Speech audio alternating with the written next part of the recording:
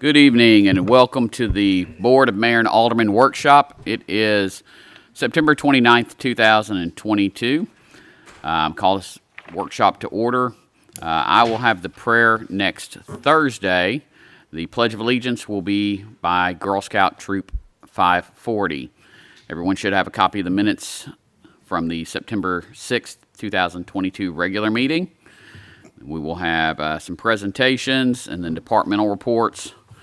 Then moving on to old business, second reading, ordinance 2022-20, an ordinance to amend the fiscal year 2021-2022 Senior Citizens Fund budget.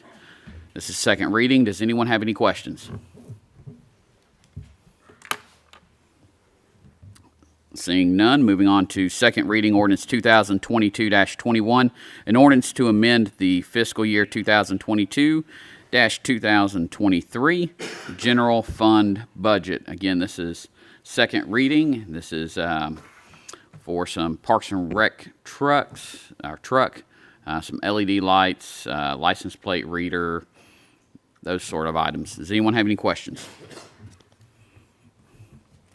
Seeing none, second reading, ordinance 2022-22, an ordinance to amend Title 20, Chapter 1 of the LaVergne Municipal Code regarding alarm systems. And again, this is second reading. Does anyone have any questions? Moving on to the consent agenda. First item under approve city bids and purchases. Bid Stones River Road at CSX Railway Road Improvement Project. This is, of course, to make improvements to the railroad crossing at Stones River Road. So the cost of the bid is $152,770. The city's portion is $5,735.50. TDOT is paying the remainder.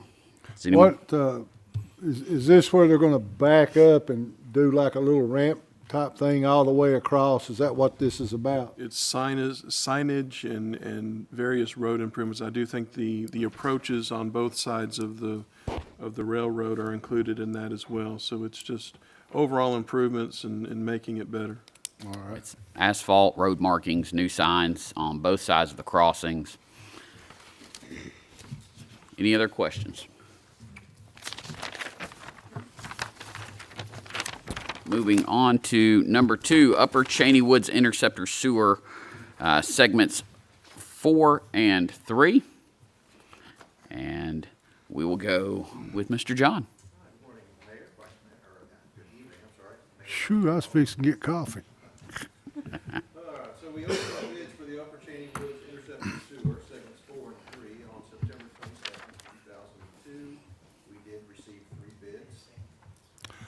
I don't think we got no microphones working. Ask and you shall receive, Mr. No.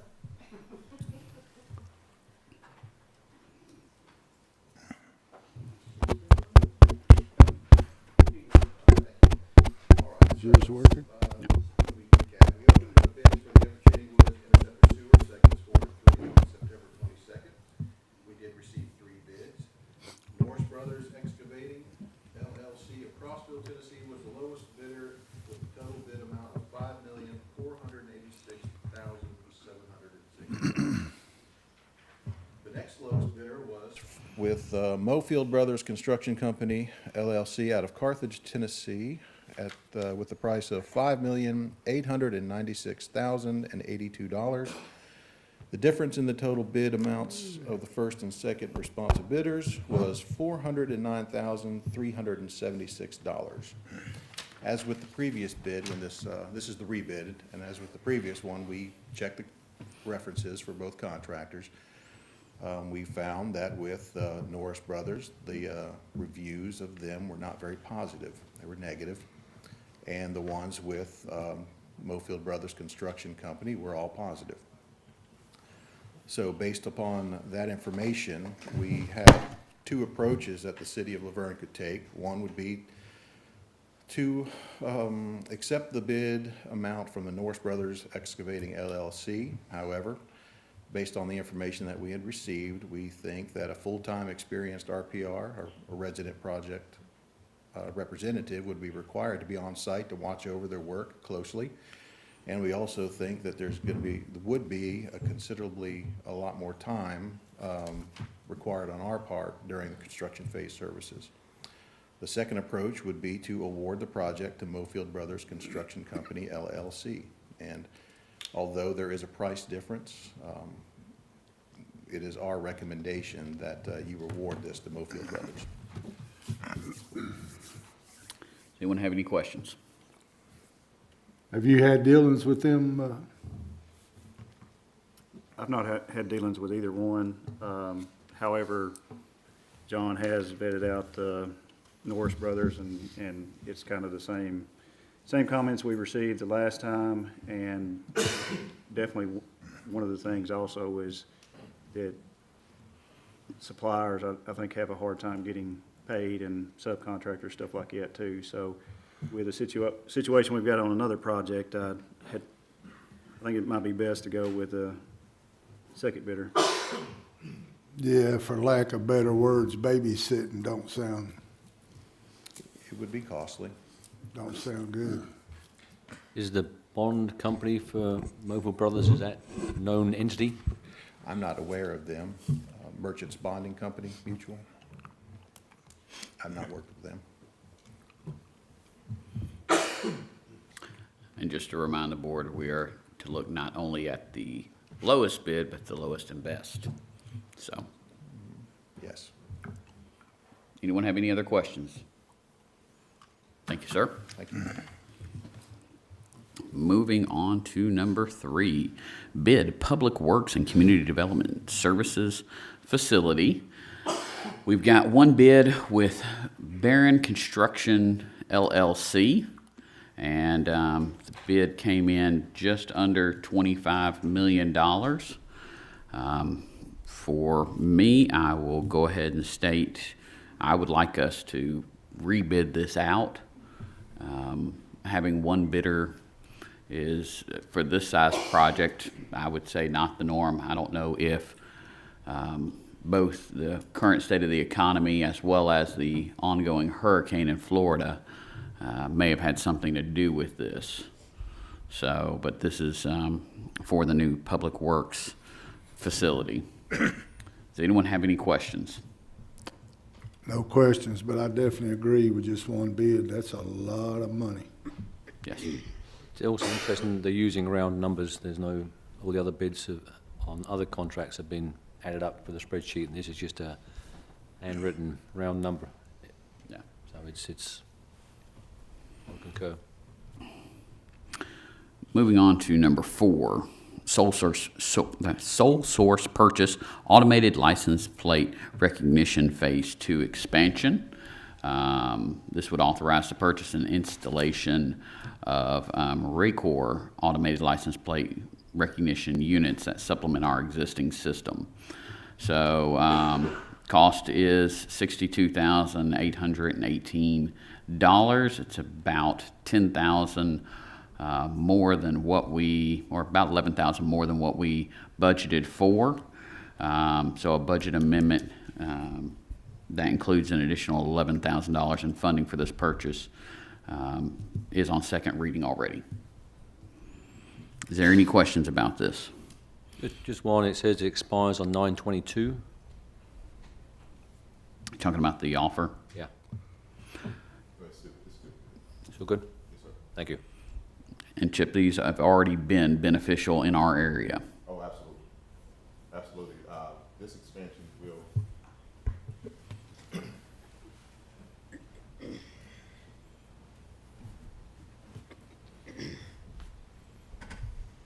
Mayor, Vice Mayor, and Alderman, this expansion of this program, my initial goal is to get all the entrances and exits of LaVergne covered by LPRs, and this will add to that. This will handle up by the interstate. We'll have the roundabout covered, as well as Old National Highway and Cheney area, that three-way stop there. Wonderful. Yeah, so, any questions? Thank you, sir. Moving on to number 5, state contract purchase radios for patrol vehicles. This is a purchase for 10 Motorola radios, antenna, installation, all the necessary programming. This is $67,682.10. Any questions? And number 6, GSA contract purchase emergency equipment for patrol vehicles. This is for the purchase of emergency vehicle equipment and installation for 10 vehicles. So total is going to be $132,700. Is there any questions? Seeing none, moving on to B, approve First Amendment to the agreement with Care Here LLC / Premise Health. So Care Here is a group that we've been working with for years and years. So this is, they've changed their name. They're now officially Premise Health, and this amendment cleans up some of the language in the agreement after the merger of the companies. Does anyone have any questions? There is no financial impact with this. Moving on to C, approve proposal and master services agreement with Centurion HCM Incorporated for Human Resource Information System, HRS. Andrew, do you want to come up here and talk about this, please? Mayor, Vice Mayor Alderman, good evening. As you may remember, we had done an RFP earlier this year for HR software suite for the city. We received 3 bids. 2 of those bids were viable software systems that met all of our solutions. And we moved forward. You all approved an agreement to move forward with one of those companies. During the contract phase of that deal, they are an Illinois-based company, and unfortunately, they refused to acknowledge Tennessee law, and so between our city attorney and theirs, the contract was not able to be ratified. So we have gone back to our second option, Ceridian, which they can do everything that the first one does as well.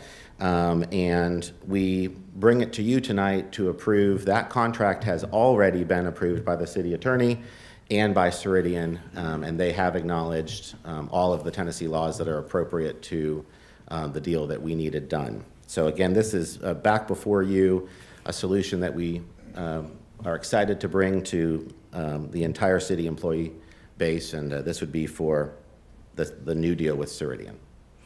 And this very much moves our whole HR system for onboarding, payroll, timekeeping from a very manual, paper-based system to an electronic one. Is that correct? That's exactly right. Everything from when we post a requisition and someone reaches out and applies, all the way through their lifespan as an employee until they retire. Everything about their experience from timekeeping, time off, payroll, employee relations, any kind of investigative work, annual reviews, it's all digital. And right now, that process is solely manual for each department at the city. So long past overdue. I think so. I'm excited about this. Does anyone have any questions? So the contract says that 273 employees, so if the city grows, we can add to it? Is Correct. Yep. It's not limited by headcount. That's just what we're going to start with now. We can add as we need. Any other questions? Thank you, Andrew. You're welcome. Moving on to D, approve application for a roadblock to be conducted by Rolling Thunder Tennessee Chapter 1 from 9 a.m. until 1 p.m. on Saturday, October 15th, 2022, with a rain date of Saturday, October 22nd at the intersection of Murfreesboro Road and Stones River Road. This is something that occurs regularly here in the city. Rolling Thunder participates in a lot of our different events, and this is just one of the ways that they raise funds to help veterans. Does anyone have any questions? Seeing none, moving on to E, approve grant contract with the State of Tennessee Department of Safety and Homeland Security for the Police Traffic Services Highway Safety Project. This is a program that the police department's participated in for several years. It gives the city extra funding to conduct operations that include reduced speeding, aggressive driving, driving under the influence, people not wearing their seatbelts, that sort of thing. So the city will be reimbursed up to $25,000 with this grant. Does anyone have any questions? Seeing none, we're going to move on to F. Approve renewal of maintenance agreement with Motorola Solutions for city radio equipment. And this is just renewing our existing agreement with them, and it's the city radio system for police, fire, and other city departments that are serviced through Motorola. Does anyone have any questions on this?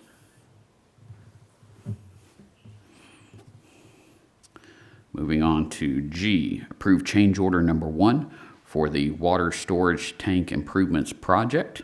Ms. Jamie. Good evening, Mayor, Vice Mayor, Alderman. Hope you all are doing well tonight.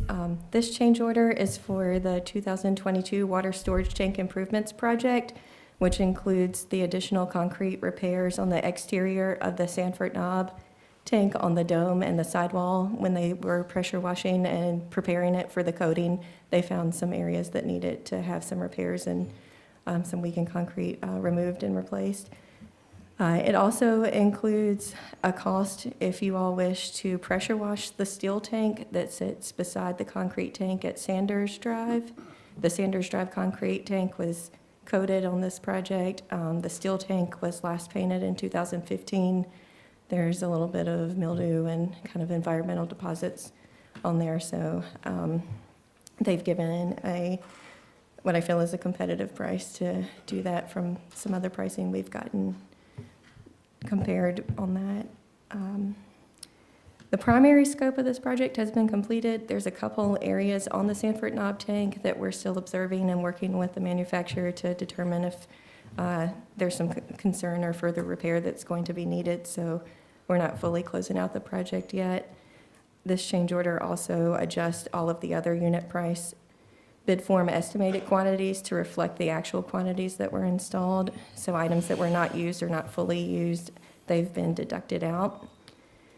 So for the additional concrete work combined with those reductions, the net increase of this change order is $4,023.57, and it would add 20 calendar days to the contract time.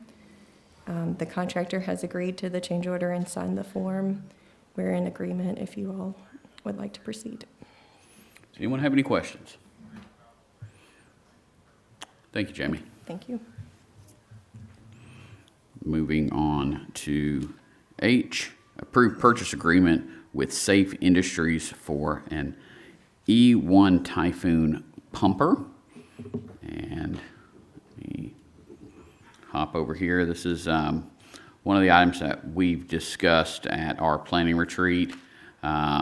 But this would place an order for an E1 pumper to be delivered in 2023-2024 budget year. So it's not part of this year's budget, but the contract must be signed to secure our pricing so that we can get this new pumper. And so the MOU for the new pumper is $699,700. Does anyone have any questions?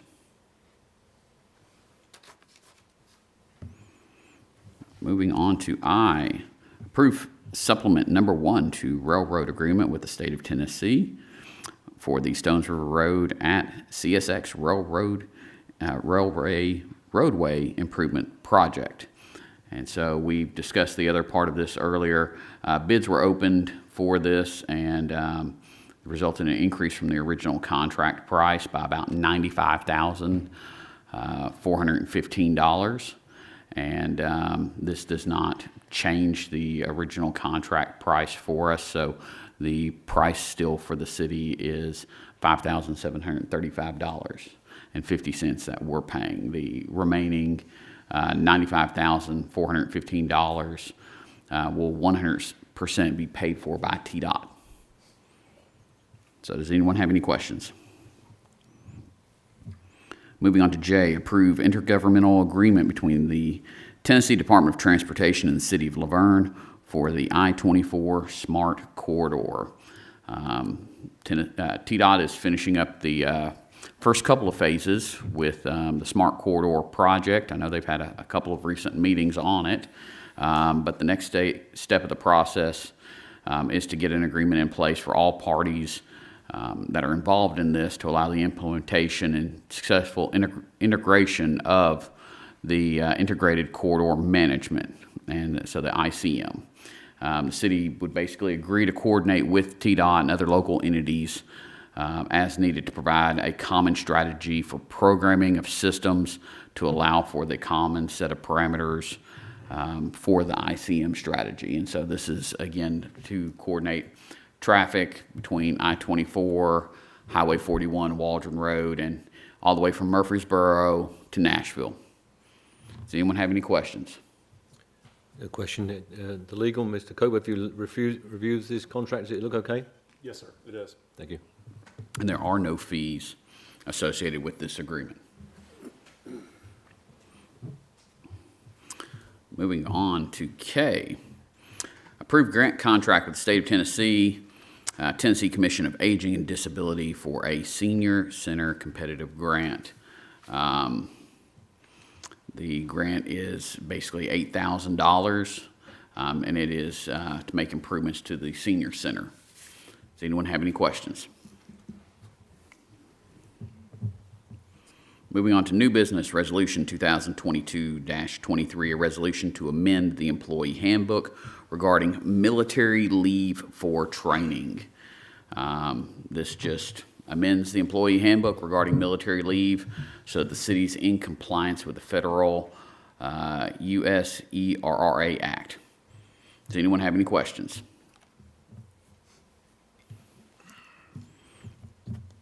Resolution 2022-24, resolution to authorize the city court to adjudicate juvenile traffic offenses. Our new juvenile court judge, Travis Lampley, had reached out to both the city attorney and myself about having the juvenile traffic offenses returned to the city of LaVergne. Some of our other cities here in Rutherford County already do that.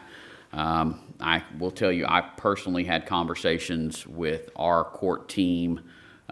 Judge Cartwright is fine with this coming back to the courts. They don't expect there to be a big increase in volume. This could impact revenues that come through. They would come to the city versus the county's juvenile court. So, does anyone have any questions? So that keeps our police officers from traveling all the way to Murfreesboro? For juvenile court, in that aspect of it, it'll be at the city, but the only thing that we want to have to come up with is when we have court for these juveniles, because court as it exists now is during school hours. So we have to work that out. But we love it, that we don't have to go up there. Yeah. So whose job will that be to put together those dates and times? And I would think the chief and the city court judge would. Yeah, the date would probably, the dates for court would probably stay the same.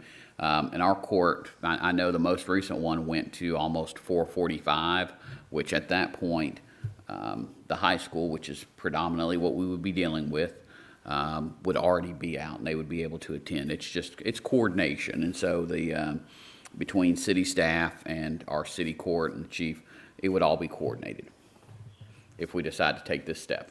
Mm-hmm. Any other questions? Moving on to 10, motion to approve water operation and maintenance agreement with Infomark LLC. This is the agreement with Infomark to continue operating the water treatment plant. This renewal does have some changes to the structure of their agreement. Evan, do you want to speak to any of that, or Dwayne? Either one of y'all? You know, Mayor, it'd be fine for Dwayne to do that. We had several versions of this contract go back and forth as we try to negotiate the terms. And so the agreement that you're going to have presented tonight is the product of several versions of this going back and forth. Evening, Mayor, Vice Mayor, Alderman. A couple changes on this. The agreement is essentially the same with some minor revisions. So we changed the way we do our annual increase. So there's a change requesting that we first do a good faith negotiations.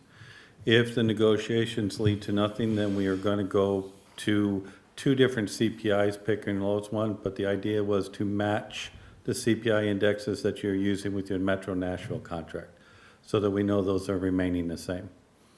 Financially speaking, we've always had a base fee and a maintenance cap. It will now be a base fee, a chemical cap, and a maintenance cap. We are separating the chemicals out. That way there's a little bit more visibility to what we got going on and a little bit more understanding.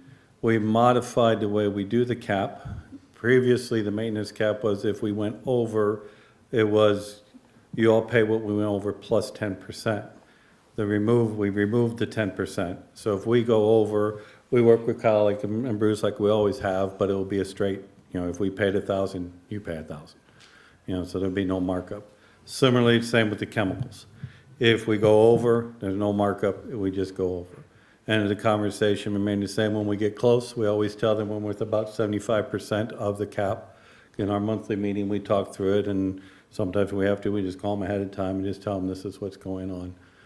What it ended up doing for the whole term of the agreement is the cost went up $1.36 from what you're paying this year. So we were able to keep the fees flat because we were able to pull out the chemicals. That's the most volatile part of the water treatment process is the chemical costs.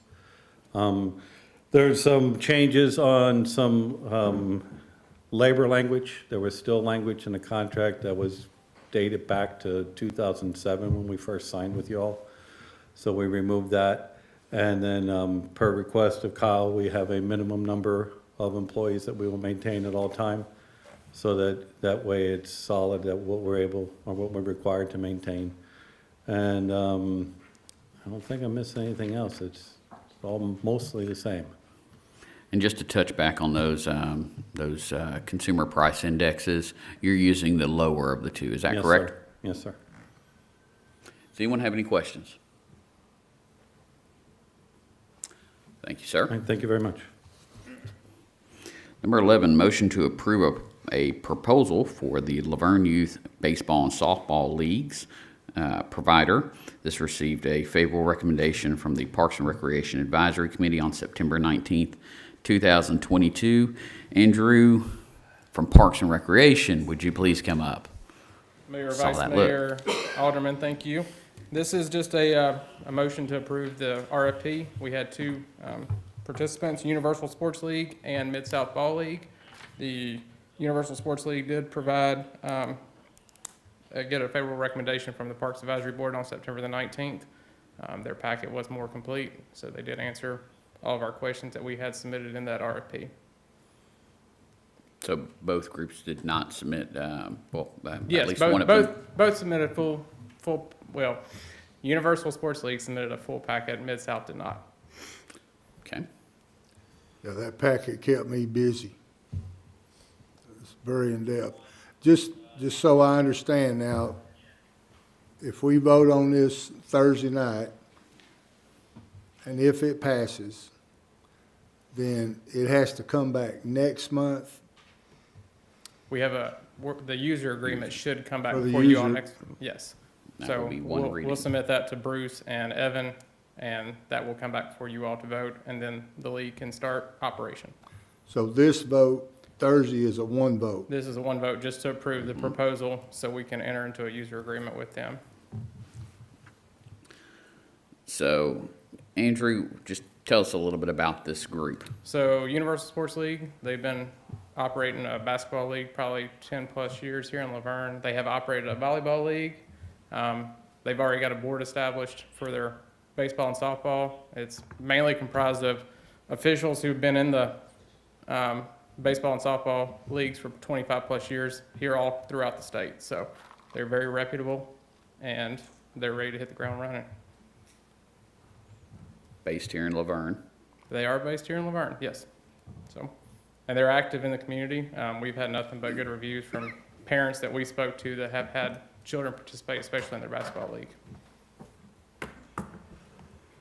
Steve, you were at the Parks and Recreation meeting. You're the chair. So any pertinent discussions occurring there that you want to share with us? Actually, Mr. Mayor, I was in a condo in Florida, but my co-chair, Ms. Carol Hawes, was there, but I was on the speaker and I did hear everything. And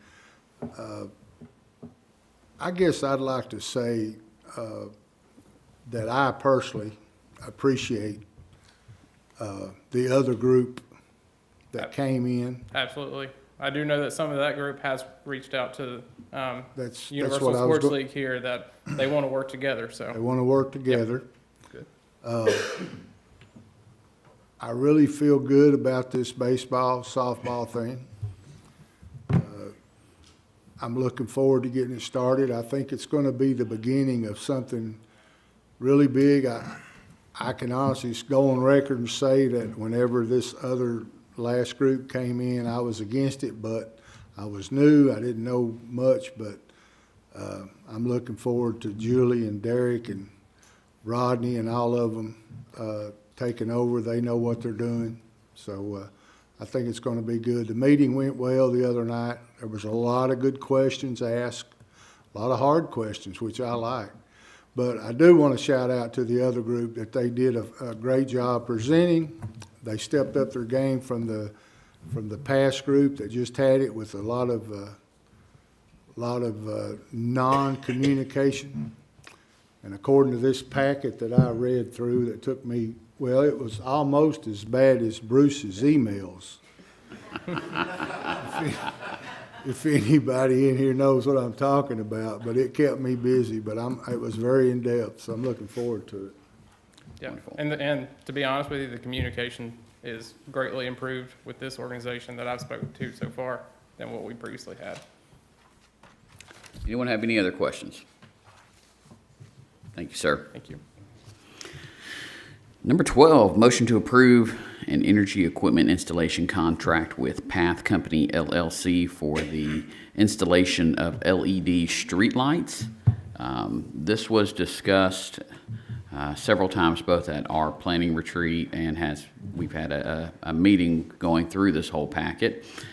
So we've got all the prices. I want to invite Mr. Franklin to come on up and just kind of walk us through some of the changes, pricing, and we can kind of go from there. Absolutely. Thank you, Mayor. Vice Mayor. Thank you, Board. Hand one of these out real quick. This will be pretty brief. The changes that the mayor is referencing are actually all not that much significant. And I'll explain to you where those come in here. I'll ask you two guys. The last one, is that okay? Thank you. So again, my name is William Franklin with Path Company. Thank you again for the time tonight.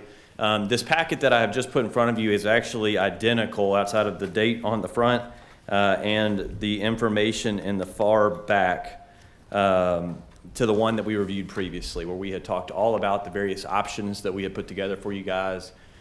You guys gave us some feedback about which options you'd like to see included in the project, et cetera. So as you remember, this project and the results of this study are the results of months and months worth of work. And we are finally ready to come to you guys with a final price and a final amount of calculated savings as it relates to this project. So everything about this project has remained the same from a cost standpoint. If you look at the last slide, however, the mayor specifically asked that I address some of the changes.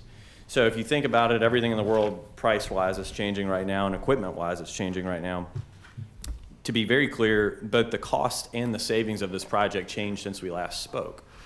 We, however, at Path did not at all believe that passing along any sort of price increases to you guys was fair, and so we held firm on our price. The savings, however, did change, and mind you, the savings are not things that we're directly in control of, right? Those are billable savings. The savings, the gross total savings actually decreased. They were $160,895. Now it's $159,726. So unfortunately, they dropped by about $1,000 a year. that is the extent of the changes since we last spoke. Total project cost remains the same. Total contract price, obviously, to Path remains the same. The buyout amounts to the utilities have remained the same. The savings amount simply changed. It did unfortunately drop by about $1,000. Okay, and to put some numbers with this, the total project cost is about $2.3 million, and the projected return on investment is estimated at $4.29 million over the next 20 years. That's great. So, does anyone have any questions? If we were to move forward, how long would it take to implement this plan? Yeah, sure. It's a great question. It's one I wish I knew the exact answer of. So what we're looking at right now is about 10 to 12 weeks worth of procurement. I actually think we'll come in on the low end. We're starting to see those lead times start to get compressed a little bit, which is good. We'll take about 2 or 3 weeks to stage things, and then I'm guessing, don't hold me to this right now, I'm guessing it'll be about a 2-month install window. You'll see about 80% of them go up significantly quicker than that 2-month, but you imagine there's a lot of punch list items that occur. And so I think from the day we put the first light up until the day that our punch list is complete, I'm going to aim for 2 months at this point in time. And what happens with the old lights and fixtures? Yeah, we recycle them. So, and frankly, the recycling costs really just cover the cost of disposal. So we have to obviously bring tons of dumpsters in. We have to pay somebody to split them up. You can't just throw the whole fixture in the garbage or in a landfill. So we have to take them apart and then we recycle various components of them. We get a little bit of money from that. It really just pays for the dumpsters. Yeah, it's a good question. Thank you. Any other questions?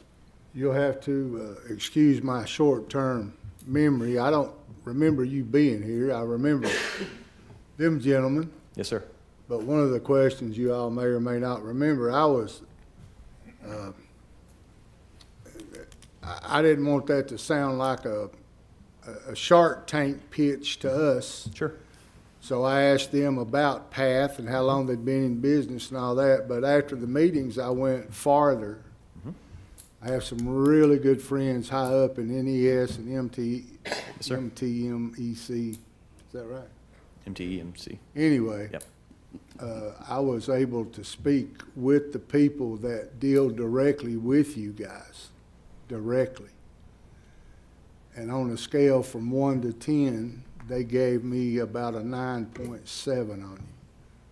So that kind of helped me make up my mind what I'd like to do, because I wasn't so much concerned about NES, but I was more concerned about your company and how long you'd been around and the kind of work you did and so on and so forth. And there was a few hiccups. That's with every company. Sure.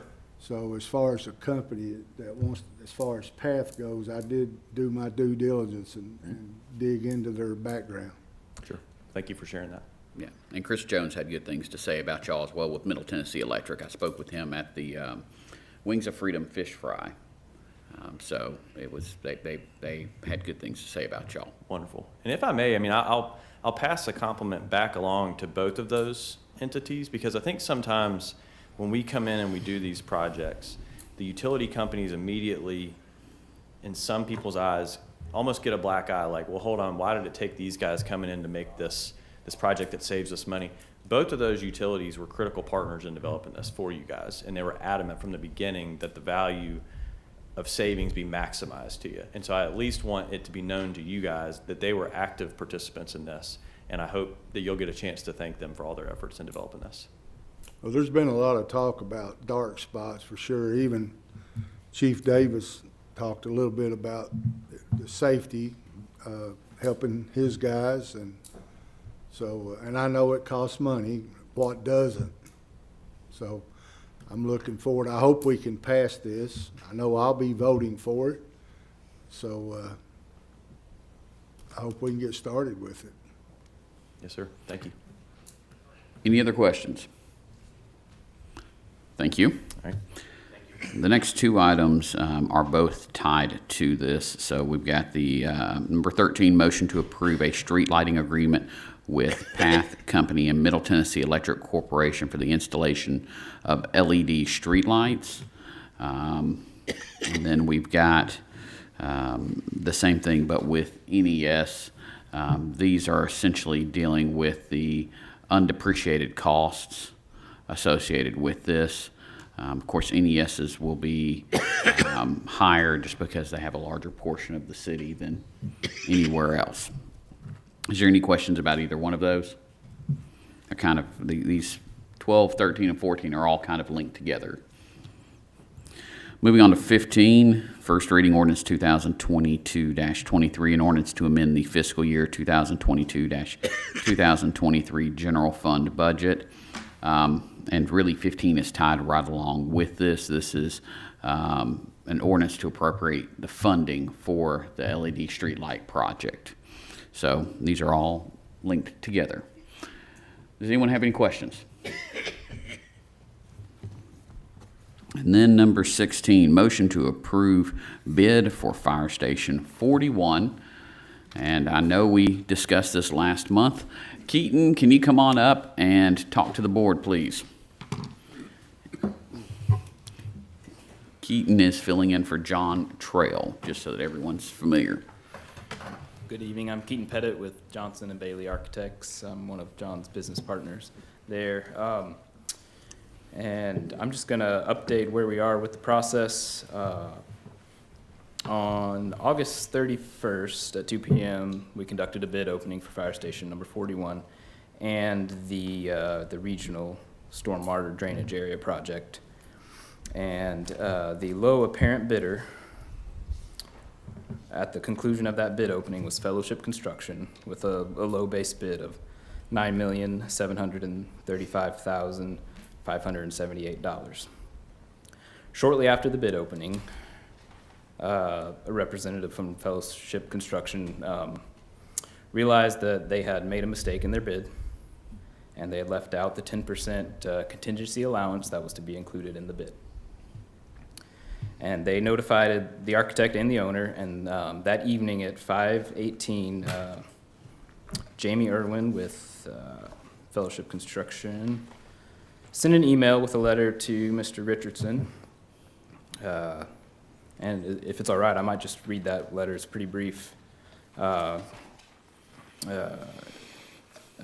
Irwin said, "Dear Mr. Richardson, there was a computer accounting error in our bid, and we did not include the contingency allowance, which was to be a 10% addition to our bid in the amount of," and he wrote $930,000. I think that was a typo. He meant to say $9.3 million. "We feel it is in the best interest of the owner to withdraw our bid.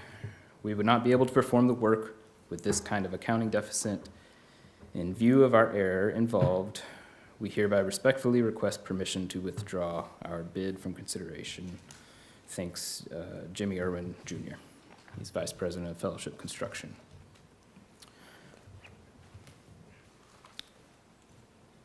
Per the construction documents for this project, in the instructions to bidders,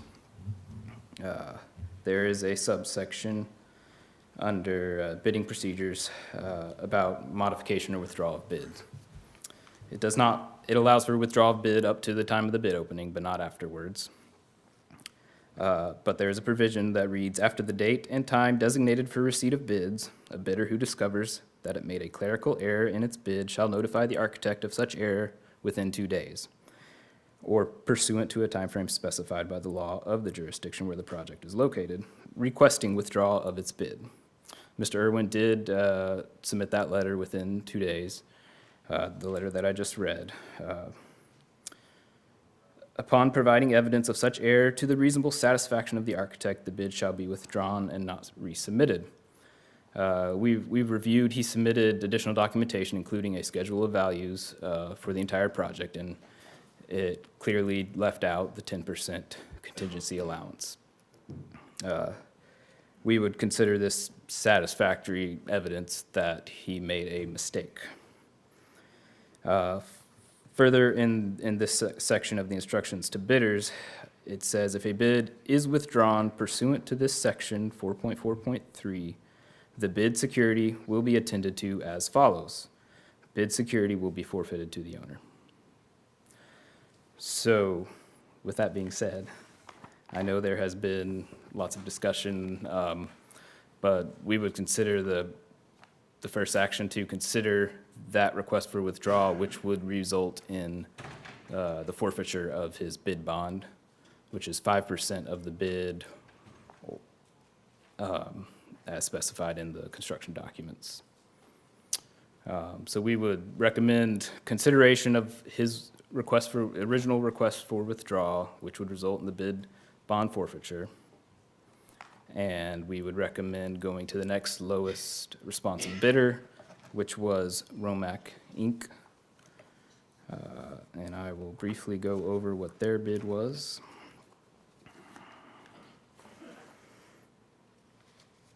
Their base bid for both the new fire station and the regional stormwater drainage area was $11,129,300. And the fire department has indicated that they would like to include alternates 1, 2, 4, 5, and 6 for the projects, which, including those alternates, the bid from Romac, the next lowest bid, which is from Romac, would be $11,512,100.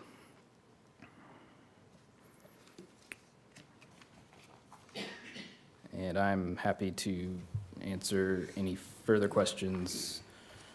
This is, I will say, this is new territory for us. We've hard bid hundreds and hundreds of jobs over the last 30 to 40 years. And this is the first time we've actually had a withdrawal request from a contractor. So it's new territory for us, but we're here to help and assist in any way we can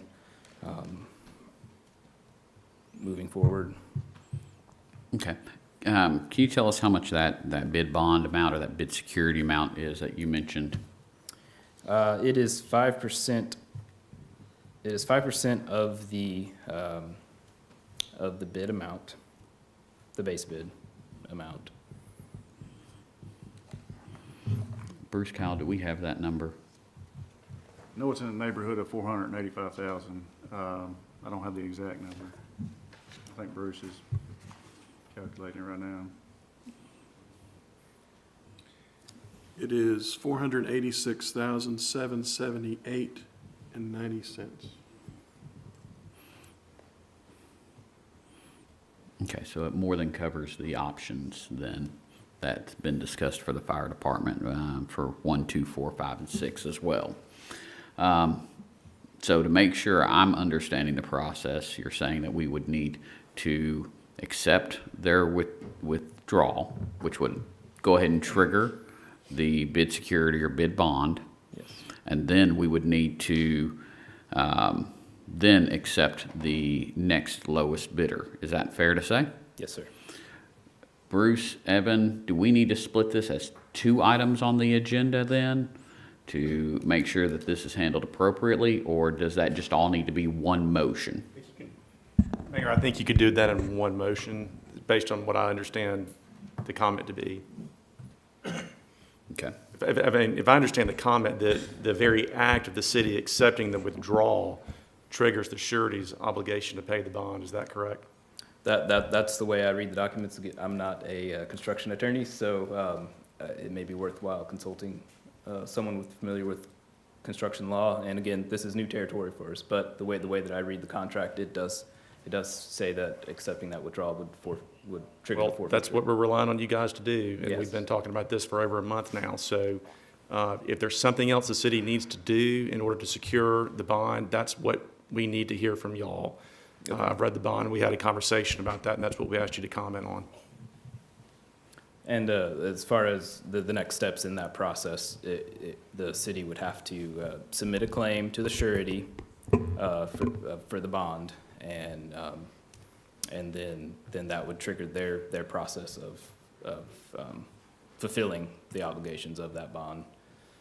Again, that process they'll have a investigation into it to determine if it's a valid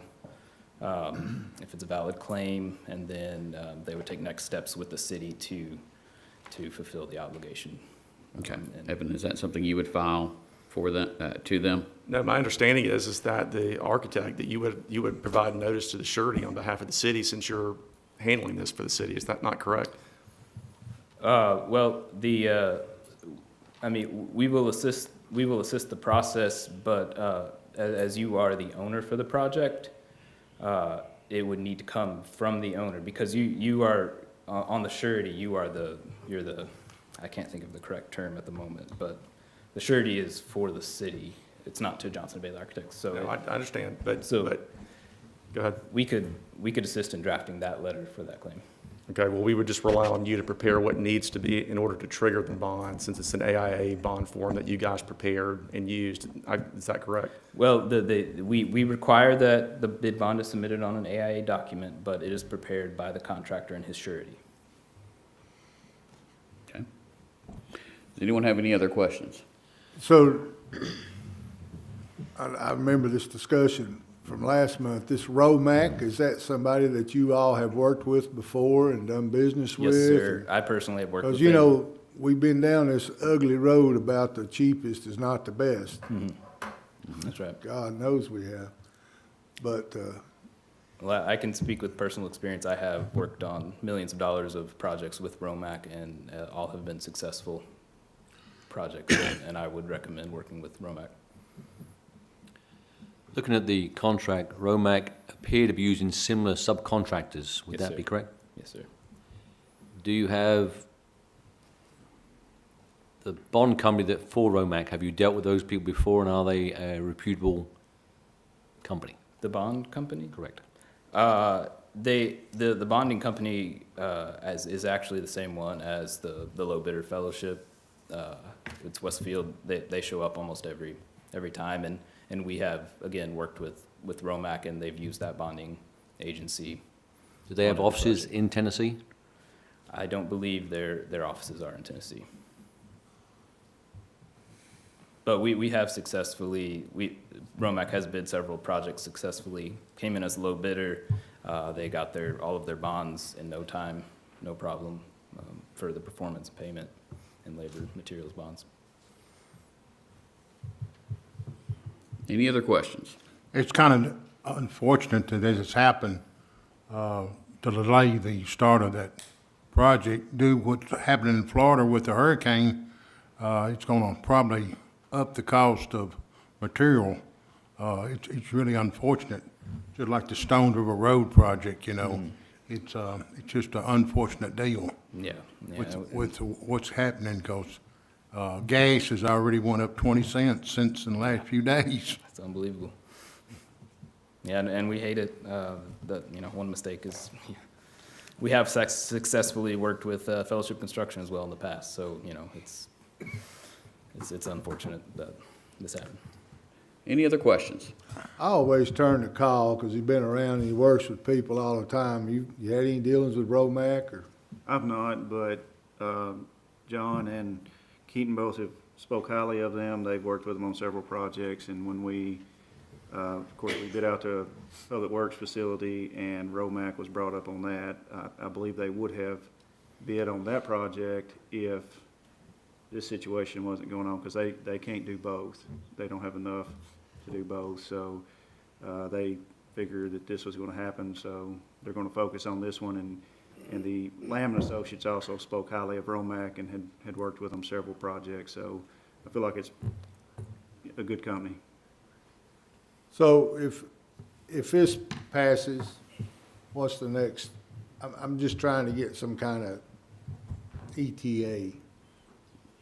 Well, the next steps would be, of course, the bid bond portion would happen, and we would submit a contract with Romac. They would either accept or reject it. If they accept it, then they would start moving forward with the project to start building. So you're looking at basically from where we were a month, at least an additional month or two added on to it.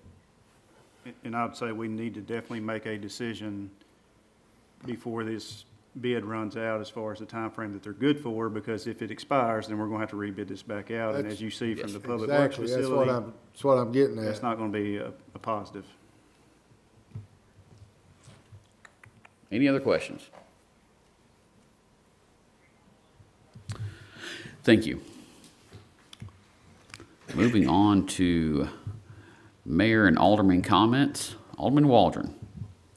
We'll do this short and sweet tonight, because I've had a lot of dental work. But keep our prayers for the people in Florida. They've been hit hard with a hurricane. As you've seen on television, it's a whole lot worse than what they were expecting. And keep our prayers for them. Make sure your pets have ample water and shade. And check on the elderly. Make sure you check on the elderly. And that's all I'm going to say tonight. Thank you, sir. Alderwoman Honeycutt. As always, I just want to thank our fire, police, and our city employees for all their hard work and dedication to the city, and also to keep everyone in Florida that was affected by the hurricanes in our prayers and thoughts. Thank you. Alderman Coates. Come on out to National Night Out. Looking forward to it. Yes, sir. Thank you. Vice Mayor No. Exactly. National Night Out Tuesday night. Looking forward to that. Talked to Cherie Robinson before the meeting, and she's got stuff lined up. Unfortunately, the only cook we could find is Doug back there, so. And Old Timers Day was awesome, guys. I mean, anybody that was there, Park and Rec knocked it out of the park. Donna, Infomark, your guys handing out all those drinks and everything, the city. Bruce came out, and Andrew, everybody, we had a great time, so it was awesome. Weather was perfect. That's it. Thank you, sir. Yes, I want to ask everyone to definitely keep everyone in Florida that's affected from the hurricane in your prayers. They're going to need a lot of help and resources, so if you can, please step up and do so. National Night Out is Tuesday, October 4th. Doug will be on the grill, grilling up a whole bunch of hot dogs for people that are free. That is a magical word we all like. So feel free to come and get some hot dogs. And I understand that flight will be there. And so should be beautiful weather. Should be a great time. So be sure to come by and say hello. With that, call this meeting adjourned.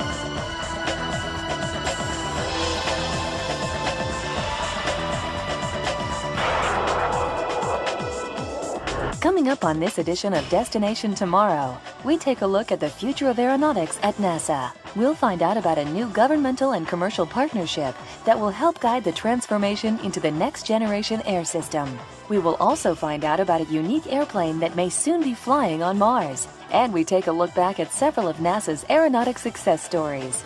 All this and more next on Destination Tomorrow.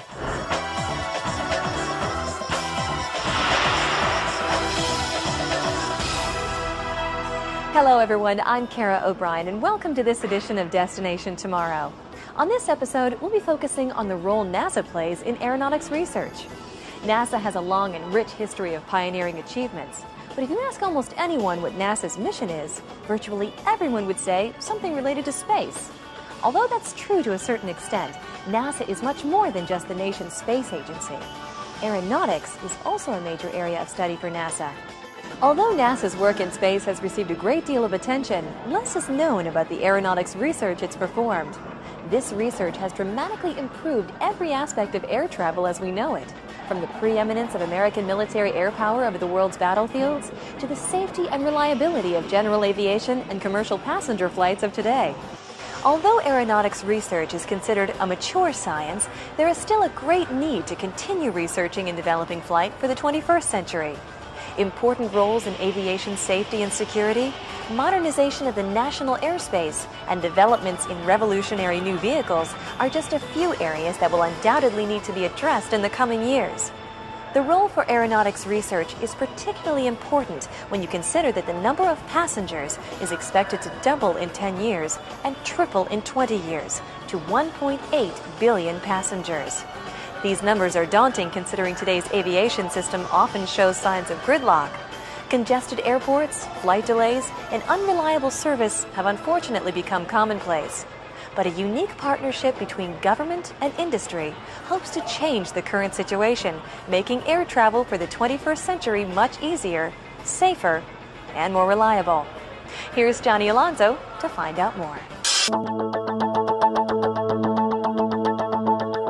The landscape of air travel has changed dramatically since the first scheduled commercial flight took off in January of 1914. In that first year of planned flights, a whopping 1,205 passengers climbed aboard commercial aircraft. Americans soon fell in love with the idea of air travel, leading to a boom in the numbers of commercial flights. From 3 million in 1940 to 55 million in 1956 to well over 600 million today. And this number is only expected to increase in the next decade. By some estimates, there could be over 1 billion passengers in the air in the very near future. But with this increased number of flights, pressure is beginning to build on our already overburdened air infrastructure. Long lines, delayed flights, safety concerns, and a host of other issues have changed the once glamorous dream of flight into a nightmare for many flyers. With this increased number of passenger flights crowding into an already clogged airspace, it's plain to see that today's aviation system cannot meet 21st century needs. To address this problem, a unique governmental and commercial plan is being developed to create the next generation air transportation system, or NGATS. Designed by the Joint Planning and Development Office, or JPDO, this collaborative team has developed a multi-stage approach to transform the ailing aviation system. To help us understand what the JPDO hopes to accomplish, I spoke with Dr. Sherry Borner at the National Air and Space Museum's Stephen F. Udvar-Hazy Center near Washington Dulles International Airport to find out more. Well, the NGATS is the next generation air transportation system. It's our vision for how the future of aviation and the delivery of aviation services in the country will be. So it includes everything from the changes in the airplanes that you see around you here, the way that air traffic control will be handled, even the way passengers will be processed in terminals and the kind of information that will be available to them while they're waiting for their flights or trying to find their baggage. The people who are involved in the Joint Planning and Development Office are doing their best to make the experience of actually flying pleasant, but not only that, they want to make it possible for many, many more people to take advantage of the system. We really want the system to be very predictable and reliable because it is the backbone of so much of what the country does. The aviation system really contributes to every part of American life, so it shouldn't be a pain in that way. It should be something that's really enhancing. So we're trying to deal with the airport problem, we're trying to deal with the throughput problem, but we're also trying to deal with the problems that aviation causes as a result of, emissions and noise. So a lot of NASA's research is actually aimed at making engines more efficient so they make fewer pollutants and they're less damaging, and the noise footprint from the aircraft is minimized so people can live near the airport like they do here at Dulles. The final thing is that we want to be able to accommodate anybody's way of doing business or wanting to use the system. So that means we have to have all kinds of partners because they need to work together. They all affect the aviation system. So the FAA and NASA are involved, but also the Department of Homeland Security, the Department of Commerce, and even the Department of Defense. So what's the problem with today's system? Well, it's not that the system has problems. In fact, it's that the system is very good. And people want to use the system so much that we're running out of capacity. So if we keep doing things the way we do them now, which are very safe, we will not be able to continue to grow at the rate that people want us to. And we would like to be able to give everybody the opportunity to fly the way that they do now. If they want to go home for Thanksgiving and they want to take 25 people with them, they should be able to do it. So we have to change. When do you think this change will occur? Oh, wow, things are changing right now. The controllers, a large number of them are near retirement. So the way that the controllers do their jobs is going to change very, very soon. In addition to that, there's a movement afoot to change the way that we handle fuel burn and emissions so that we'll be able to operate in a lot of smaller airports, make a lot less noise. So if you looked at the changes that will happen, they will be continuous between now and 2025. All the partners in the JPDO want this system to be different, and this is the perfect time for us to be making the change. So many different things are going to happen anyway, that this is the moment to make the system exactly the way we would like it to be instead of putting in a patch here and there to make it go along 5 or 6 more years. So everybody in the JPDO has really put their hearts into developing the best approach so that we can actually deliver the goods at the end of the day. I'll be back later in the show to discuss the historic and revolutionary flight of the X-43 aircraft. But before that, did you know that in the early days of flight, there was no radio communication between aircraft and the ground? In fact, one of the first commercial airlines, the Aeromarine Flying Boat, used homing pigeons to relay messages to the ground from 1920 to 1923. With the pigeon coop attached to the wing, an intrepid Aeromarine employee would pull one of the birds from the coop, wrap a message on its leg, then throw it out of the plane. This technique was only marginally successful due to the fact that many of the pigeons were eaten by hawks on their way back to their home base. This practice was stopped in 1923 when radios were added to the planes, making the pigeons obsolete. In recent years, Mars has been in the forefront of scientific study. With NASA's new goal to have human crews land on Mars in the near future, there has been a big push to learn more about the red planet. Although our current rovers, landers, and satellites have provided a wealth of information about Mars, huge gaps in our knowledge still exist. In an effort to help bridge this gap, NASA planners are discussing new missions that can be used to help prepare for human exploration there. One mission currently under review is an aerial survey of Mars using a rocket-powered airplane. This type of mission would give scientists a detailed look at Mars, which is not currently available using our existing rovers and satellites. Jennifer Pulley finds out more. Perhaps the most studied planet in our solar system other than Earth is Mars. Since the 1960s, NASA scientists have been sending robotic missions there that have helped us better understand the red planet. Now, these missions provided a great wealth of information about Mars, but they've had their limitations. Martian orbital satellites have given us a good overview of Mars, but have not been able to provide us with all of the detailed information that scientists need. Other missions, such as the Viking landers and the Mars Exploration Rover missions, have also been very valuable, but have only been able to provide us with information from a very small section of the planet. These limitations reduce the amount of scientific information needed by NASA researchers to plan for long-term robotic and human missions to Mars. To help bridge this gap, many believe that new missions need to be planned that can gather important information over long distances while also remaining close to the ground.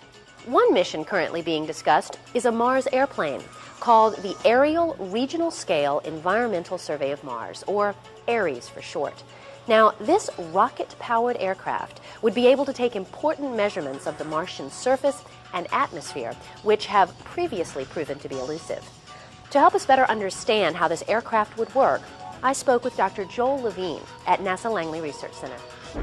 Ares is an airplane that will fly about a mile above the surface of Mars and will travel for hundreds to thousands of miles. It's designed to fly through the atmosphere of Mars and obtain measurements of the surface, the atmosphere, and climate of Mars that could not be obtained any other way. Up to now, we've put orbiters around Mars, and we've put landers and rovers around Mars. Orbiters circle the planet, and they make continuous measurements of the whole planet, but they don't have very good spatial resolution. What that means is, if there were a football field on Mars, we probably wouldn't see it from orbit because they're 250 miles above the planet. On the other hand, landers and rovers are on the surface. They count every rock and every stone on the surface. Ares will be an intermediate platform. It will allow us for the first time to combine the measurements made from orbiters with the measurements made from landers. Ares is not a small airplane. Ares is like a Cessna. It has a wingspan of 22 feet and it's 16 feet long. And because it's so big, we have to fold Ares up. We fold the tail over the body, we fold the wings under the plane.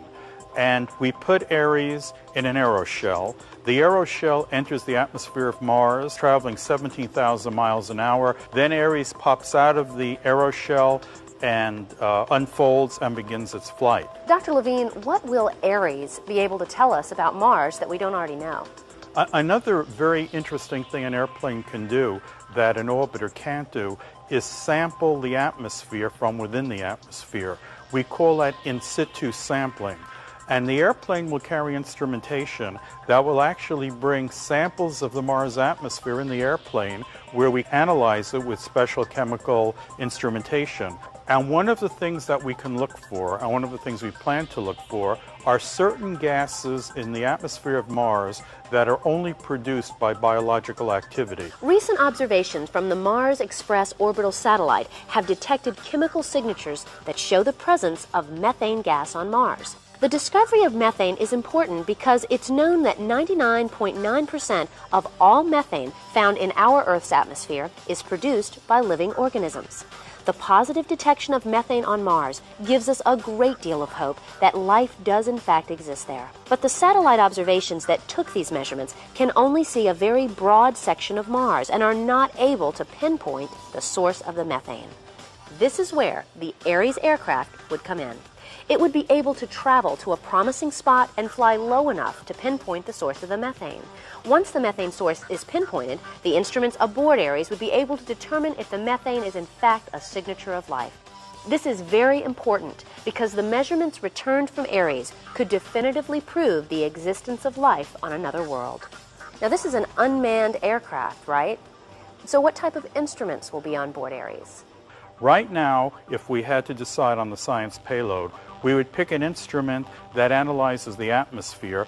We would also have an instrument which would look at the ground of Mars as we fly over, and it will measure the mineralogy and chemical composition of the ground.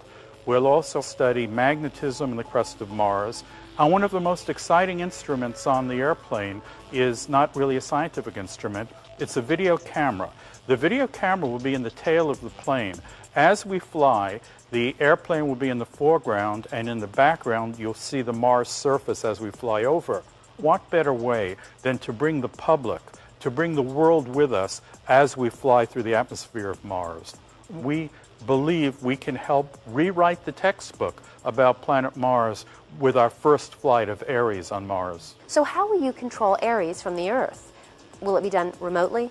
We're not going to control Ares remotely because the time it takes for a radio signal to go from Earth to Mars or Mars to Earth can be 15 minutes to 30 minutes because of the distance involved.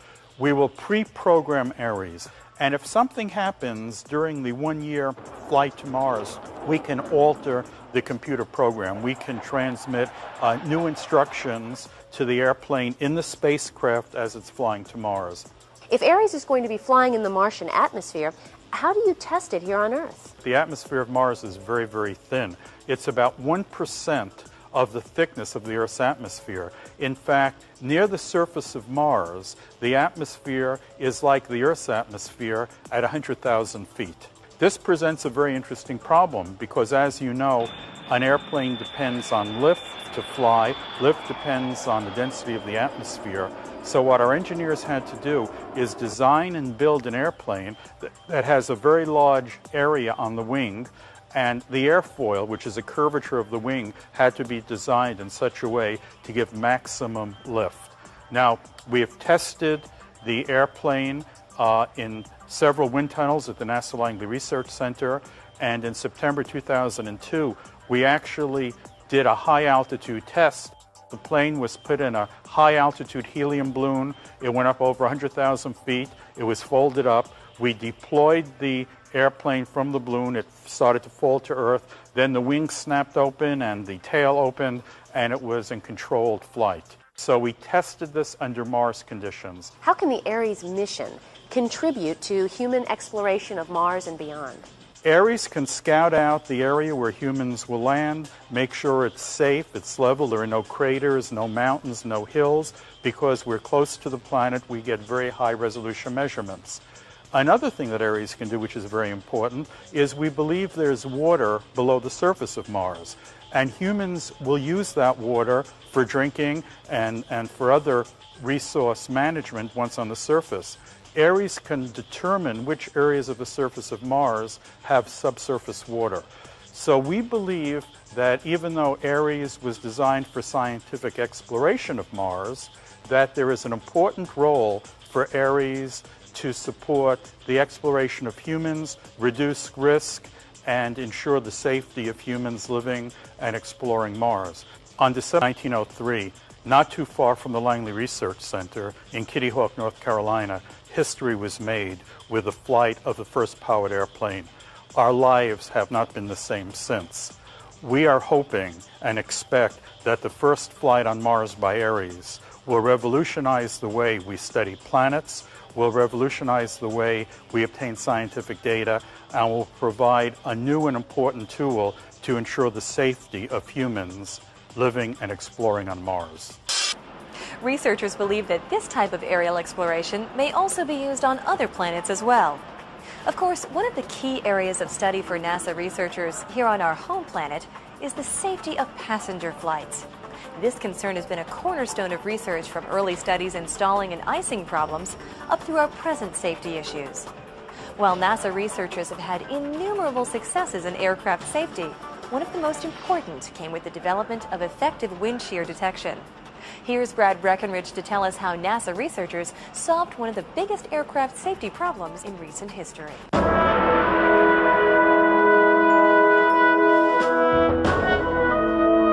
Not long ago, a very dangerous form of wind shear called a microburst was one of the leading causes of aircraft accidents around the world. This sudden downburst of air was identified as causing over 25 airline accidents between 1964 and 1985, resulting in 625 fatalities. With mounting public pressure to help prevent these types of accidents from occurring again, researchers at NASA were asked to develop technologies which would help aircraft detect and avoid these dangerous microbursts. The wind shear detection system that resulted from this pioneering work has undoubtedly changed flying for the better, forever. In the summer of 1985, an all-out effort was made to understand the wind shear phenomenon after another deadly aircraft accident occurred due to wind shear. Within months of this accident, researchers at NASA began conducting tests on systems that could help aircraft detect and possibly avoid these deadly winds. But before a solution could be found, researchers needed to know exactly how wind shear, and specifically the more dangerous microburst wind shear, worked. They understood that wind shear is a sudden change in wind velocity in a given direction. Aircraft often experience these shifts in winds while in flight, but at higher altitudes, they have enough speed and height to compensate. Although, when an aircraft encounters wind shear during a takeoff or landing, it's much more serious. This is because the plane is close to the ground and has very little extra speed to maneuver. In a microburst, a column of air cools rapidly and generates intense downbursts that create powerful wind currents near ground level. These downbursts are especially dangerous because they often mislead pilots into making wrong decisions. When first entering a downburst, the pilot notices a performance-enhancing headwind, which causes him to naturally pull back on the engines. This headwind is then followed by a sudden downdraft, which rapidly pushes the aircraft downward, followed by an extreme tailwind. Because the engines are already at a low power setting due to the pilot's first instinct to throttle back, the aircraft does not have enough power to climb out of the downburst, potentially causing an accident. With this knowledge in hand, NASA researchers knew they had to find a way to give aircraft enough warning to either power up and fly through the wind shear or to avoid it altogether. Since ground-based radar systems already existed, researchers began developing a system to be installed on the aircraft itself. To be successful, this system would need to give pilots at least 10 to 60 seconds prior warning to avoid danger. After years of developing advanced sensor technologies in NASA labs on the ground, it was time to test the system in the air. For these experiments, NASA Langley's 737 aircraft was chosen to be the flying test bed. The only way to accurately determine if a system worked well was to fly the aircraft into a microburst, putting the aircraft and crew in danger. Researchers tested several types of sensors, but a system called forward-looking Doppler radar held the most promise. In June of 1991, the first airborne flight tests were conducted aboard the 737. This research continued through the summer of 1992. But by the end of testing, researchers had successfully developed a wind shear detection system that gave pilots at least 40 seconds of warning prior to entering a microburst. Finally, the wind shear problem had been solved. This system was so successful that a commercial version was available within a year. Today, every major air carrier in the United States has forward-looking wind shear radars installed aboard their aircraft. The wind shear program at NASA Langley has been universally praised by both government and industry as being an invaluable life-saving tool. Perhaps the best praise for this program came from former Langley Center Director Jeremiah Creedon, who said, "This is NASA at its best. We might get that good again, but we can't get any better." NASA researchers are continuing to find ways to make flying safer through an innovative plan called the Aviation Safety and Security Program. The goal of this program is to reduce accident rates by a factor of 10 over the next 20 years. Coming up, we'll look at the success of the hypersonic air-breathing X-43 aircraft. But first, did you know that the 737 used by NASA in the wind shear test was actually the first 737 ever built? After it was acquired in 1974, this airborne trailblazer went on to participate in over 20 groundbreaking NASA programs, including critical work in the development of glass cockpits, data link for air traffic control, microwave landing systems, runway friction testing, and the satellite-based global positioning systems. In its over 20 years of service, this single plane helped transform and redesign NASA's in-flight research programs. It was replaced with a 757 aircraft in the mid-90s and was finally retired from service on September 19, 1997. It is currently being housed at the Boeing Museum of Flight in Seattle, Washington. Currently, it costs about $10,000 per pound to lift payload into space. With this type of expense, NASA researchers are looking for alternate means to reach orbit. One possible solution currently on the table would use air-breathing scramjet technology to lower costs. This aeronautical principle was first studied in the 1960s with successful tests on the X-15 airplane and has recently been tested again in the groundbreaking HyperX program. The X-43 aircraft used during testing broke all previous air-breathing speed records, flying at more than 7,000 miles per hour. Let's go back to Johnny Alonso to find out how it works.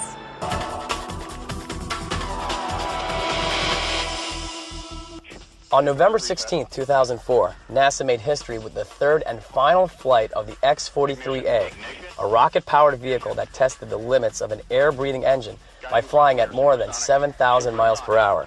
Preliminary data from NASA's HyperX research vehicle showed its scramjet engine worked successfully at nearly 10 times the speed of sound, as it flew at about 110,000 feet.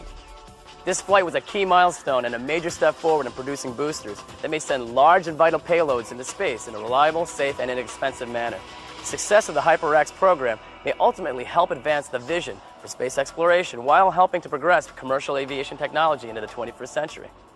NASA Dryden Chief Engineer Laurie Marshall worked on the HyperX program through the last historic flight and explains the significance of its success. The X-43A flights definitely represent an important milestone in aviation history. Similar to the way that the Wright brothers paved the way by demonstrating that powered flight was possible, the X-43A has demonstrated that scramjet-powered hypersonic flight was possible and opened the door for new aircraft designs. The flight data from our X-43A flights will form the building blocks for the future designs of these new aircraft. There are several different applications in which hypersonic flight or scramjet engine technology could be used. Some of them are commercial, some maybe even focusing on spaceflight. As far as spaceflight goes, there's a few different applications that could be used. During the course of the HyperX program, we've often talked about reducing the cost of access to space, and that's clearly one thing, but I think that really comes from the fact that we could fly more frequently, and the turnaround times would be shorter. Another thing that we could actually benefit by using scramjet technology or hypersonic flight would be to make your flights safer. And that really comes from the fact that your vehicle would fly more like an airplane as opposed to a rocket. So now that the X-43A has demonstrated that scramjet-powered hypersonic flight is doable, what's next? Well, there's always new concepts and new technologies out there that need to be explored. Researchers are constantly working on those things. While one group of researchers is going to be working to develop and perfect the scramjet engine technology that we've demonstrated here, another group can be looking at new concepts like anti-gravity or speed of light. Basically, they're going to be working to turn science fiction into science fact. Who knows? Current aviation as we know it might be a thing of the past. Aviation technology is undergoing some of the most impressive and revolutionary changes that we've seen since the Wright brothers' first flight in 1903. Across the world, designers are racing to create fantastic new aircraft that can fly humans higher, faster, and further than ever before. Airliners will eventually take us into the edge of space and around the planet in minutes, while utilizing new propulsion systems that might make the jet engine obsolete. That's it for this edition of NASA's Destination Tomorrow. Thank you for joining us. I'm Kara O'Brien. For all of us here at NASA, we'll see you next time.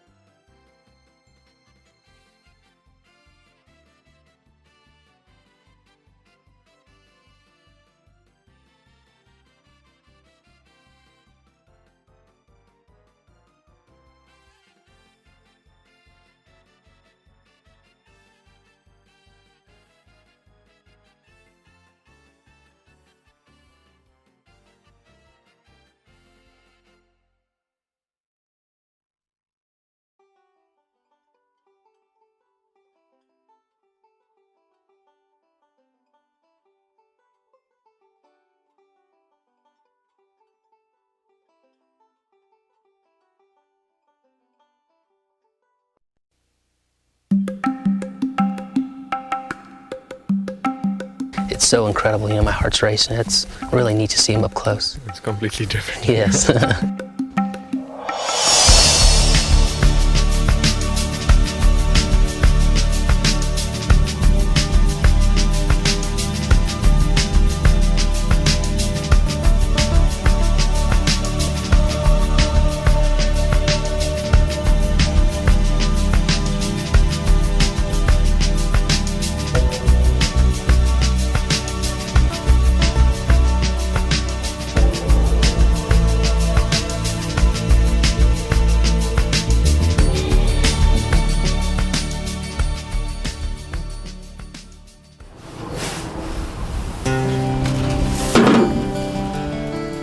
Hi, my name is Jason Green, lead rhino keeper here at Busch Gardens, Tampa Bay. I have the best job ever, taking care of endangered species and helping to prevent their extinction. Recently, my job led me on an exciting adventure to South Africa in search of white rhinos. Now you might wonder how a keeper here in Tampa can work in saving rhinos. Well, rhino conservation, in fact, the conservation of any species, depends on a lot of people all over the world working together in many different ways. Partnerships and working relationships between zoos and conservation organizations like the World Wildlife Fund and the International Rhino Foundation are the backbone to the fight to help protect the rhino. Working together, we're finding the solution to help protect these species.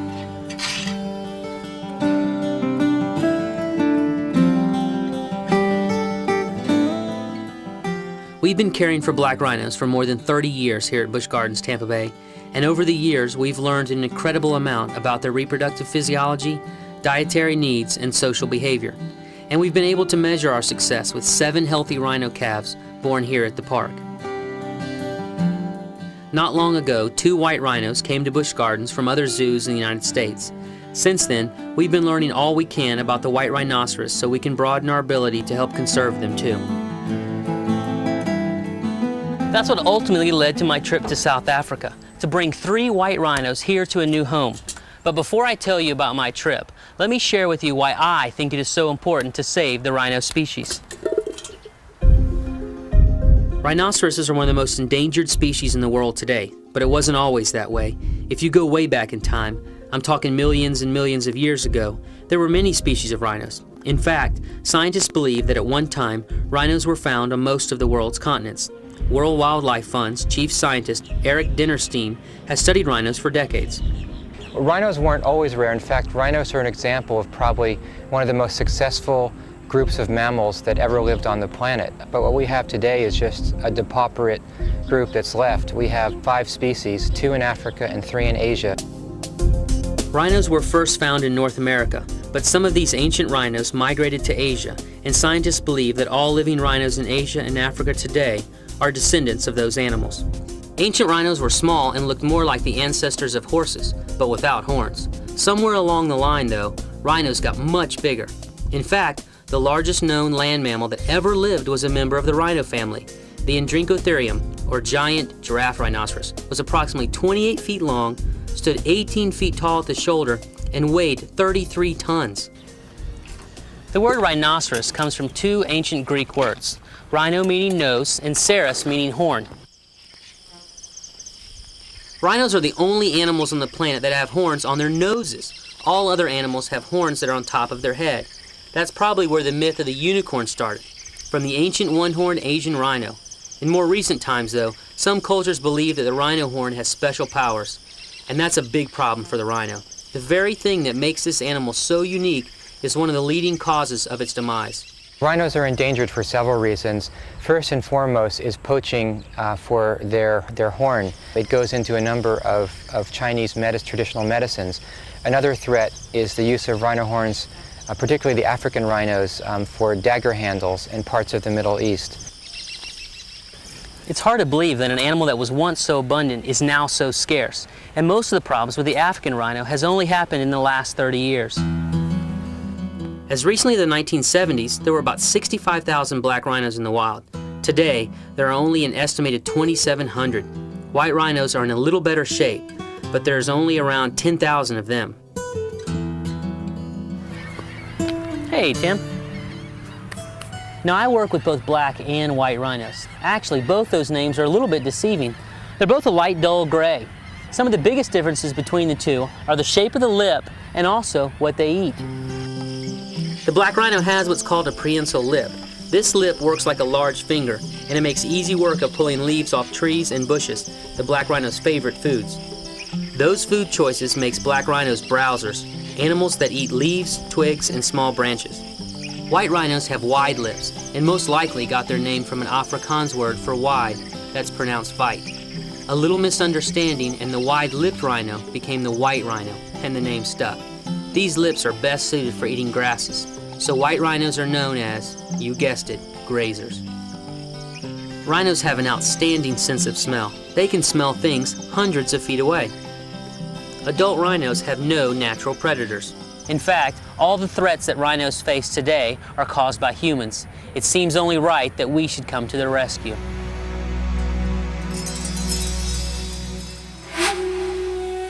Rhino conservation has become a global effort over the years.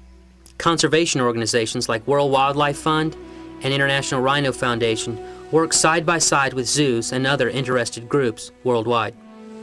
The biggest part of these organizations' work is concentrated on conserving wild rhinos in their natural habitats, and they've had a good level of success. In Kruger National Park in South Africa, we've been involved from the beginning to try to bring back the white rhino populations, and that's been perhaps one of the best success stories of wildlife conservation in Africa. By providing money to help protect the park, stop poaching, provide infrastructure, we're on our way to a major recovery of this species. South Africa pioneered this model of in situ rhino conservation. In situ means in the wild. The object of this kind of conservation program is to protect a core animal population, in this case rhinos, so overall numbers can increase. Then, some of the rhinos can be moved or translocated into another protected area to start a new group. The ultimate goal is to have at least 10 separate groups of 100 or more living in protected wild habitats. This system works to protect the rhino's genetic diversity, as well as to guard against losing the entire population to disease, famine, or poaching. Animal translocations have proven to be a successful method of conservation in the wild, especially with the white rhino in South Africa. One great byproduct of conserving large animals like the rhino is that many small species are able to survive as well.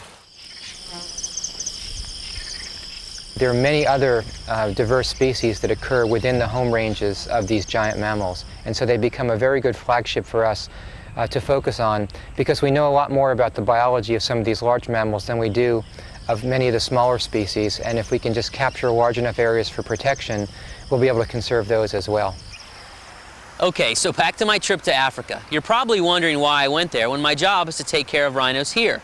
Well, one way of conserving animals is to learn more about them and provide good habitats and breeding programs here in zoos. Then that information is shared with other zoos, projects in the wild, and our guests here in the park. At Busch Gardens, we encourage people to make a personal connection with animals and learn more about them in their natural habitats. By doing so, we hope they'll be more interested in saving wildlife and more enthusiastic about doing things that can help. The animals here make great ambassadors for their relatives in the wild that are struggling to survive. I think it's important to have rhinos serve in zoos, serve as good ambassadors for rhinos that live in the wild, and educate people and make them more aware, who ordinarily wouldn't be, of their situation and the plight that they're in, how endangered they are. And that's a very important thing to be doing. And to be more effective at that, we need to have rhinos in a number of different zoos around the country that can portray that message. But to do that, it means we have to have effective breeding populations of rhinos in zoos. Most people believe that all the animals in zoos are from the wild, and that's just not the case. More than 80% of all the mammals in zoos are bred in zoos, from well-managed programs that help ensure genetic diversity and overall health of the animals. Sometimes, though, animals are brought to zoological facilities from the wild if the populations in the wild are consistently increasing. Sometimes it's done to avoid overcrowding in the limited habitat space available, and sometimes it's done to establish healthy conservation populations in other parts of the world. When wild-bred animals are relocated into zoological facilities, it strengthens and diversifies the existing gene pool of animals in zoos. That allows more breeding, which then allows more zoos around the world to have animals that can help to spread a conservation message. In turn, more animals means more opportunities to learn about them and collect information that will be useful not only to zoos, but to conservation projects in the wild as well. And it also helps to develop large, healthy groups of animals that could, in case a catastrophic event wipes out a wild population, be reintroduced to the wild. Well, that was a long answer of why I went to Africa. Here's the rest. It's short, I promise. Since we only have 2 male white rhinos, we went looking for females that we could bring back to the park to start a breeding program. A bonus would be new bloodlines that would produce genetically different offspring from any other white rhinos in the United States. So we contacted the International Rhino Foundation for help because they coordinate the placements of white rhinos all over the world, including animals that can be moved from the wild. After a stringent review, the foundation put us together with Kruger National Park in South Africa. At Kruger, their white rhino conservation program has been so successful that they are able to relocate a number of white rhinos each year for conservation purposes. It looked like we had a match. Go ahead. And before long, I was on my way to Africa with Busch Gardens veterinarian Dr. Mike Burton. Now I was going to get to see how field conservation works halfway around the world, and hopefully escort 3 white rhinos back to a new home in Tampa.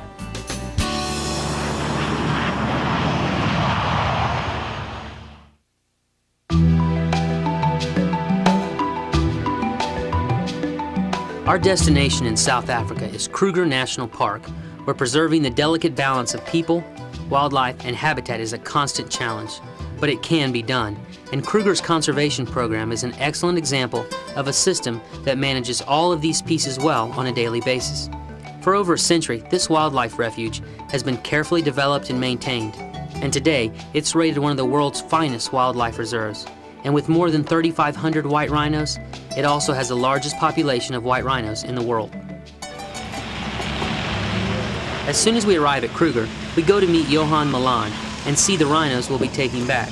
Johan is one of the vet techs that works on the capture team, and it's his job to care for the rhinos, make sure they're healthy and prepared for the move. Welcome in South Africa. I suppose it's your first trip down here. Yeah. I think the main thing you're here for is the rhinos. Let's go and have a look at them. Excellent. You guys feel like it? The rhinos that are brought here are chosen after a lengthy process. First, park rangers determine if any rhino group is too densely populated. If it is, then they determine which of those rhinos need to be moved. The next step is to decide whether it will be a translocation to another wildlife area or a relocation to a zoological facility. If it's a relocation, then the animals come here to be prepared for the transport. Over a period of months, the rhinos are moved along through a series of enclosures called bomas, where they are gradually acclimated to unfamiliar noises, vehicle traffic, and contact with humans. So this is the bull. Yep, this is a bull. And about how old do you estimate he is? Mike, he's about, I would say, between 5 and 7, 8 years old. Okay. We'll be taking 3 rhinos back to Busch Gardens, 1 male and 2 females. And Johan has been supervising their acclimation through the boma system for the last 8 months. And you start in those back bomas, and then what they happens work is their way that, up here. we've got the stronger bomas at the back where we put them in the first period. There's a sort of a way to do it. We've got a big camp, and then slowly but surely move them to the front after, say, 2 or 3 weeks. And then from there, once we're satisfied that they're doing well, they eat well, they defecate well, the health condition is fine, then we can bring them in here and make them used to the traffic and the people. Animal health and safety is a #1 priority here, and everything is done to ensure that the animals are adapting well to the changes. And if they don't seem to be adapting, you just turn back home? We just take them straight away to where we've captured them. So they know the area, they know where's the water and everything. The last step in the acclimation process is to move shipping crates into the enclosures with the animals. From this point on, the rhinos are fed in the crates, which makes them become just another non-threatening part of the rhino's environment. It's really amazing to see, you hear wild white rhinos and stuff, and you see this rhino in here just calm as can be, just munching away, almost ignoring us. Yeah, I think it's also important, the period that they spend in these enclosures now, and also, we've had these crates in here for about a month. So they get used to it, they know where their food's coming in, and they know what's going. It's really interesting for me to see how the boma system works, and how the rhinos have been prepared for the move. It's obvious that the rhino is the important thing in all of this. This isn't just about moving rhinos, it's about making sure that these rhinos are well taken care of, and that the people who get them know something about them that makes the transition easier. It's definitely all about taking care of the rhinos, and from the calm demeanor of the 3 animals that are going to Busch Gardens, the system seems to work really well. Tomorrow, we're going to see white rhinos in the wild.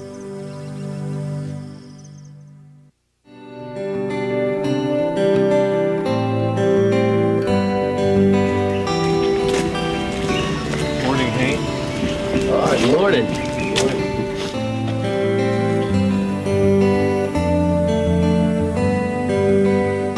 Kruger stretches 350 miles north to south and is home to more different species of wildlife than any other sanctuary in Africa. And all the animals roam freely in the park, as much as possible without the interference of humans. Our guide Hayne is taking us to see the rhinos in the park. Now the main purpose of our trip is to get familiar with the 3 rhinos that we'll be escorting back to Busch Gardens. But we also want to learn more about their behavior in the wild. It's important to me to see how they live in their natural habitat, because I think it will help me do a better job for the rhinos at the park. Kruger National Park is an amazing place, and as we head where Hayne thinks the rhinos will be today, we see all kinds of animals. And then we see evidence of rhinos. Oh, cool, we've got some lip drags that we can look at real quick.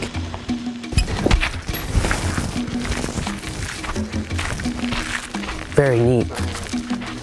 Yeah, if you look, you can see, you can almost see the width of the white rhino's lip, and they've drug it through the ground, just smelling and tasting.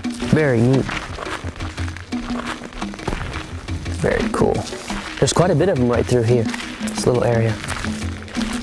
Looks like a cow and a subadult. There's some little bit smaller tracks in the ground. There's even some old lip rugs. Very neat. Let's go find these rhinos. Before we get to the rhinos, though, Hayne has something else that he wants to show us. Oh, cool. There's a little rhino rubbing post over there. Take a look at that real quick. I've seen the rhinos at the park turn stumps into scratching posts, but I'm really curious to see one in the wild. Ah, cool. What a great post. Look at this. You can see where they've just rubbed it smooth. This thing is... leadwood, right? Yeah, it's like hard as a rock. Insects can't even bore into it. It's so thick. Hayne said he's seen this here for about 18 years. Very cool. All right, let's go find some rhinos. Turns out we were really close. They're in a mud hole right up the road. Oh, cool. We've got 2 white rhino bulls. Look like adults. So it's pretty common to see them then at this wallow, Hayne, is that right? Yeah, Mike, they tend to come out here on a hot day, like today, and in the late afternoon they come for a cool down and a bit of a drink, so it's pretty regular for them to be here. Don't they, for the most part, at least within a day or two, have some pretty average routines and patterns that they may travel? Yeah, it's because they are territorial. They often follow the same route on a daily or on a 2-day basis, really, where they're probably passing the same spot. And that's when they visit their middens and do their territorial marking and so on. It's good for us to see rhinos in the wild exhibiting some of the same behaviors as the rhinos at the park. It's a good confirmation that we're doing the right things for them. So, Hayne, is it common to see 2 bulls together like this? Yeah, it seems like when they're young like that, they will live in loose association like that, maybe 2 or 3 together. Yeah, we have 2 young bulls back at the park that are together, and they get along really well, and we're just not sure what to anticipate as they get older, but they're doing really well right now. Very cool. That's what we've been waiting for. On the way back, Hayne makes one more stop, and we meet another of Kruger's guides.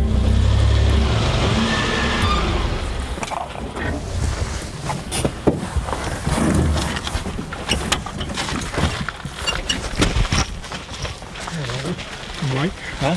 Nice to meet you. Robbie, Jason Green. Nice to meet you. Great. All right. Yeah, that's ready. We're going trekking? Yeah. Awesome. Kruger guide Robbie Brendan is heading out to check on a large male that's supposed to be in the area, and he's letting us come along. We start seeing signs of rhinos not far down the path. Oh, there's a great big midden up here. Great. A midden is essentially a rhino latrine or bathroom. Rhinos have a habit of returning over and over to the same location to defecate, which is part of marking their territory. This midden hasn't been visited in a few days, but it still serves its purpose.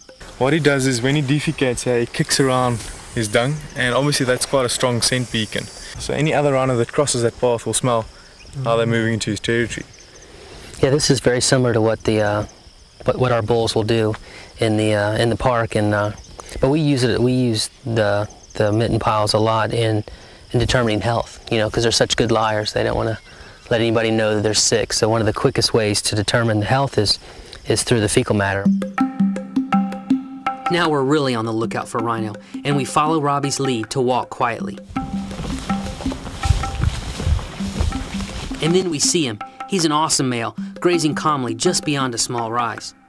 You know, we've seen him from the road, and which is great, but to actually be an anthill distance away from one of these guys is just impressive. It's so incredible. You know, my heart's racing. It's really neat to see him up close. It's completely different. Yes. Robbie estimates that this rhino is about 15 years old and likely the one in charge of this territory. We stay watching until the rhino moves on. The walk back to the road is pretty quiet. I just keep thinking about the incredible experience we just had, face to face with one of Kruger's finest rhinos. What a day.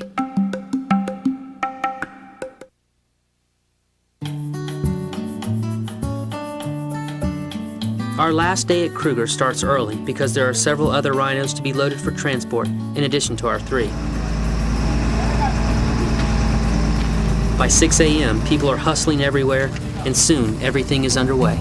After months of work to prepare the rhinos for the trip, the loading process moves really smoothly. Dr. Burton and I help when we can, but mostly we just take it all in. Since there's a lot of activity and extra people associated with the move, each rhino is darted with a mild sedative that relaxes it and keeps it calm, but won't knock it out. Next, Johan and his crew lure the rhino into the crate with a rice bag on a stick. I'm not sure why a rice bag on a stick works, but it does. And after the rhino is in the crate, the crew puts in the rear bars of the crate to secure the animal inside. Every crate is disinfected several times to keep from transporting any parasites along with the animals. Last, the outer doors of the crate go on, and it's lifted by a crane and set onto the flatbed semi that will transport the rhinos to the airport. I'm really impressed at how quickly and efficiently the rhinos are loaded. By 10 o'clock, we're ready to head for the airport at Johannesburg, and before long, these guys will be in their new home. I can't help but think what a fantastic trip this has been so far. I'm really proud to be part of a conservation effort that's making such a difference for an endangered species. Seeing white rhinos in the wild and being able to bring back rhinos to the park to establish a breeding program there, it's unbelievable. I really feel like I'm part of something that's going to last for a long time, kind of a legacy for the rhinos. After landing in Orlando, we made the short trip to Busch Gardens in Tampa, where we released the rhinos into our temporary quarantine facility.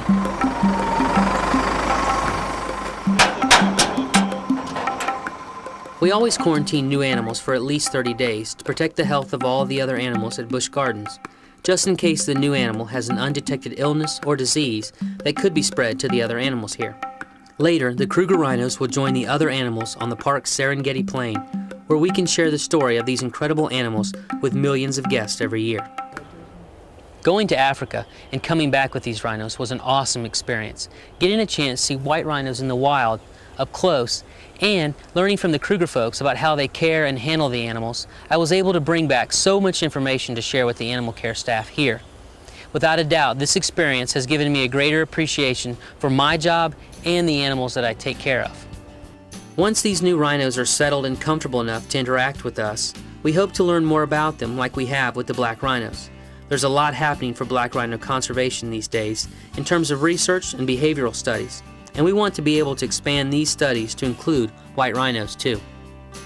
Knowledge is the key to providing the best care possible for the animals, and the things we've learned can have an impact on wild rhino populations too. The important thing is to find ways to save the rhinos long term.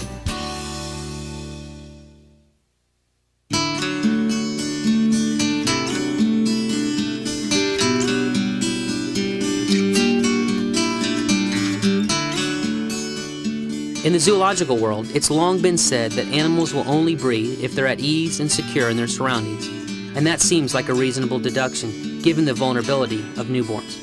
So having a successful breeding program is a good sign that animals are fully comfortable in their surroundings, and a successful breeding program is an important part of wildlife conservation. We've had a very successful black rhino breeding program here at the park. Unfortunately, I haven't gotten to witness one of the births, but we've had 7 born here, all of them healthy babies. Most births have happened during the night, but we do keep a video camera running in the rhino's night quarters, so at least we get to see it secondhand. And let me tell you, baby rhinos are the cutest things.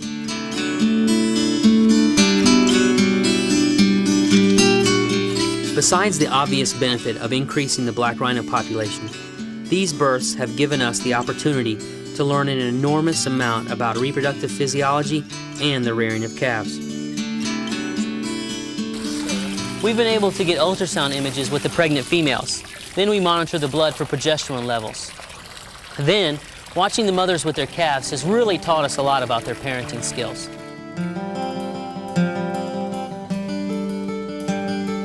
You'd think that since rhinos have been around for eons, there would be a lot of scientific information about them, but that's just not the case. It probably has to do with their general appearance and defensive behavior more than anything. For years, scientists just never broached the subject. But since there have been such great advances in animal care over the last 20 years in zoos, black rhinos have become more approachable and therefore more easily studied. One of the best benefits of animal care that works hand in hand with animal behavior is that routine health care can be done without anesthesia, and over time, even procedures like drawing blood can become routine. Being able to get regular blood and urine samples without stress to the animal opens up enormous possibilities in learning more about animal physiology for both individual animals and rhinos as a species. Jasper is a perfect example. He's a star performer in a groundbreaking immunology study on black rhinos being managed by the San Diego Zoo. Veterinarian Dr. Ray Ball coordinated sending samples from Busch Gardens, Tampa. Jasper is essential in this program because he is so well conditioned. He responds extremely well to his keepers and to me and the other veterinarians here on staff, that he allows us to be able to take advantage of that and collect blood and do these projects. 2 other studies have depended on Jasper's cooperation. A program at Busch Gardens aimed at disease prevention, and a Kansas City Zoo project focused on nutritional factors in rhino health. It's all part of the big picture in rhino conservation, and working with other organizations that share the same dedication. Busch Gardens also works with a number of conservation organizations to support field projects around the world. To be successful, work in the field requires a lot of cooperation from a lot of people. World Wildlife Fund and International Rhino Foundation knows what it takes, but putting all the pieces together to save a species is the tricky part. Clearly, the lessons that we've learned from conservation in the wild is that we need to focus on 4 things. We have to strictly protect the core areas where they live, the national parks where they're found, and stop poaching. If we have effective anti-poaching measures and anti-poaching information networks, we can really control poaching very well. The third thing that we have to do is to provide incentives for locals to want to live next door to rhinos and somehow benefit from their presence. And the final and most important aspect is bold leadership by government officials. If we don't have that, nothing else matters. Conservation projects in the field can work, but it takes a lot of support to keep them going. So here at the park, we try to make our guests aware of the problems most animals face in the wild and encourage them to support environmental conservation. We're convinced that if we all do a small part and work together, we can ultimately make huge things happen. I think that the partnership between organizations like Busch Gardens and World Wildlife Fund is critical because there's a large majority of the American public that's just unaware of how rapidly the world is changing around us, because most people don't travel to these remote areas to see the conversion of habitat that's occurring at an alarming rate. And so whether it's educating people about gorillas and the loss of habitat in parts of Africa, or the same thing here in Asia, it's critical that we are able to reach a large audience and make them sensitive to this issue.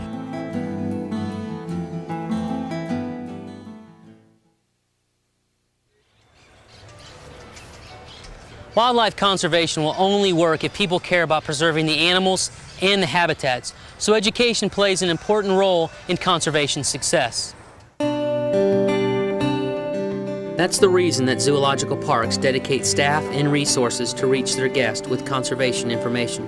Through up-close animal encounters and fun educational programs, zoos hope to increase public awareness and inspire a love for wildlife and a desire to help. Saving threatened and endangered species, and in the bigger picture, all wildlife, is a huge job, and it takes a lot of work and cooperation from a lot of different people. It also takes continued support from everyone who wants to see wildlife and wild places around for future generations. By working together, we can make a difference. To me, every species is important. But for many endangered and threatened species, time is running out. If we don't take steps to protect them now, they may vanish from the planet forever. And as far as I'm concerned, we just can't let that happen. Well, I gotta get back to work. These guys are counting on me. Bye.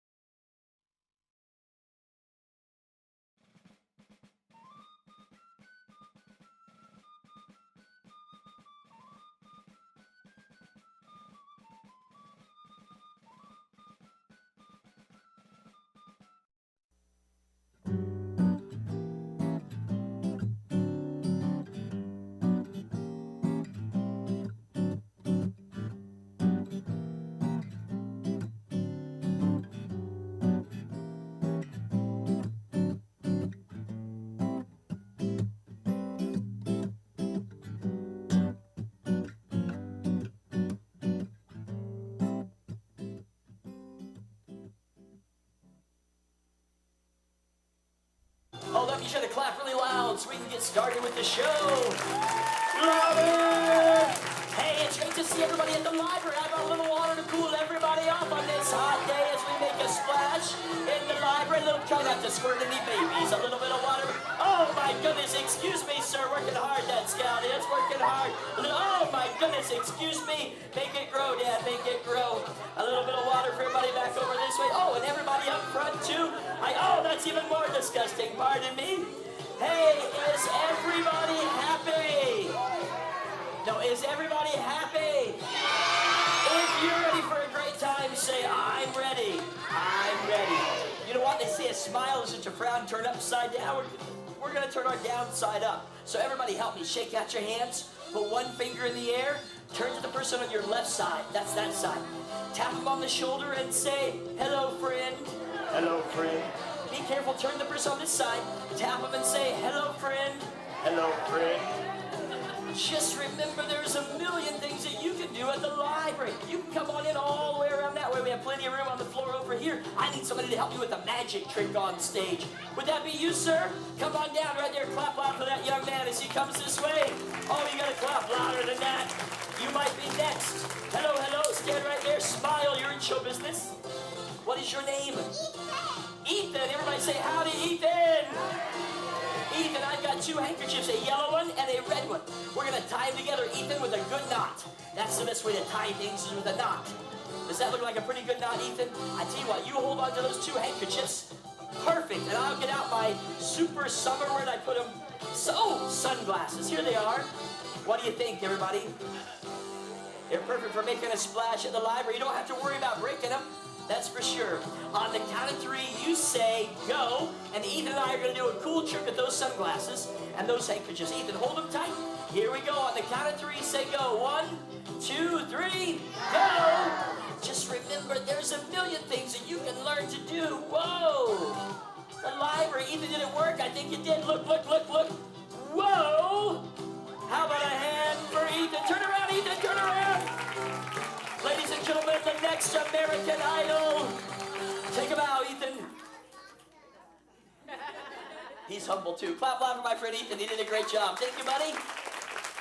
Hey, welcome, Mom and Dad. Welcome, grandmothers and grandfathers, to the show. We're so glad that you're here today. Before we go any further, and before we do anything else, we need to make sure we're all ready to start as a group. So everybody, shake out your hands. This includes the grown-ups back there in the cheap seat. Just shake out your hands. Put your hands right in front of you. Good, good, good. Lower your hands a little higher. Put them right in front of you. I'm sorry. Some of the humor is for the grown-ups. But obviously that's no good either. You keep your hands like that. I'm going to put my hands like this. Now when my hands cross, right in the middle, when you see my two hands pass in front of one another like that, at that precise moment in time, I need you to bring your two hands together like this and make a clapping sound. Let's try it. So my hands cross once, you clap once. My hands cross twice, you clap twice. My hands don't cross, you don't clap. You got it. Cooperation. Big word. Needs to work together. Let's try it. Ready, set. That was okay your first time, but some of you were a little bit early. Lots of you were a little bit late. And some of the grown-ups were going like this. But I'm not pointing any fingers at those ladies over there. Hello, ladies over there. Let's try it. Hands up, get ready, get set. With my hands crossed, your hands clap. Ready, set. Oh, but don't clap unless my hands cross, okay? Remember, wait till my hands cross and you clap. Let's try it. All together. Ready, set. More than once. Follow me. Good. Better. Uh-huh.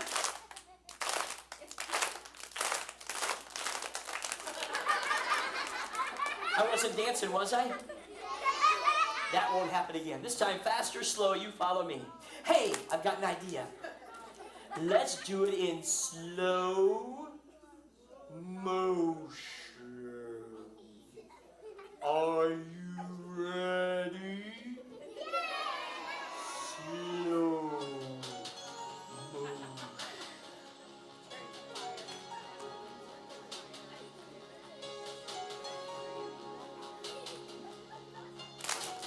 A little faster. Bad. Better. Good. Notice how it sounds when we work together. I didn't stop yet. Some of the grown-ups didn't start yet. They're just staring at me. You can do it, sir. Thank you. Thank you. Faster. Thank you. You're beautiful. Thank you so much. Welcome to our show. Be sure that you laugh and clap while you're at the show today. Please do not wait till you go home to laugh and clap. It'll be too late. You'll be sitting at home later this afternoon, eating your afternoon snack. And all of a sudden you'll think back to the library in LaVergne, and you didn't clap while you were at the show, and you didn't laugh while you were at the show. So right there at your table, you might start going, your mom will think you are loony. You know what? Your mom already thinks you're loony. But we are glad that you're here today. Be sure you laugh and clap. I brought the newspaper with me today, and I was going to read you something out of the newspaper, but I can't find the right piece. Oh, here it is. I got it. Here it is right here. It says, it was about the show. Miss Lorna, did you see this in the paper? I was in the paper about the show. I'm famous. I'm a legend in my own mind. It says, that's not it, just a minute. Oh, here it is. Here it is, right here. About the show today. It's, that's not it. Just a minute. I must have grabbed the wrong piece. Oh, here it is. It says, that's not it. That's the weather. It says, today in LaVergne, Tennessee, that's where we are, it might rain. It might rain so hard, it could rain cats and dogs. I've never heard of such a thing. Ma'am, have you ever heard of such a thing? It says if it rains cats and dogs, be careful when you leave. You might step in a poodle. A puddle. We're going to have to ask a grown-up for a date on that joke. Let's see. You know what? I must have grabbed the wrong. This is very embarrassing, everybody. I must have grabbed the wrong pieces of paper. I know I put that paper in here somewhere. Would you help me fix this mess? On the count of three, would you say Shazam? 1, 2, 3. Shazam! We'll just start over. That might be a lot better. Oh, now you can clap real loud. Oh, wait. Come on. I know what you're saying.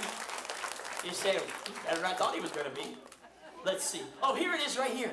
It says, today at LaVergne, the public library, that's where we are, we're going to have a wonderful show starring the beautiful, starring the talented, gorgeous, good-looking Miss Lorna. Hey! Oh, it's the pink hair, I think. You know what, Miss Lorna, we do want to thank Miss Lorna. She's been working hard all summer to see that you have a great time and all free at the library. I think we should clap loud for Miss Lorna right now. Thank you, Miss Lorna. You know what? She's here to help you learn. The more you read, the more you know, and the more you know, the smarter you grow. Oh, I almost forgot to show you my favorite trick of all time. Ladies and gentlemen, here it is. Watch closely. Watch. Watch. Watch. I got it. It's alive. Watch. Watch. Watch. Watch. Ta-da! It's my watch. It was a joke. You didn't think it was funny? No, Mr. Scott, you just took it off your wrist. Ha ha ha. Well, I can tell by the hands on my watch, it's time for me to share with you one of my favorite stories. It's sort of like a fairy tale, but it's for grown-ups, too. Once upon a time, there was a king, and everyone loved the king because he always made the right decisions. The king always knew just exactly what to do. One day, the king made a decree. That's like a law. That anytime his subjects met one another, they had to share something. And way back in those days, what the people had to share were called warm fuzzies. You see, way back then, at birth, every person was given a very special magic bag. And whenever they wished, they could reach inside their magic bag and pull out a warm fuzzy. While you might be walking down the street when a total stranger came up to you and said, "You want a warm fuzzy?" And when you said, "Uh-huh," he'd reach inside his bag and pull out a small, round, yellow fuzzy, just about the size of a little girl's hand. But when it saw the light of day, it would bloom and blossom and grow into a large, round, shaggy, warm fuzzy. And as long as when you got it, if you gave it, you'd always get it. You got it? Good. It goes like this. Warm fuzzies are the things we do. Give one, and it would turn to two. Watch. When you are nice to someone, watch. Along your way, watch. The things you do for others. Treat them like they're your brothers. Makes this another fuzzy day. Watch, watch, watch. Never mind. I forgot to tell you about her, the mean, miserable hag. She was so mean and miserable, she was not even allowed to live in the land. She was so mean and miserable, the only thing that made her happy was seeing everyone else mean and miserable too. So the mean, miserable hag made up a mean, miserable lie about the warm fuzzies. Don't you know if you keep giving away your warm fuzzies, you're going to run out? I will? And so will everyone else. Then what will you do? You mean someday I might reach inside my small, soft, fluffy magic bag and there wouldn't be any warm fuzzies left? At all! That's so sad! And once you run out, you won't have any more. So there. Ew. We're back to our grown-up part. People throughout the land became very careful about giving away their warm fuzzies, even though there was a warm fuzzy every time they reached into their bag. They reached into their bags less and less and less. Soon the people throughout the kingdom noticed a lack of warm fuzzies. They thought perhaps that hag's lie was true. Perhaps there was a shortage. But the king said they had to share something. So the hag came back and sold everybody one of these. They looked like fuzzies at first, but they weren't warm. They were cold. And they weren't soft or fuzzy either. They were hard and they were sharp at the corners. They weren't warm fuzzies at all. They were cold pricklies. And nobody liked pricklies because they're cold and they hurt people. Why, everyone made a big deal whenever they gave away a warm fuzzy. Look at me. But they usually gave a cold prickly instead. Well, the wise king knew he better do something before the warm fuzzies disappeared altogether. So the wise king once again came and called his people all together. And he made yet another royal decree. People of the land and citizens of our schools, something wonderful has happened to the warm fuzzies. Now, every time you give one away, it will become two. One to give and one to keep. So if you want to have a lot of warm fuzzies, give away a lot of warm fuzzies. One brave kid tried it, and he found it worked. Whenever he gave his fuzzy to someone else, he still had it. One to give and one to keep. He could give his warm fuzzy away to anyone, anytime, anywhere, and he always had plenty for himself. That's because he did as the king said. And like the king said in my story, just like at your school, at home, just like on my scroll, warm fuzzies are still around today. You can't see them anymore, but you can feel them.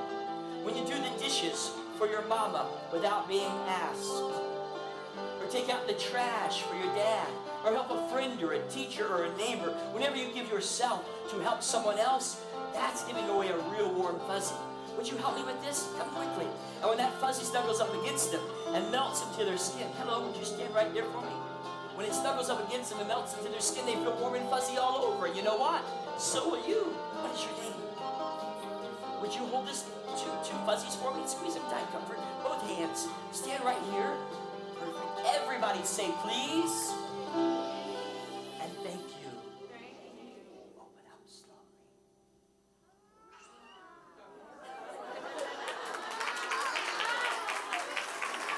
How did you do that? Wow. Hey, you know what? Cold pricklies are still around too, though. When a prickly lands on you, sometimes it hurts all the way inside. And sometimes you feel lonely or embarrassed or angry or confused. Sometimes you just want to cry. Now, there is no law, no man's law anymore that says you have to give warm fuzzies or cold pricklies to anybody. But I'll let you in a little secret. You do and I do, we all do, young and old, short or tall, big or small, all of us, each and every one, give warm fuzzies or cold pricklies every day to everyone we ever meet by the words of our mouth and the attitudes of our heart. I'll let you in on another secret. That wise old king, he never did anything special to the fuzzies. He didn't have to, because he knows that love has a magic all its own, and the more you give, the more you receive. How about a hand for that? Wow! Look at them all. Look. A baby. It's a little warm fuzzy. It's a big warm fuzzy. Regular. Super size. Jared before Subway. Jared after Subway. It's a pretty rich Jared. Hey, well, you know what? Whenever I share that warm fuzzy story with boys and girls and moms and dads, they always ask me after the show, Mr. Scott, may I please have a warm fuzzy? Now, depending on where you're from, you might ask that question in different ways. I get to travel all over this great country of ours, and you know we have so many different kinds of people in our great country. When I'm in the South, Tennessee, Mississippi, Alabama, Georgia, North Carolina, South Carolina, even in the northern part of the state of Florida, where I live, people in those areas have little accents in their voice. Maybe you heard this. Maybe you have this. It sounds a little bit like this. Excuse me. Excuse me.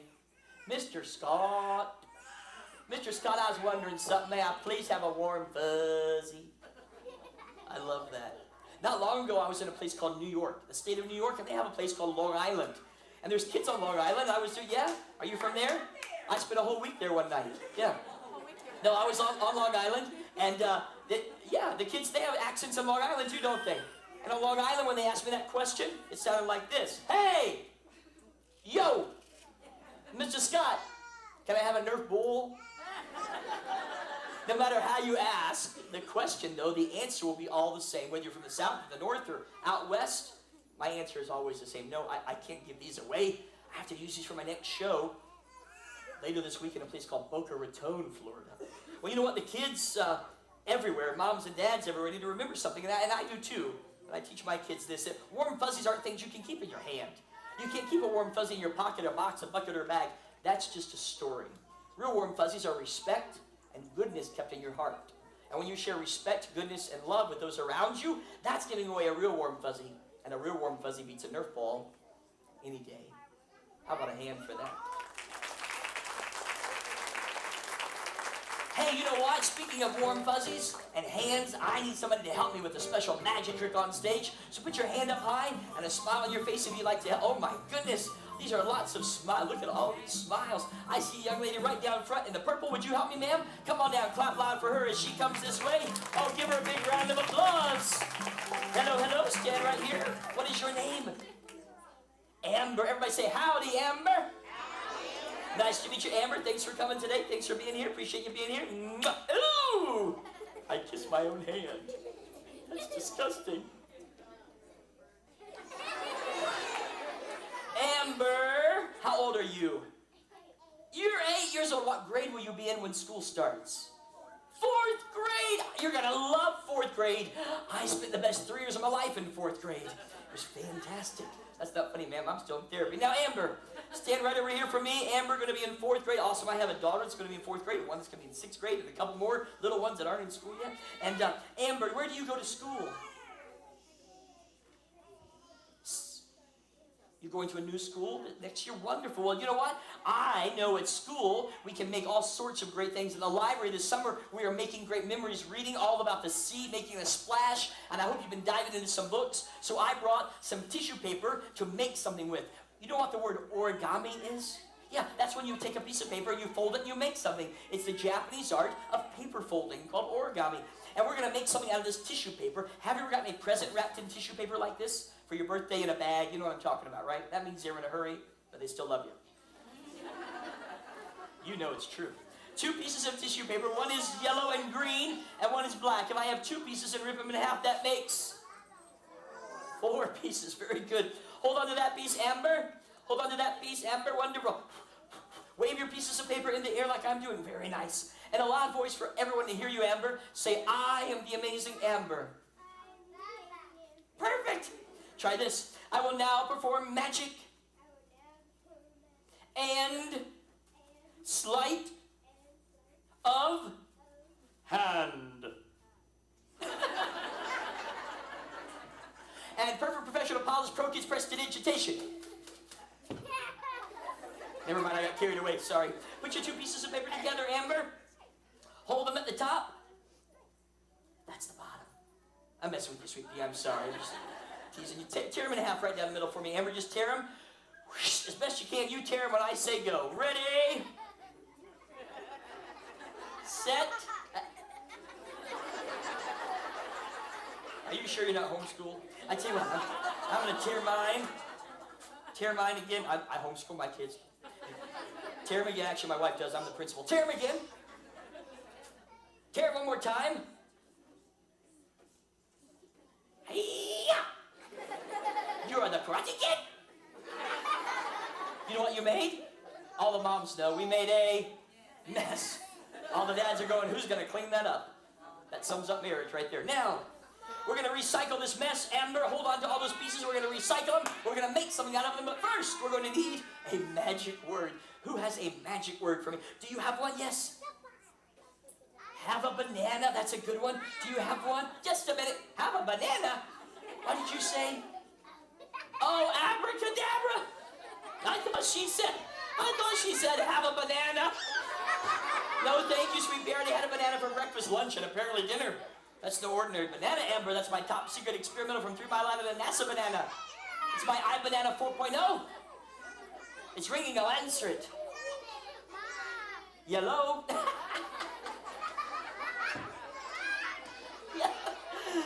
Hang tight, grown-ups. These are about to get a lot worse. See if you can catch all 9 of them. Who is this? Really? It's Bob Dole. Hey, Bob. Really? He said he thinks my act has appeal. Hey, Bob. Thanks a bunch. What? Really? He's going to put my Nana on the phone. Hi, Nana. Everybody say, hi, Nana. Hi, Nana. No, LaVergne. No, Shirley is not here. That was the little Chiquitas. Listen, Nana, I'm in the middle of a show. This is getting rotten. I got to split. No, man, the kids don't get the puns, and the grown-ups are looking at me like I'm a fruit. Bye, Nana. Everybody say, bye, Nana. That woman drives me bananas. Everybody help. Put your fingers in there like this and wiggle. Don't point at me. I'll turn into a banana. Point toward Amber and those papers and say, have a banana. Say abracadabra. Say hocus pocus. Bow-legged locust. Fish bones choke us. And the best of all, please and thank you. Amber, blow on the pieces of paper. Let's see what happens. You know what? When we don't give in, Amber, we don't give up. We don't lose our head. We stop and think instead. Sometimes amazing things happen. And Amber, this summer, we were learning about diving into books, making a splash at our library. And the more you read, the more you know. And the more you know, the smarter you grow. And as you read, you can do all sorts of amazing things, even magic tricks. Amber, we have made something perfect for you to go to the splash park with. A beautiful hat for a beautiful young lady named Amber. Give her a big round of applause. How did you do that, Amber? Amber, come here for a minute. Is your mama here? Where's your mama? Ooh, way back there in the cheap seats. Hello, mama. Is that Dad? Yes? Yep. She says yes, you say no. This is not Judge Judy, my friends. Dad, can she have this paper? He said you could have it. Put that paper hat on your dresser when you go to bed tonight. When you wake up in the morning, $1 will be under it. Just tell him I said that later. Clap loud for Amber. Thanks, Mom, for the buck. Hey, Amber, don't wear it to the splash park. It'll turn your hair green and yellow. Ladies and gentlemen, boys and girls, back by popular demand, my favorite trick of all time. Watch closely. Nothing up my sleeves except my little arms, which were birthday presents from my mama. Watch. I got it. It's alive. Watch. Watch. Watch.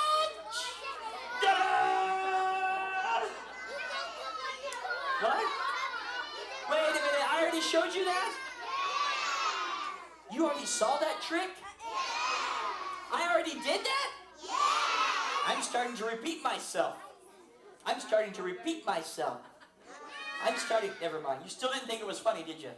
Well, I can tell by the hands on my watch, it's time to bring somebody out that's been surfing at the library all summer long. His name is Elroy the Raccoon. He's back here behind this stage, and if you clap real loud, I'll bring him out to see us, but you gotta clap. Come on, Elroy. Where are we going? We're going out this way. Come on. Oh, you gotta clap louder than that. Come on, Elroy. Here we go. We're going out this way. Come on, they're clapping for you. The Nubby Kids! Yep, they're all here, ladies and gentlemen. This is my friend Elroy T. Raccoon. The T stands for Tennessee. That's where I'm from. He's from East Tennessee, a little town called Maryville. Straighten up, look your best. He came today to be with us, Elroy. Settle down. Straighten up. Hey, chill out. What are you doing, Elroy? I'm chilling. Or what are you doing? I'm playing possum. Elroy, you're not a possum. You're a raccoon and you're a puppet. I'm a what? You're a puppet. You're made out of rubber and fur. I'm not even a ventriloquist, Elroy. I'm just a puppeteer. I talk for you. You talk for me? Yes, I'm a puppeteer. I love Three Musketeers. No, I didn't say I was a Are you light and fluffy in the middle? Elroy, stop. I didn't used to be.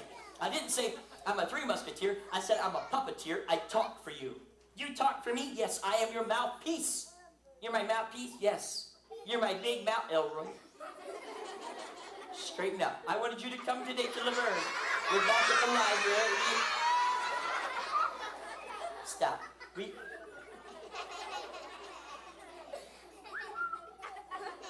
Must be looking at the fish.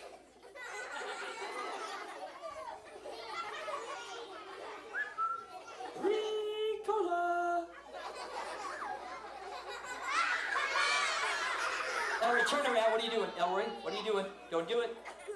Elroy, stop staring. Elroy. Hey, baby, what's happening? Elroy! Excuse me, young lady. I apologize for that, Elroy. Elroy. My little chiquita. Elroy. My little babushka. Elroy. Will you be my Valentine? Elroy. Valentine's Day is over. Now straighten up. I wanted you to come today. You been in the Elroy. Mr. Scott, we're at the library. What? Excuse me, sir? We're at the library. We're lying about berries? No. Library. We're gonna go lie down in the berries? No, Elroy.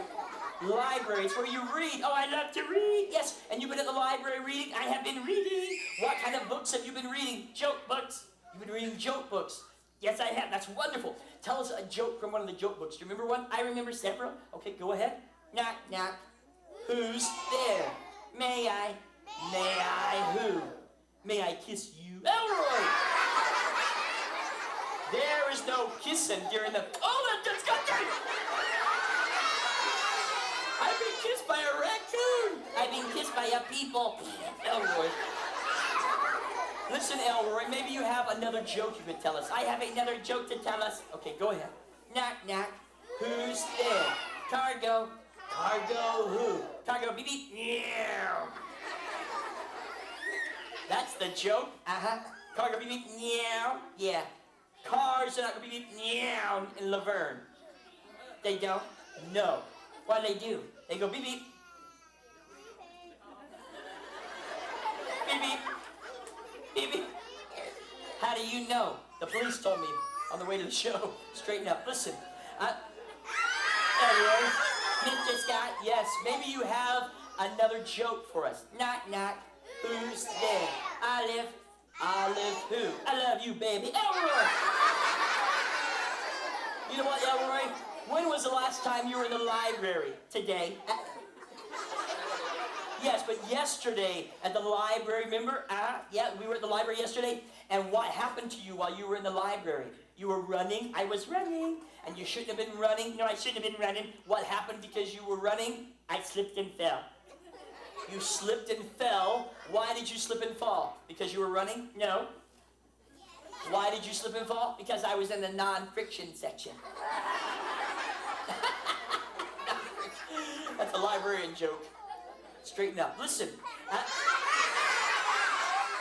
I'm a puppet. Yes, you're a puppet. I'm not real. I can tell you're not real. You got your surfing shirt on, though. You got that at the beach? No, I did not get this at the beach. This is Build-A-Bear brand. Elroy. Maybe you can tell us another joke. I have another joke. Go ahead. Knock, knock. Who's there? Let us who? Let us get married. Elroy. I'm a puppet. Yes, you're a puppet. I'm not real. No, you're not real. As a matter of fact, you're made out of rubber and fur. Because you're made out of rubber and fur, I can take your arm like this.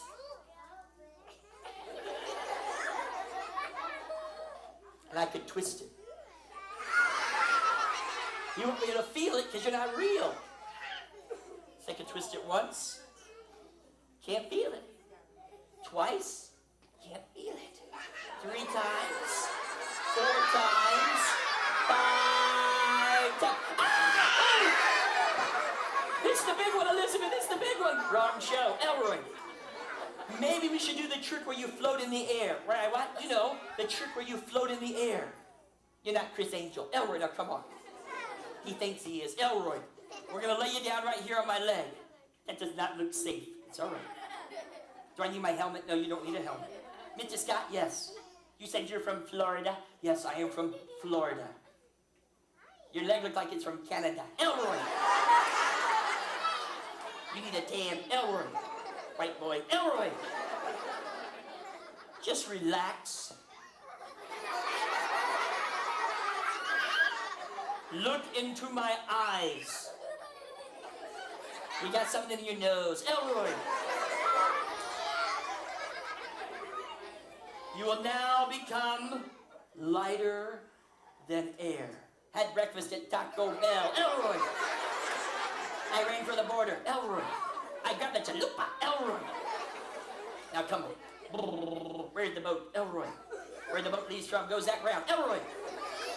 Ladies and germs. Elroy. Gentlemen, ladies and gentlemen, boys and gerbils. Elroy. It's girls. Ladies and gentlemen, boys and squirrels. Elroy. The art of raccoon flotation. Do not use this puppet as a flotation device. In case of emergency, I will be unarmed. Elroy. Now come on. Ladies and gentlemen, Elroy the raccoon will now rise like a biscuit. You will now rise. The great art of levitation. Rise! It's working. Rise. Rise. No strings. No wires. That's amazing. That's ridiculous. Elroy, you ruined my trick. How about I have for my friend Elroy the raccoon? He did a great job. Everybody say bye, Elroy. Bye, Elroy.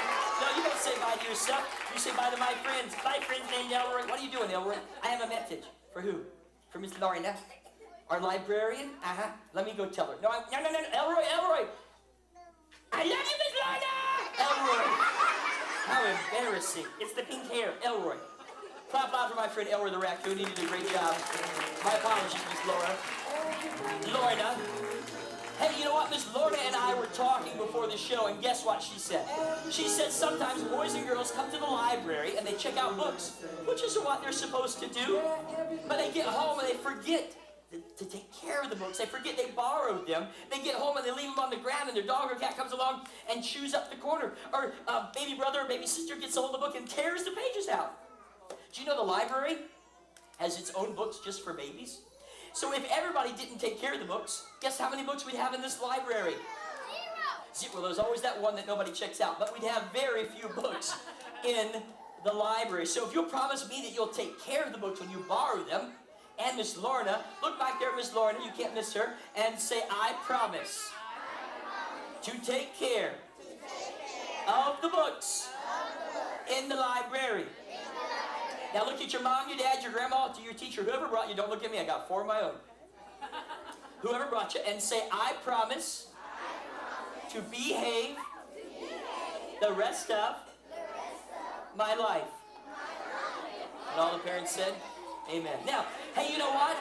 These are books on magic tricks. Oh, eyes back up here. We're not quite done. You can find magic books in section 793.8 of the Dewey Decimal System. Mom and Dad, you do know when we talk about magic, we're talking about tricks. Magicians do magic tricks, And we'll leave the miracle stuff to God. But I thought, since we had such a great time today, we made a splash and did some fun magic, that I thought maybe I would show everybody my grand finale trick. Would you like to see it? Take a big deep breath. Hold it in.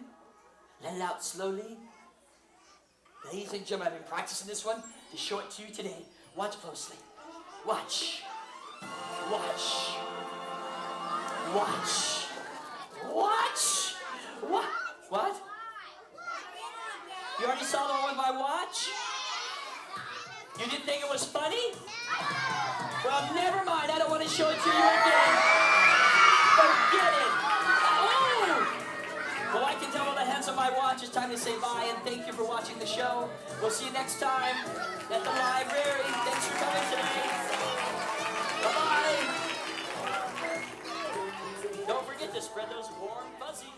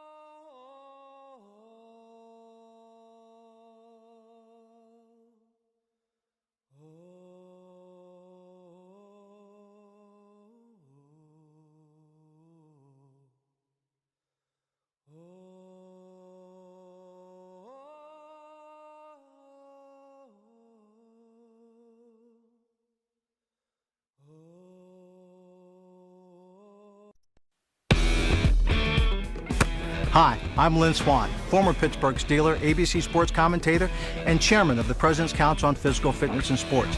It's my goal to teach kids everywhere the importance of physical activity in their daily routine. You may not know it, but one of the Treehouse detectives has forgotten how to keep in shape. Stay tuned and find out if the Treehouse detectives can work together to get themselves and their friend back on track to compete for the Presidential Awards for Physical Activity and Fitness. And remember, whether you're catching passes in the Super Bowl or just playing outside with friends, you're not just having fun, you're keeping fit. Find out how in the NASA Sci-Files, the case of the Physical Fitness Challenge.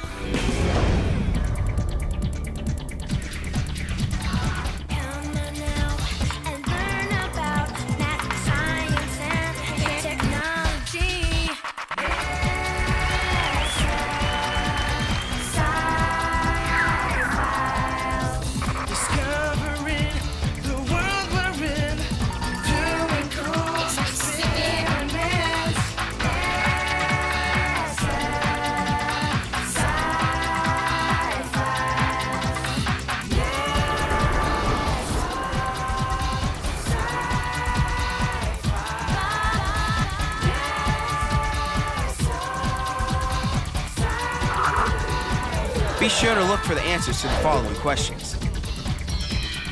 Why is physical activity important? How do muscles help us move? Which body system works closely with muscles? When you see this icon, the answer is near.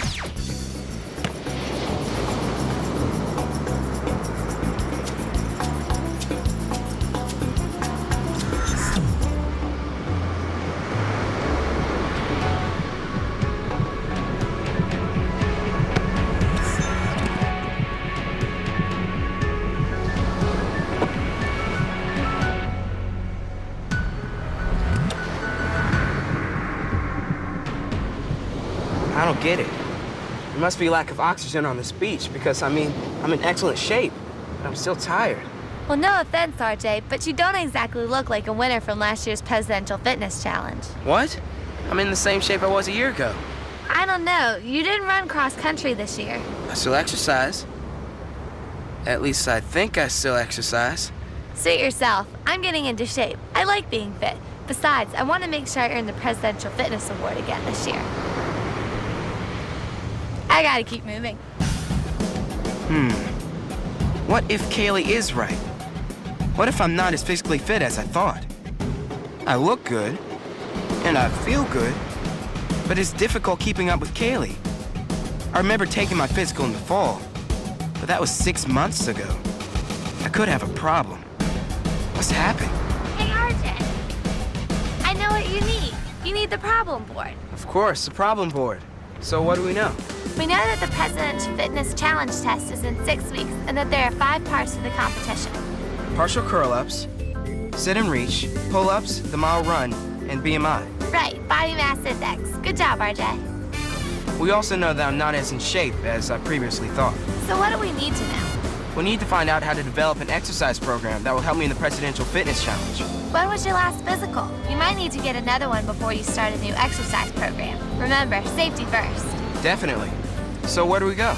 I remember Tony talking to Beth Shepard about exercise programs for astronauts. I'm sure she can help us. Of course, astronauts. And I think Tony's in Houston right now.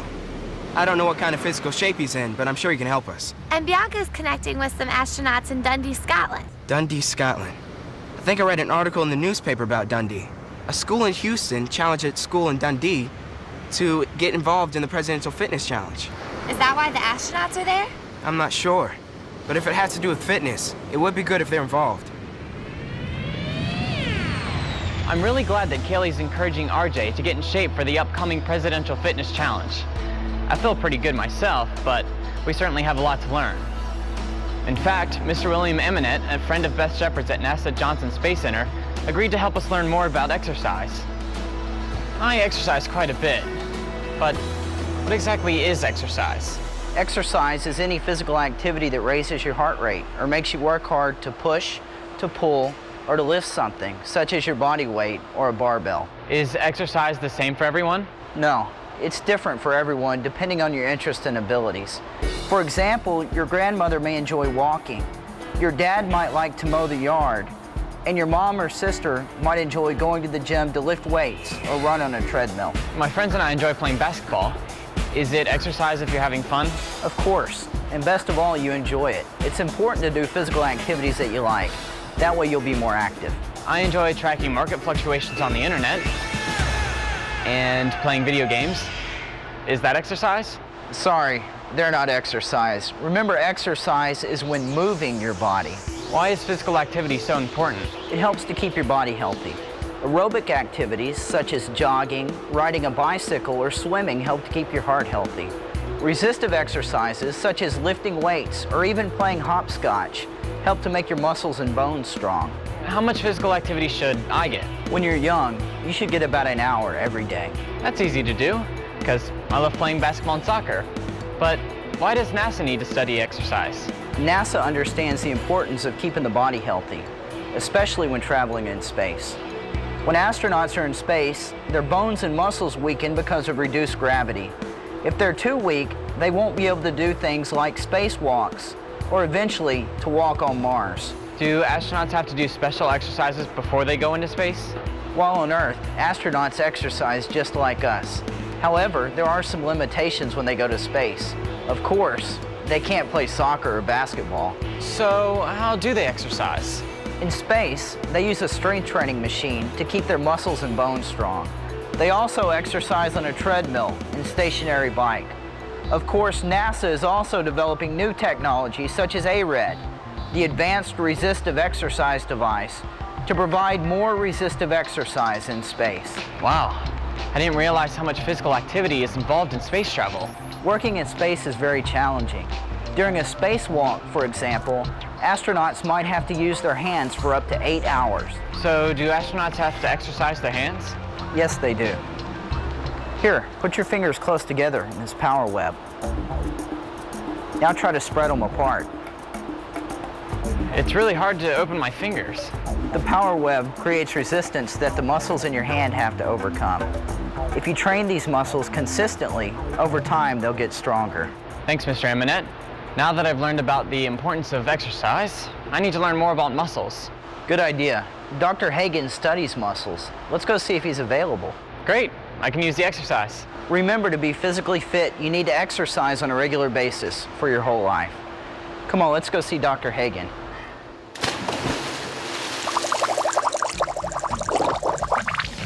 Dear Sci-Fi's Kids Club members in Dundee, Scotland, you'll love working with the NASA astronauts. They work really hard to stay physically fit to prepare for the extremes of space travel. I hope you can keep up. If you do, you'll have no trouble in the Physical Fitness Challenge with Schultz Middle School in Houston. We're also working on getting physically fit, and we're more than happy to share our research with everyone. In fact, Tony's meeting with Dr. Hagen about muscles right now. Let me tell you a little bit about muscle. Muscle is a type of tough, elastic tissue that pulls your bones to help you move. Sounds complex. Let's take a look at this yarn to get an idea of what muscles look like. What do you see? There are several small pieces of yarn wrapped around each other to make one thicker piece of yarn. That's correct. If you will look more closely, you will see that there are even smaller yarn fibers making up each of the smaller strands of yarn. Muscles are made of bundles of smaller and smaller tissue fibers. Are all muscles the same? No. There are more than 600 muscles in the body and 3 types of muscle tissue. Smooth muscles are found inside the blood vessels. Cardiac muscle is found in the heart. However, the majority of our muscles are skeletal muscles. They are attached to the bones and provide the force to move our bones, do work, and provide power for our movement. So, skeletal muscles help us move? Yes, skeletal muscles are attached to bones.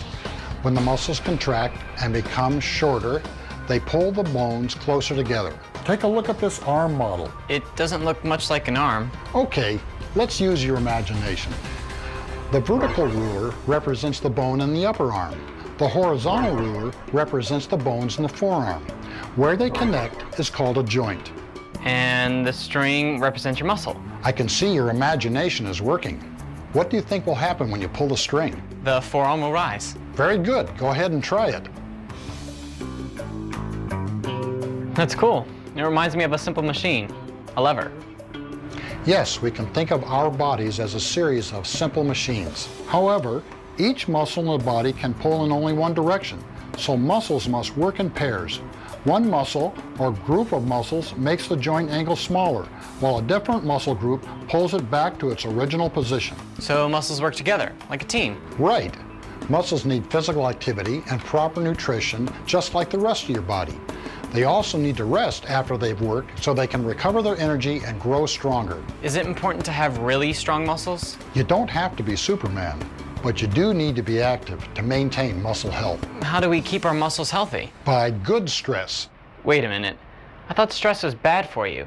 There are all kinds of stress. Walking, carrying packages, and sweeping the floor are physical stress. Doing crossword puzzles and reading are types of mental stress. There is also emotional stress, such as receiving a bad grade on a test or walking into a surprise party. So what is a good stress for our muscles? Physical activity can lead to good stress. Muscles grow and rebuild as a result of physical stress, and stress can lead to an increase in muscle strength and muscle endurance. Thanks, Dr. Hagen. It sounds like we need to take a closer look at our good stresses. You're welcome. I'm glad I could help. Good luck on your project today. Hi, Dr. D. We came to learn about your exercise program. We didn't realize you were working on your car. No problem. I'm going jogging later, but now I have to change the spark plugs on my car. It's amazing. They only cost about $8, but if they're worn or dirty, the car simply won't function properly. How is that possible? Interconnected parts make a system operate. The spark plugs in all parts of the car work together in a system. That sounds like a scientific principle. We know that systems are collections of objects that interact and work together. Very good. Systems like my automobile are often made of subsystems. For example, one subsystem of my car is the fuel system, which includes the gas tank, gas line, and fuel pump. Don't forget the carburetor or fuel injector. That's what supplies the mixture of air and fuel to the engine. How do you know so much about cars? Well, when you think about it, it's not too long till I'll be getting my driver's license. These spark plugs are part of the electrical system, which also includes the battery, starter, and alternator. I know that cars have a radiator that keeps the engine cool. Is that part of a cooling system? That's right. Now, if only one part of one subsystem does not function, the car won't run as it should. Is that true of all subsystems? Well, almost. For example, if your radio doesn't work, the car will still run. That's debatable. I can't imagine a long trip without the radio. What's the most important subsystem? You're trying to trick us, Dr. D. They all work together to make the car run. They are all important. Very good. Because you're interested in exercise, let's talk about the body system and its subsystems. We learned about body systems in the case of the biological biosphere. What subsystem of the body is like the electrical system of a car? That would be the nervous system. It sends messages through the body and ties everything together. And the fuel system? Well, the human heart is like the fuel pump. Just as it pumps fuel to the engine, the human heart pumps blood and oxygen to all parts of the body. I understand that you've been studying muscles. What does a car have that's similar to muscles? I would say the motor and the drivetrain, because it provides the force to move the car, and the muscles do the same for the body. So what body system works closest with the muscles? Well, we learned that there are 3 different types of muscles, the skeletal muscles being the most numerous. So I would say the skeletal system. Excellent reasoning. It looks like we need to investigate more about bones. Can you recommend someone for us to talk to? I certainly can. Why don't you contact Dr. Scott Smith at NASA Johnson Space Center? He studies bones and how reduced gravity environments affect them. Thanks, Dr. D. Good luck with the tune-up. You're welcome. Bye.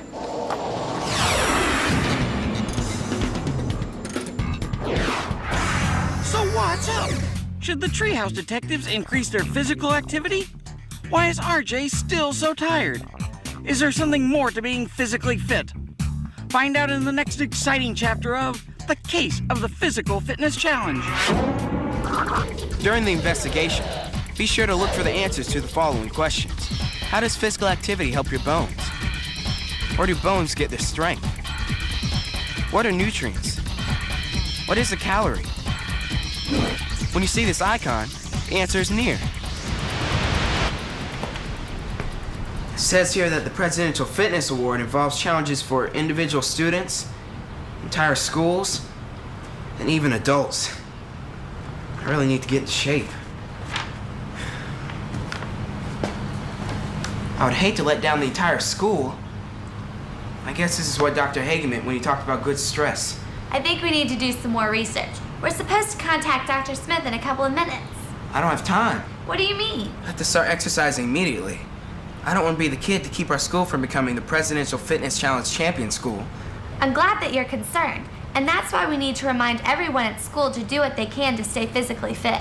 Which explains Bianca's flyers. However, we need to do some more research before we put you through the paces of an established exercise program. True. We need to learn more about bones. I know they're solid, but you never know. Dr. Smith should be able to answer those questions. In fact, here he is now. Hi, Dr. Smith. Hi. I hear you're learning about the body and its systems. Yes, Dr. D told us that muscle and bone systems work together, so we figured we needed to learn more about bones. Great idea. The muscles and bones work together so much that they're often called the musculoskeletal system.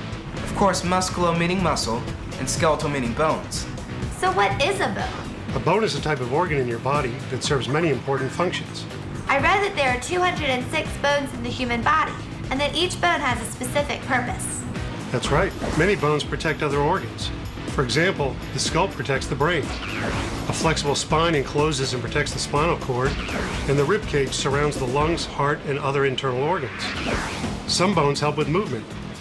People's arms and legs contain some of the longest and strongest bones in the body. Wow, I didn't know that bones had so many different purposes. So how do muscles and bones work as a system?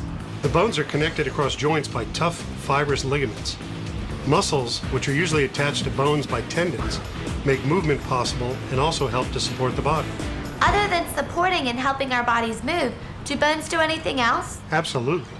Bones contain bone marrow where red blood cells are made. Bones also store minerals and regulate calcium distribution between bones and other tissues. I've heard of calcium and that it's important to bones, but I'm not sure how. Well, without calcium, our bones would be too soft and flexible to support our bodies against gravity. An inadequate supply of calcium in the diet over a lifetime is believed to contribute to the development of a disease called osteoporosis. What's osteoporosis? It's a condition that usually occurs later in life, in which bones are weak and more likely to fracture. If it happens to adults, should kids be worried about it now? Absolutely. Children and teenagers can help prevent osteoporosis later in life by including enough calcium in their diets and by getting plenty of physical exercise. Why is it so important? By the time you're 20, almost all the bone you'll ever have will be formed. If you haven't formed enough by then, you're much more likely to have problems as you get older. So how can physical activity help? Dr. Hagen told you that your muscles need good stress, and good stress comes from physical activity. How does physical activity help your bones? Bone is a living tissue that responds to physical activity and use. The body builds bone based on its needs. So the more physical activity we have, the more bone our body will build. That's correct. Even after bones stop growing, they still need physical stress to maintain thickness and strength. I never realized how important physical activity is. Yes, and especially if you want to be one of the next generation space explorers. Why do astronauts need to worry about their muscles and bones? During spaceflight, bones don't have to work against the force of gravity. A lack of resistant force causes astronauts to lose bone density, muscle size, and strength. While this may not affect their performance in space, it can make astronauts too weak to carry out routine tasks when they return to the full force of Earth's gravity. So how do they keep their bones healthy in space? Before a mission, astronauts exercise daily and eat a healthy diet to make sure their bones and muscles are in the best shape possible. Once in space, they work to maintain healthy bones and muscles by eating a carefully balanced diet and doing resistance exercises, such as rowing or using a special exercise device that allows them to lift weights, even in a reduced gravity environment.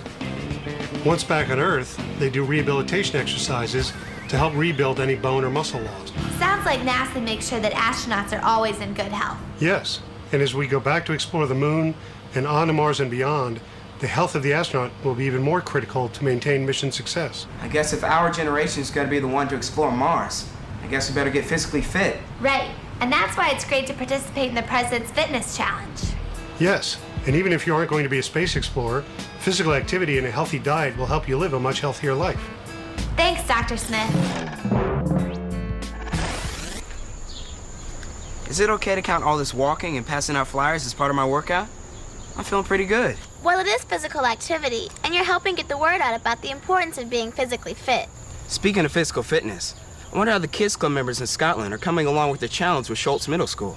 I'm not sure, but I did see the Harris Academy in Dundee is doing an experiment on chicken bones. Chicken bones? So what are they doing with chicken bones? They're decalcifying them. Let's see. I learned in English class that D means to reverse or remove something, and calcifying sounds like calcium. So are they taking the calcium out of the chicken bones? Exactly. I wonder how they're doing that. Let's find out. Okay, but first I'm gonna try a few push-ups.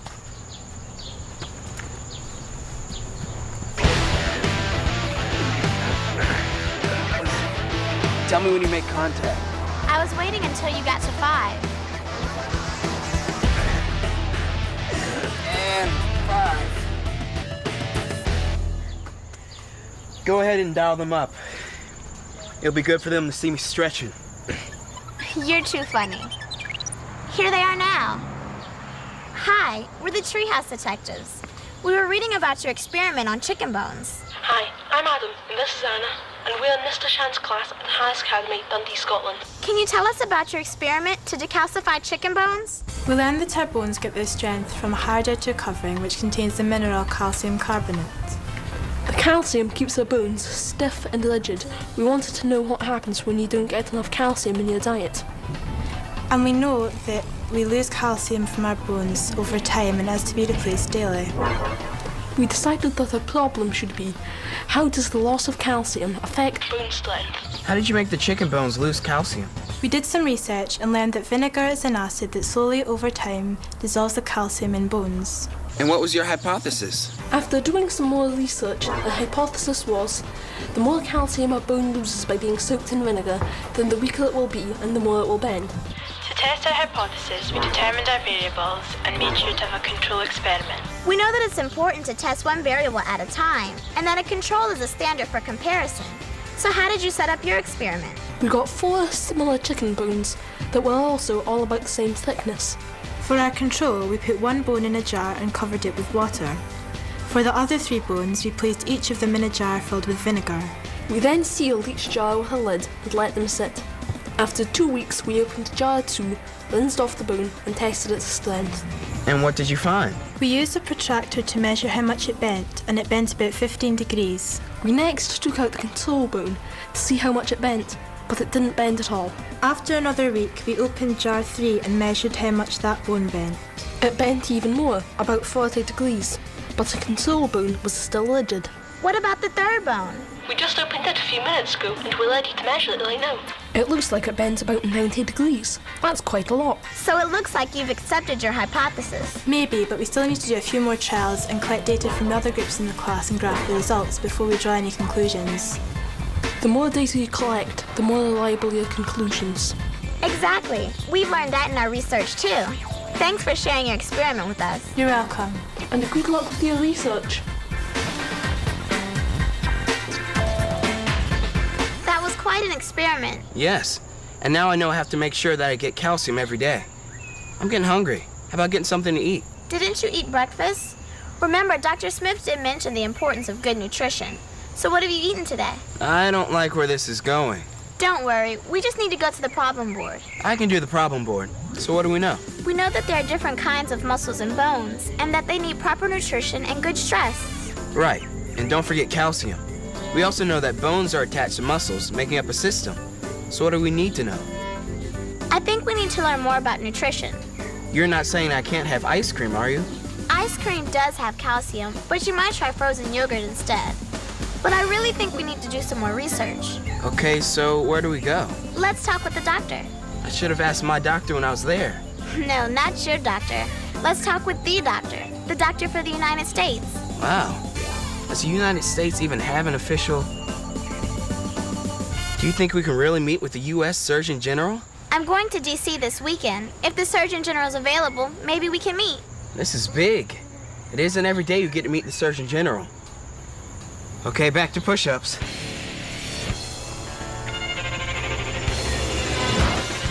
When you're finished, don't forget to visit the NASA Sci-Fi's website to download a log to track your progress. You can find all kinds of cool tools for research on the NASA Sci-Fi's website. Really cool tools. I'm here in Washington, D.C., our nation's capital, to meet Vice Admiral Richard Carmona, the U.S. Surgeon General. Are some nutrients more important than others? All nutrients are equally important because your body needs them for best performance. We learned about muscles and bones and how important physical activity is to keep them healthy. We also learned about good nutrition, and it seems pretty important also. But we're not sure exactly what nutrition is. Nutrition is the process of taking in food and nutrients so the body can use them for fuel and building new cells. It's a three-part process. Let me guess. The first part would be eating or drinking. Bianca, you got it right. And the second part is digestion, where we take those foods and break them down into the essential nutrients. What are nutrients? Nutrients are substances that are very important to the body. We get them in the food we eat. You probably know them as proteins and fats and carbohydrates and vitamins and minerals. But they're real important for us to be able to grow and be strong. Are some nutrients more important than others? All nutrients are equally important because your body needs them for best performance. For example, proteins and fats and carbohydrates. Those are known as macronutrients because usually you consume them in larger quantities. What about vitamins? Vitamins are very important nutrients that we take in from the foods that we eat because the body can't make vitamins. Vitamins are essential molecules, chemicals in your body that help with a host of other chemical reactions that take place. So where do we get vitamins? Vitamins come from your food. We've learned a little about calcium. Isn't that a mineral? Calcium is a mineral. In fact, it is the most abundant mineral in your body. It makes your bones strong, but it also helps with your muscle activity and the nervous system as well. Okay, so what's the third part of the process? The third part is when your body actually takes all those nutrients and uses them throughout the body for fuel. The body sure is complicated. It sure is, but as long as we put the right things in our body will know what to do, and we've got to make sure we get enough water also. Water? I never thought of water as being important to my body. The water is very important to your body. About 2/3 of your body is made up of water. Every cell in your body has water, and you need water to transport nutrients as well as eliminate waste. Wow, it is pretty important. But how much water should we drink? Well, Bianca, on a daily basis, the average person loses about 3 liters of fluid, so you have to replace that. What you commonly hear is about 6 to 8 glasses a day, but you really need to adjust that based on your activity. The human body is amazing. I think we need to learn more about nutrients and what foods are healthy choices. I think that would be a good idea, and I've got just the right person for you. Dr. Joanne Lupton at Texas A&M University, and she was instrumental as a partner with the Department of Health and Human Services and the Department of Agriculture in developing the new food guide pyramid and dietary guidelines for 2005. There's a new food guide pyramid? Yes, there is, and you're going to find it very helpful.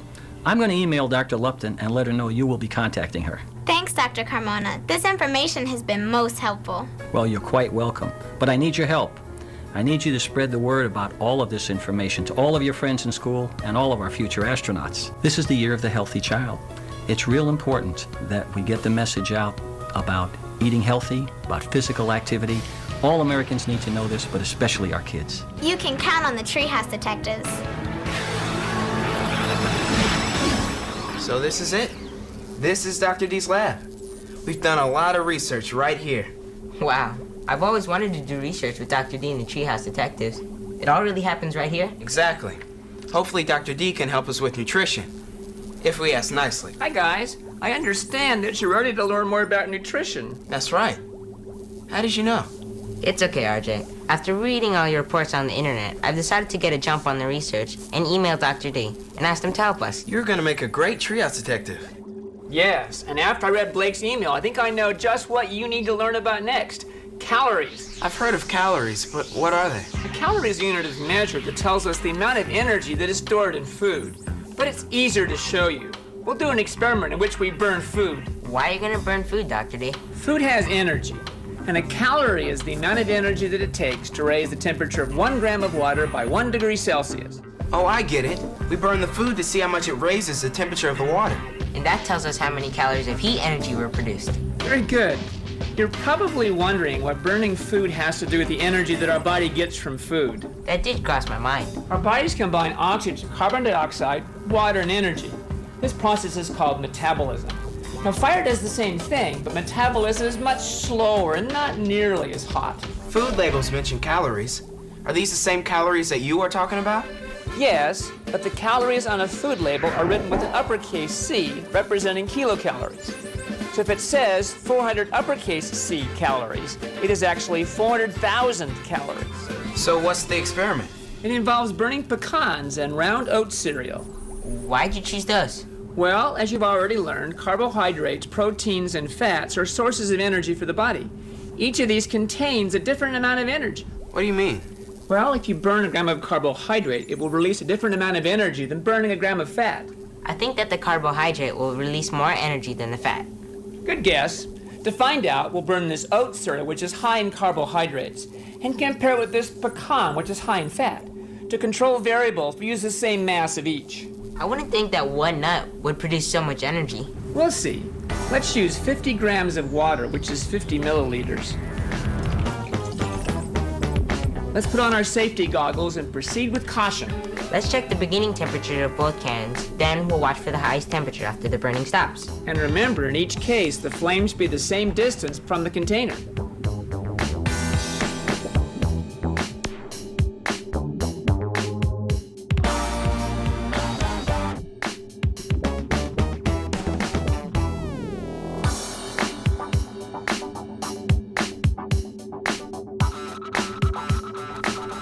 Wow, the water in the container above the pecan changed by 60 degrees. That's a little more than twice the temperature change in the water above the cereal. Does that sound reasonable? Actually, it's very close. 1 gram of fat has 2 1/4 times as many calories of energy as 1 gram of carbohydrate or protein. I had no idea there's so much energy in food, and that every nutrient is different in the amount of energy it has. And don't forget about nutrition. We still have to talk to Dr. Lupton. Sounds like a plan. Good luck, guys. Thanks, Dr. D. And as always, it's been awesome. You're welcome, RJ. I'm glad you enjoyed it. So what's up? Is RJ getting enough calories? Are the Treehouse Detectives eating a nutritious diet? Find out in the next exciting chapter of The Case of the Physical Fitness Challenge. During the investigation, be sure to look for answers to the following questions. What's new about the new food guide pyramid? Why does your body need energy when it is resting? What type of research did the RRS Discovery perform? When you see this icon, the answer is near.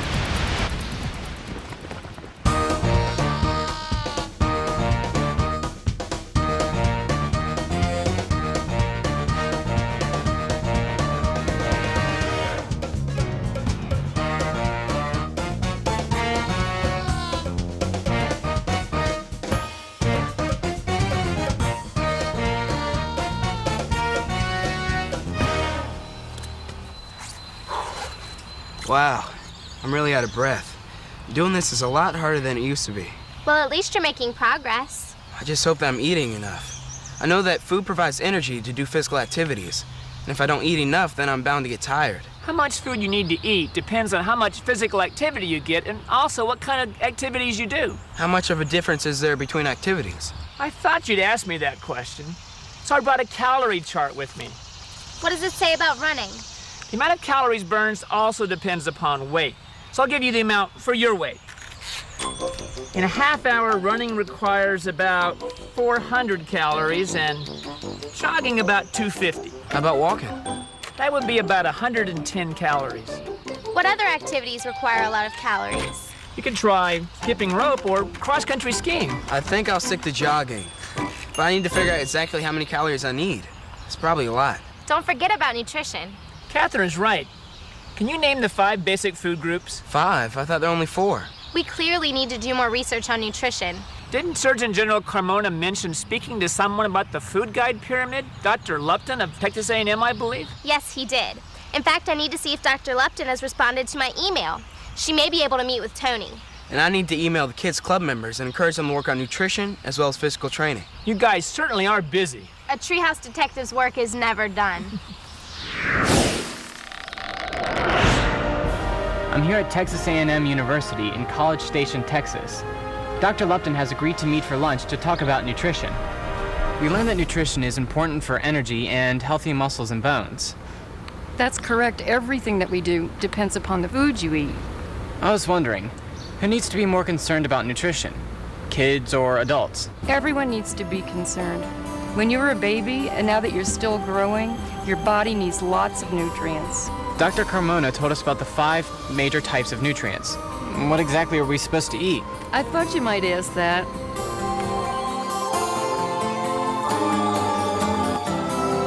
Dr. Carmona said that there was a new food guide pyramid. What's new about it? Several things. First, you'll notice that there are 6 color bands forming a triangle.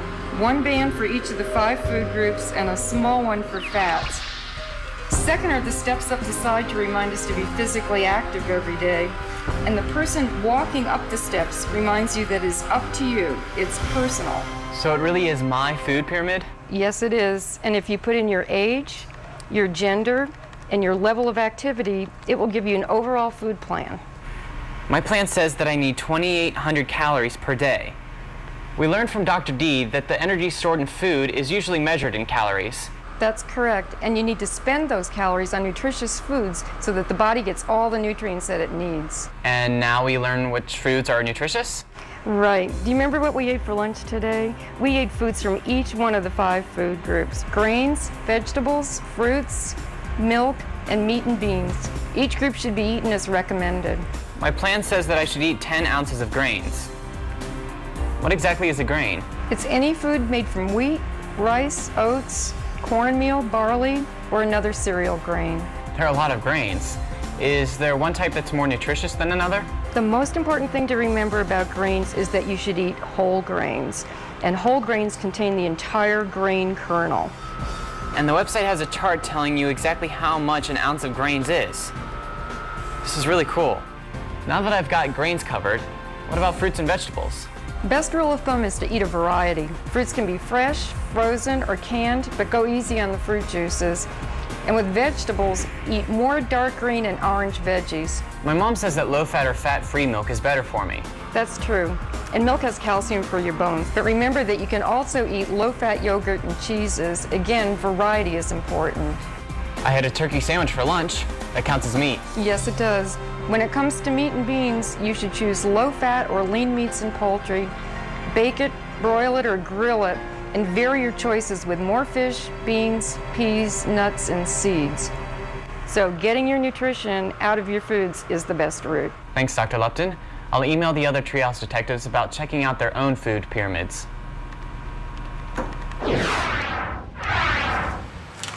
This is a great flyer. This is exactly what we needed. Thanks. Do you want to help me pass them out later? Sure, anything to raise awareness. Otherwise, how are we going to get everyone in the school to become more physically fit? Right. I'm hoping that if we can get enough students motivated, then we can become a Presidential Fitness Awards state champion school. That would be awesome. Of course, we still don't know if RJ would get in shape in time. He had a rough workout earlier. What happened? He's been trying to do extra exercises to catch up, but he gets tired too easily. I think he needs to come up with a new hypothesis. We learned that physical activity is only one part of being physically fit, and activity is supposed to be fun. He did say he was trying to eat better. Well, that's good. His diet hasn't been too nutritious. Let's go to the problem board and see what we should do next. Great. My first problem board. What do we know? Well, we know that 60 minutes of daily physical activity is very important. And we know nutrition is key. And Dr. Lupton explained that we need to spend our calories wisely on nutritious food. I was reading in my health book about something called BMR. What's BMR? I'm not sure, but it stands for basal metabolic rate. And it sounds like it might be pretty important when it comes to determining your daily calories. So maybe we should learn more about it. Tony said in his report that Dr. Lupton suggested we contact Dr. Ted Mitchell. Maybe he can help us with BMR too. Good idea. I wonder where he is. I read on the website that he was the medical director of the Cooper Wellness Program at the Cooper Clinic in Dallas, Texas. He's also on the science board for the President's Council on Physical Fitness and Sports. Great. Let's dial him up. Hi, Dr. Mitchell. Thanks for talking with us. Hello. How can I help you? We're learning what it takes to keep our bodies healthy and physically fit. Dr. Lupton showed us how to use the new food guide pyramid to determine how many daily calories we need. I was reading in my health book about BMR, and I think it might have something to do with calories. We were wondering, what is BMR? Well, I'm sure that you've learned that your body needs energy for doing physical activities like running or kicking the ball. Yes, and we know that the amount of energy our bodies need depends on how active we are each day. Well, that's correct. But the total energy that your body uses every day also includes the energy that it requires while it's at rest. If the body's at rest, why does it need energy? Well, even at rest, your body requires energy. It requires energy for all of its basic functions, for the cells, the organs, and the tissues, for the heartbeat, for the breathing, for the digestion. Even the brain needs energy at rest. Energy for brain function? So, if you're a genius, your brain uses more energy than others? Well, maybe. BMR is unique for each individual. Age, gender, and weight are a few of the factors that affect BMR, and also physical activity and muscle mass positively affect the BMR. Why is it important to know your BMR? Well, knowing your BMR allows you to more accurately calculate how many calories your body needs each day. And if you know your daily calorie intake, it's easier to maintain a constant weight. How do you do that? Well, it's simple. The number of calories that you use each day should equal the number of calories that you eat. If you eat more calories than you use, you gain weight. If you eat fewer, then you lose weight. So BMR is like a general rate at which your body uses energy. And once you know your approximate BMR, all you need to know is your activity level. Correct. And then you're ready to calculate the number of calories your body needs every day. I hope it involves math and formulas. It does, and it's a little complicated. So if you're a male, just put in the correct numbers and do the math. I love calculations. Let's see. I weigh 42 kilograms. I am 160 centimeters tall. My age is 12, so I have a BMR of 1360. Of course, there's a formula for girls as well. To calculate your own BMR, visit the NASA Sci-Files website. Finally, multiply your BMR by your energy level to calculate your daily calorie needs. Looks like I'm medium, so I would need to multiply by 1.7. That means I need 2,312 calories. Very good. You might also want to calculate your BMI. BMI, isn't that part of the Presidential Fitness Challenge? Yes, it is. It stands for Body Mass Index. You see, when you step on the bathroom scales, the number you see isn't necessarily how healthy you are. BMI shows at a glance whether extra pounds translate into health risks. But BMI isn't always accurate because it doesn't reflect muscle mass. I read in my health book that muscle mass weighs more. That's right. As you can see, 5 pounds of fat takes up a lot more space in your body than 5 pounds of muscle. So how do you find your BMI? Visit the President's Challenge website and use our BMI calculator. So what does our BMI tell us? Well, it expresses the relationship between weight and height. The higher the number, the greater the risk for developing certain types of health problems. Thanks, Dr. Mitchell. You've certainly given us a lot of information. Well, you're welcome. And call again if you have any questions. We will. Bye. Now we need to update everyone on our progress. It's important to be prepared. Have you heard anything from the Kids Club members in Scotland? They mentioned visiting the Discovery Museum in Dundee. One of the astronauts recommended they check it out. That's where the RRS Discovery is on display. Did you know that the space shuttle was named after their ship? No. How did you know that? Research. I should have known. We're really excited about our progress. In fact, while running with the astronauts the other day, we discussed going to the Discovery Point Antarctic Museum here in Dundee. I'm meeting with Miss Gil Poulter there this afternoon. The RRS Discovery was one of the last wooden three-masted ships built in Britain, and she was built right here in Dundee. She was also the first to be constructed specifically for scientific research. What kind of research was she built to do? The ship was commissioned by the Royal Geographical Society to explore the Antarctic. At that time, Antarctica was still an unknown area, and Captain Scott and his crew were to explore the region and bring back scientific information. Antarctica has a really cold and harsh environment. Must have been difficult. Yes, it was. In 1901, technology was not as advanced as it is today. I guess that could have been a problem. If you don't have any information about the place you're going, you won't know what to bring. That's correct. The more knowledge you have about an environment, the more successful the mission. For example, Captain Scott took a wind generator for electricity, but the wind was too powerful in Antarctica and it broke the second time he used it. If he'd known it was that one day, he would have left it behind. That's correct, and they could have used the space for supplies that might have proved more useful. What supplies did they take? They needed an extraordinary variety of equipment because once the expedition was in Antarctica, they could depend only on the equipment they'd brought with them. Wow, I didn't think about that. I guess there weren't any grocer or hardware shops if you ran out of something. They had to take it with them or do without. They took explosives, fireworks for signalling, cameras, medical supplies, clothing, scientific equipment, soap, oil lamps, tools, tons of food, and even a hot air balloon for surveying. Wow, that's amazing. I never realized I had to take so much stuff. The Discovery carried some 19,000 kilos of flour to bake bread and 15,800 kilos of meat, which was mainly tinned and not as nourishing as fresh. Why tinned meat? They couldn't preserve fresh food during the long sea voyage from Britain or for the 2 years in the Antarctic. To help, they took along 45 live sheep, which they slaughtered once they got to Antarctica. Why didn't they just hunt for their meat? In the winter, the largest animal in Antarctica is only the size of an insect. But in the summer months, the men were able to hunt seals and penguins for food. But at first, they didn't like the taste. We've learned how important it is for explorers to be healthy and physically fit. Did the men have any health problems on the expedition? Yes, scurvy was a big health problem because its cause, lack of vitamin C, wasn't fully understood. It's a terrible disease that can cause internal bleeding, makes you weak, and have joint pain. Sounds awful. Wasn't there anything they could do to prevent it? They should have brought more citrus fruits, which contain vitamin C. Sounds like they learned a lot from this expedition. Yes, we learned valuable lessons from the past. Future explorations have a wealth of history to draw on to make sure the mistakes are not repeated. Today's explorers are much better equipped and safer than ever before. I wonder what NASA is doing to plan for exploring the Moon, Mars, and even beyond. Good question. The astronauts will be here this afternoon. I'm sure they'll be happy to answer that question for the Kids Club members. Come on. No wonder the astronauts are so concerned about getting and staying in shape. I'd better email the Treehouse Detective and the kids at Schultz Middle School. Maybe they have some questions for the astronauts as well. So what's up? Have the Treehouse Detectives figured out what is wrong with RJ? Do you think they will win the Presidential Award for Physical Fitness?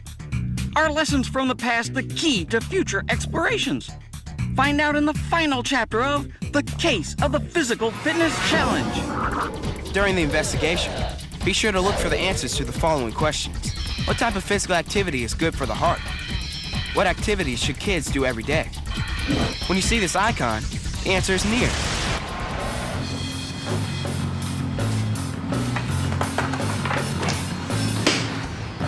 I'm not sure how much it counts, but informing the greater population of our school certainly qualifies as physical activity. Education requires a lot of work and discipline. I just hope we win. It would be nice to go out on top. It's not that bad, is it, RJ? Yes, it is that bad. Did you see Blake? Talk about a go-getter. I think he got promoted to field general today in PE. The kids at school seem to be responding well. The difficult part is to become motivated to be physically active. Most people want to be in good shape, but they don't exactly know how to go about it.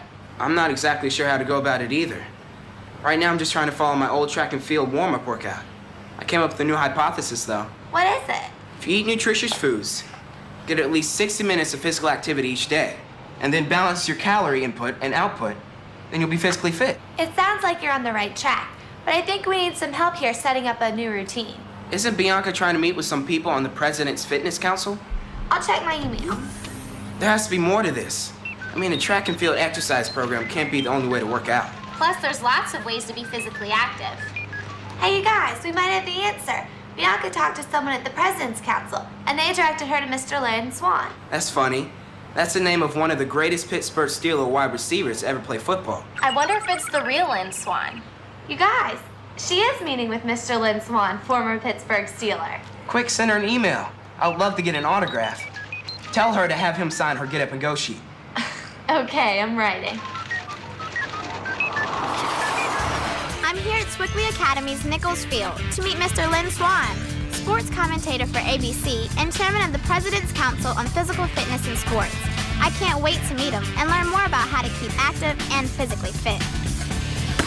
Good throw. Thanks. I've been working on my muscle strength and endurance by doing some weight training. Well, Bianca, it's important to have a variety of exercises and physical activity, like swimming, running, and, of course, football.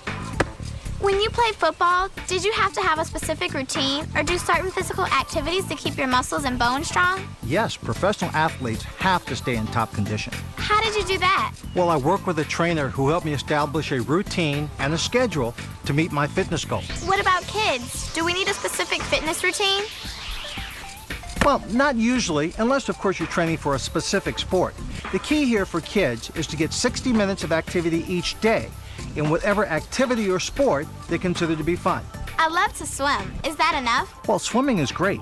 Just remember that you should also participate in activities that will increase your aerobic endurance and muscular endurance, strength and flexibility, and help you maintain a healthy body composition, which is, of course, the proper balance of fat and muscle. By trying new activities, we learn new skills, and that can be fun and challenging. That That makes sense. If you enjoy the activity, you're more likely to be physically active all your life. Yes, and it's also important to remember to be absolutely safe when you do a variety of activities.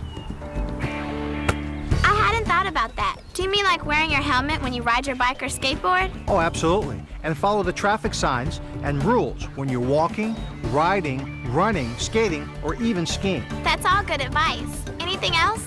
Yes, make sure that you warm up before and cool down after any strenuous activity or sport. More good advice. You must think that it's really important for kids to be physically active. Yes, that's why I wanted to be involved with the President's Council. You know, ever since the President appointed me, I've had the chance to talk to kids and adults about the importance of physical activity and how important it is to the body, the mind, and the spirit. We're really excited about our upcoming testing for the Presidential Physical Fitness Award. That's great, but don't forget there are 3 other presidential programs that you can attempt. I think Catherine is participating in the Presidential Champions program. She's very active in all her sports. Well, that's great, because in that program, you earn points towards gold medals, silver, or bronze based on the amount of energy you burn. For example, running and walking are great activities, but running requires more energy than walking, so you get more points if you're running. How many points do you need to earn a medal? Well, for the gold medal, you need 80,000 points. For the silver, 45,000, and for the bronze, you only need to get 20,000 points. What other programs are there? Well, there's the Presidential Active Lifestyle Award. For that one, you commit to 60 minutes of activity 5 days a week for 6 weeks. There's also the Health Fitness Award. To earn that, you achieve healthy levels of physical fitness based on health criteria and standards posted on the President's Challenge website. Wow, I didn't know there were so many individual programs. We're working to make our school a state champion school. Well, that's great. I hope you succeed. But you can also be a model school or a physical activity fitness demonstration center. Be sure to let everyone know that all students can participate, including students with disabilities. Thanks, Mr. Swan.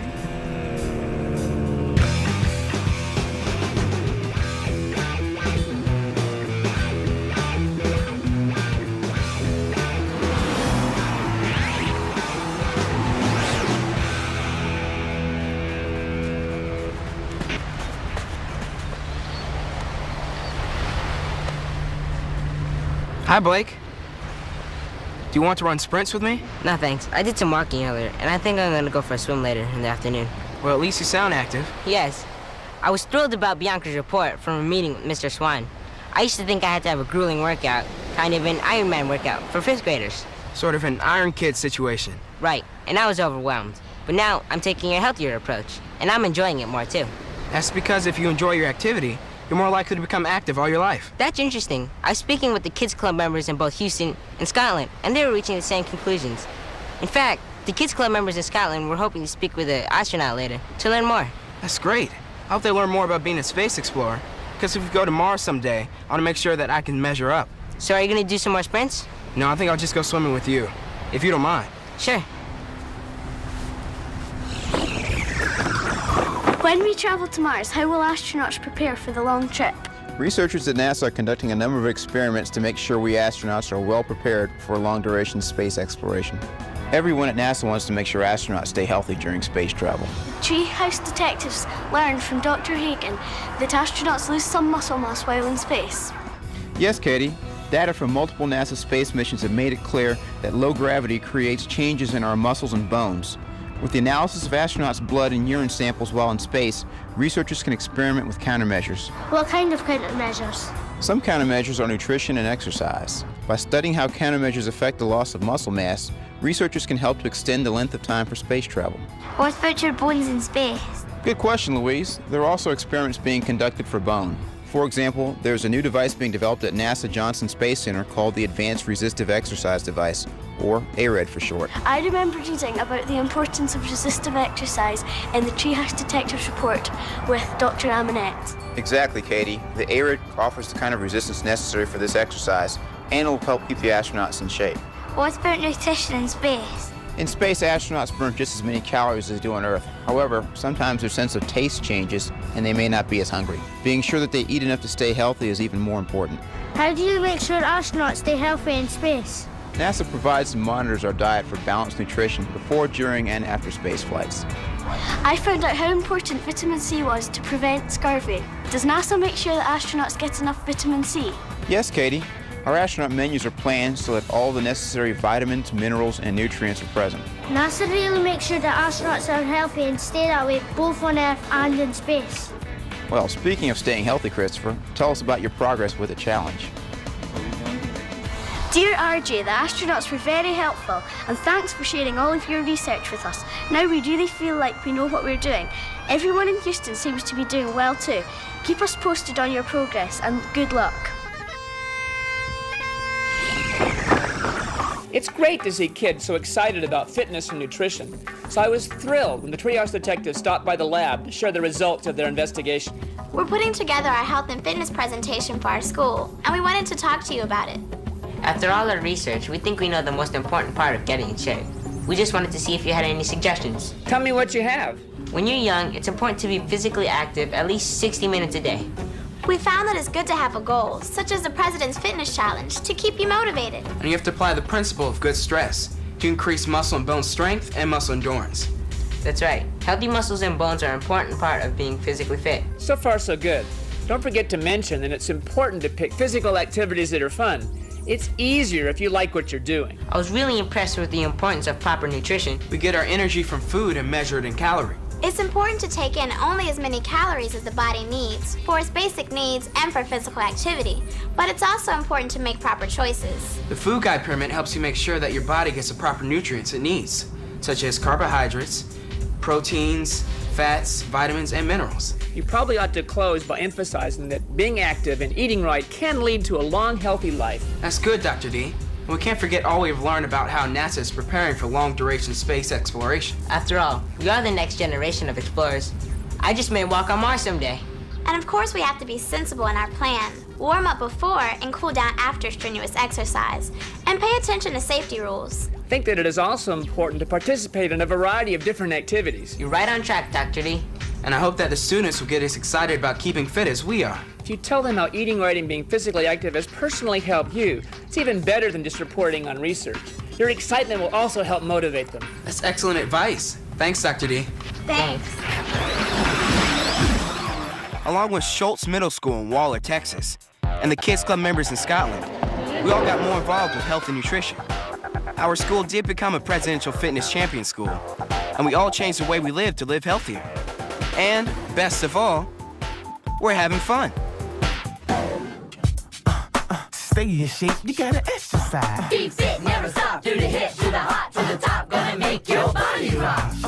Like a race, gotta keep your pace. It's a fitness challenge, get on your case. Get moving, let your body start grooving. You can do it, now let's prove it. Hypothesize. Eat well and exercise. You don't need another side of fries. Eat fries, eat fruit. You wanna feel your best, check your body mass. You can pass the test, you can lead a rich life. You don't need to be wealthy, a daily workout can keep your heart healthy. Yeah, don't fear it, for your mind, clear Lose it. stress in your body and spirit. Get straight, motivate positivity. Feel the power of activity. I guarantee you're gonna like how you feel. Put fitness into fitness, that's keeping it real. Hey, yeah, yeah. If you want to explore the solar system. Hey, yeah, yeah. You gotta be fly in physical condition. Eat right, then let your body be the witness. Get tight, get right. Put a fitness into fitness. Get your heart, get your heart down, baby.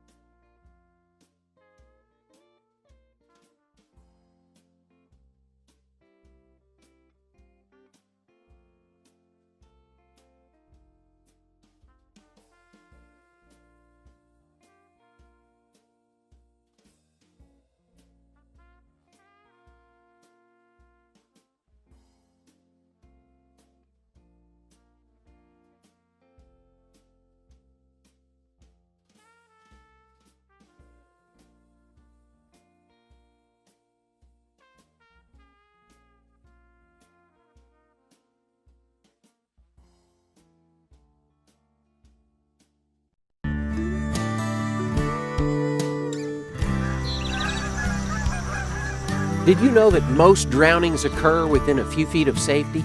And that in 90% of those cases, the victim was not wearing a personal flotation device? The TWRA reminds us it just makes good sense to wear your life jacket. It floats, you don't. This week on Tennessee Outdoor Journal, we'll start off with a turkey nest trail cam. Next up, Archery 101, rests. Can't fall out of that rest. It's there. The most popular rod is the most versatile rod. And the real secrets of the Texas rig. And we'll finish off with a drop the tailgate, all about food plot preparation. It's a simple process, costs a little bit of money. Tennessee Outdoor Journal is opening the cover and inviting you in for some outdoor tips, tricks, and behind-the-scenes look at the work being done by your Tennessee Wildlife Resources Agency. Let's turn the page. What kind of legacy will we leave when our days upon this earth are gone? Tell me who will carry on this work that we've begun, care enough to be the keeper of the dream. Thanks for joining us on this episode of Tennessee Outdoor Journal.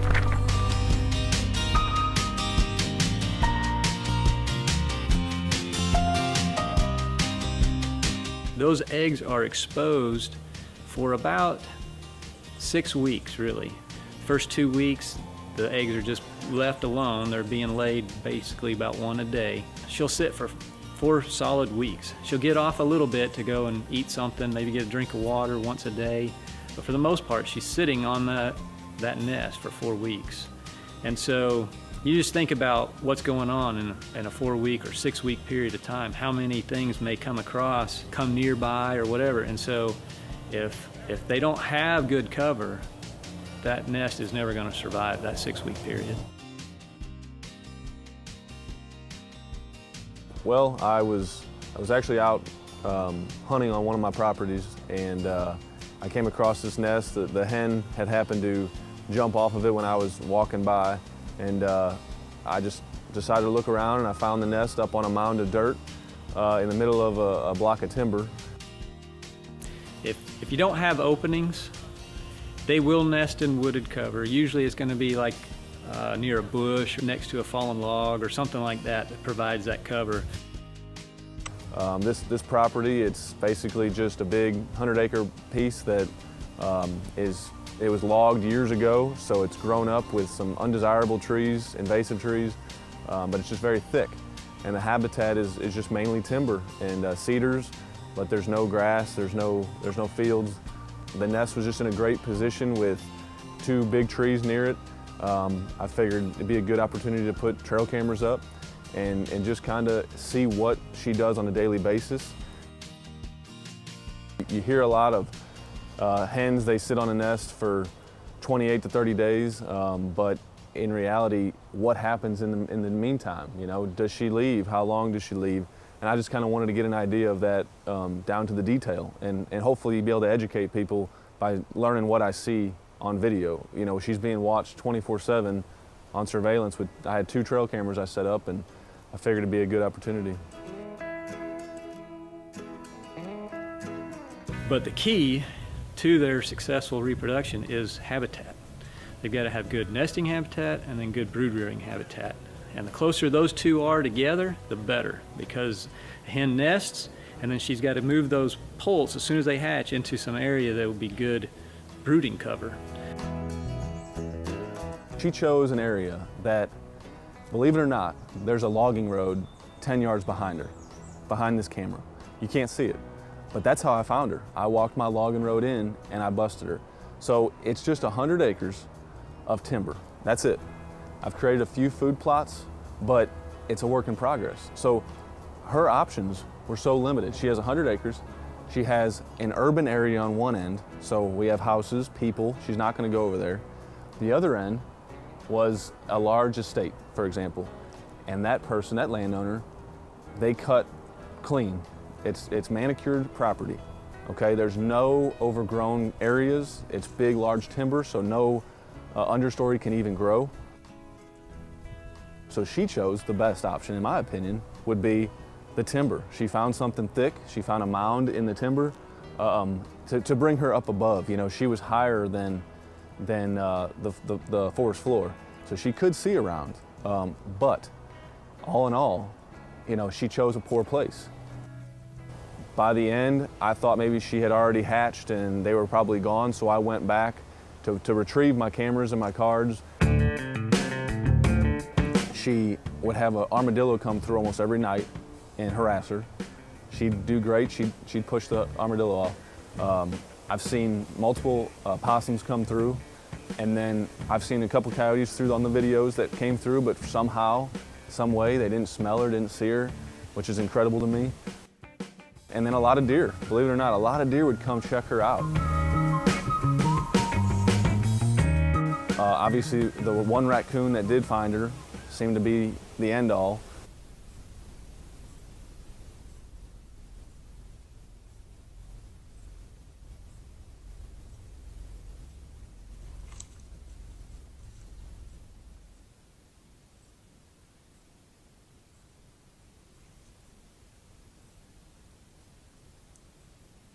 All in all, the wild turkey, the odds are so far against them. You know, everything loves to eat them, and their habitat is being reduced daily. So, you know, trapping is going to be a great factor. Think about when you're farming, you know, be vigilant on when you're going to bush hog, and, you know, keep an eye on what you're doing and see what's in front of you in the tractor at all times. And always, you know, leave them as they are. You know, don't bother the nest as we do our fawns. You know, if you see a baby deer, let it go, let it do its thing. The mother's not far. But all these factors will benefit our wild turkey populations. If we can help our small populations, the large population, the whole state is going to benefit from it. If you're a hunter and you love to hunt these game species that we're talking about, you know, get out and try to trap. Get out and work on your habitat. You know, think about edge feathering. You know, if you got a field, don't cut straight. Don't bush hog right up to the woods. If you're able to, and not everybody's able to, you know, they've got to cut hay or whatever, but if you're in a position where you can wait to, you know, if you're bush hogging something, just kind of maintain it, then bush hog it in the late summer or fall, and wait and give that area a chance to be good nesting cover, and when you bush hog it the next spring, it's probably going to be good brood habitat. So, you know, maybe every 3 years you bush hog something, and you kind of in a mosaic, we call it, or, you know, kind of parts of it. Each year you mow part of it, and so then what you'll do is stuff that's 2 or 3 years old is going to be good nest cover. Stuff that just got mowed is going to be better brood cover, and then it'll be right next to each other. So you kind of created all that in one piece. The driver of turkey populations is really reproduction, and so populations survive or die by how well they can reproduce. If you want to benefit your hunting seasons, in the summer, it's a great time to let wildlife do its thing, and don't manicure all your property. Let it grow up, because that's what wildlife needs.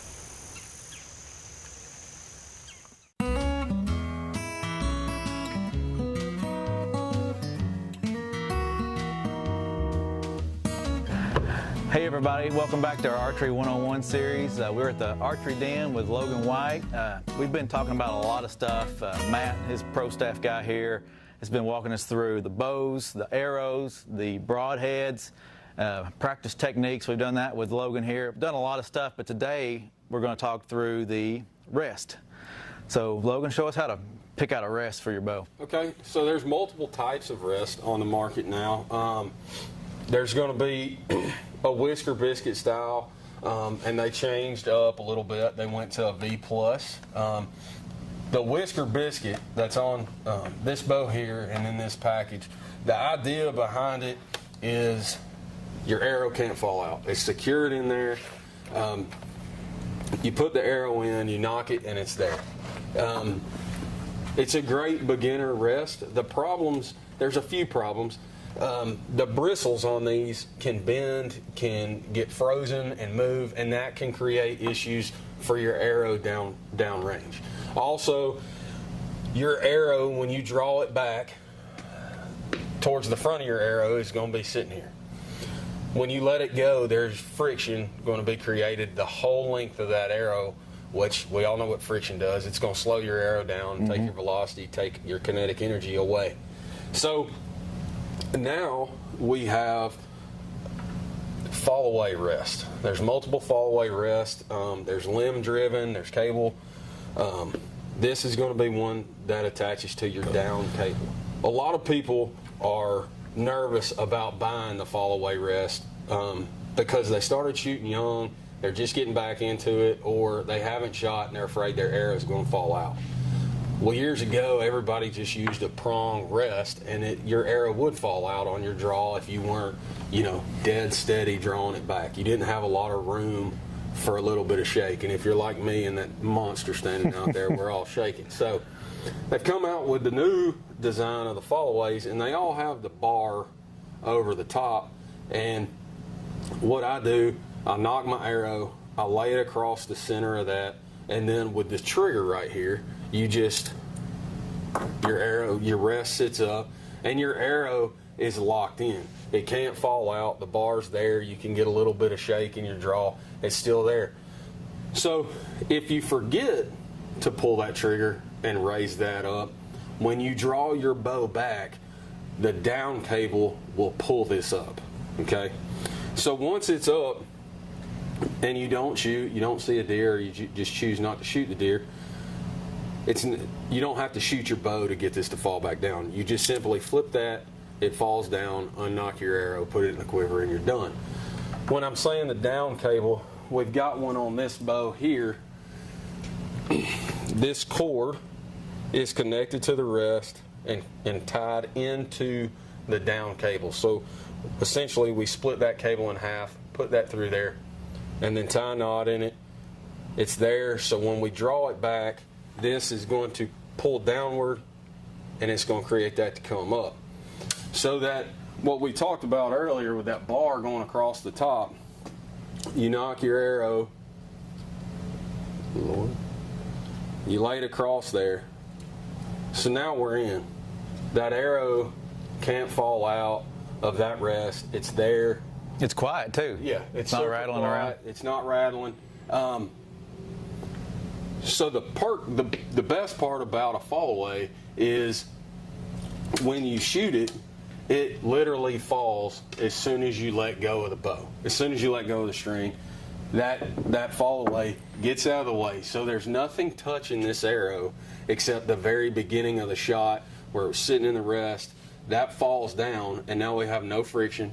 Nothing's touching your fletchings to kick it one way or the other. Fly straight downrange. Awesome. Well, really, no matter which one you want, you've got them here at the Archery Den. The Whisker Biscuit, the Fall Away, which seems like one of the better options for me, I would think. But yeah. Anyway, so it's all right here. Is there any other tips you'd say or want to tell everybody about the rest? No, not really. I mean, again, it kind of like what they talked about earlier, goes back to price. We've got fall aways from $60 to $250, and then we have a couple different Whisker Biscuits or Whisker Biscuit style rest at different pricing as well. They're going to be least expensive. I think the top end is going to be around $60. So. Awesome. Well, there you have it. Everything to know about the rests for getting your bow ready for the fall season. So keep coming back. We'll have more tips for you in the future.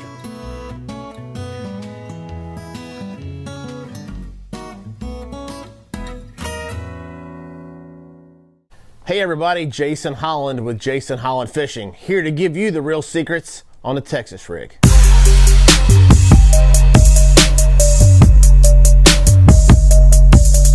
Alright, so today we're going to talk about the Texas rig. The Texas rig is really the staple in bass fishing. It's a great way to catch big fish, it's a great way to catch a lot of fish, and you really can fish a Texas rig anywhere. And all a Texas rig is a bullet weight, a hook, and your soft plastic, whatever that it may be. Worm, crawl, lizard, a lot of different options. So let's talk about what you throw a Texas rig on. So today I've got a Cashin Icon rod.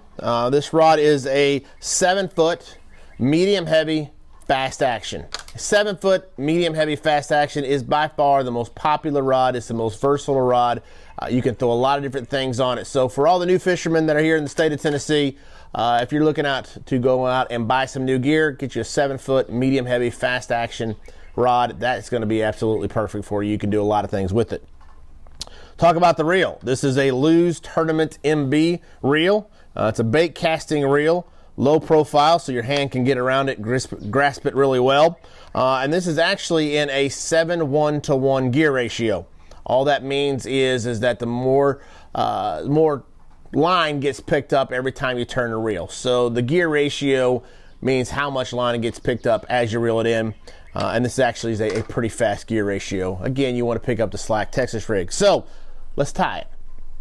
Got our leader line here.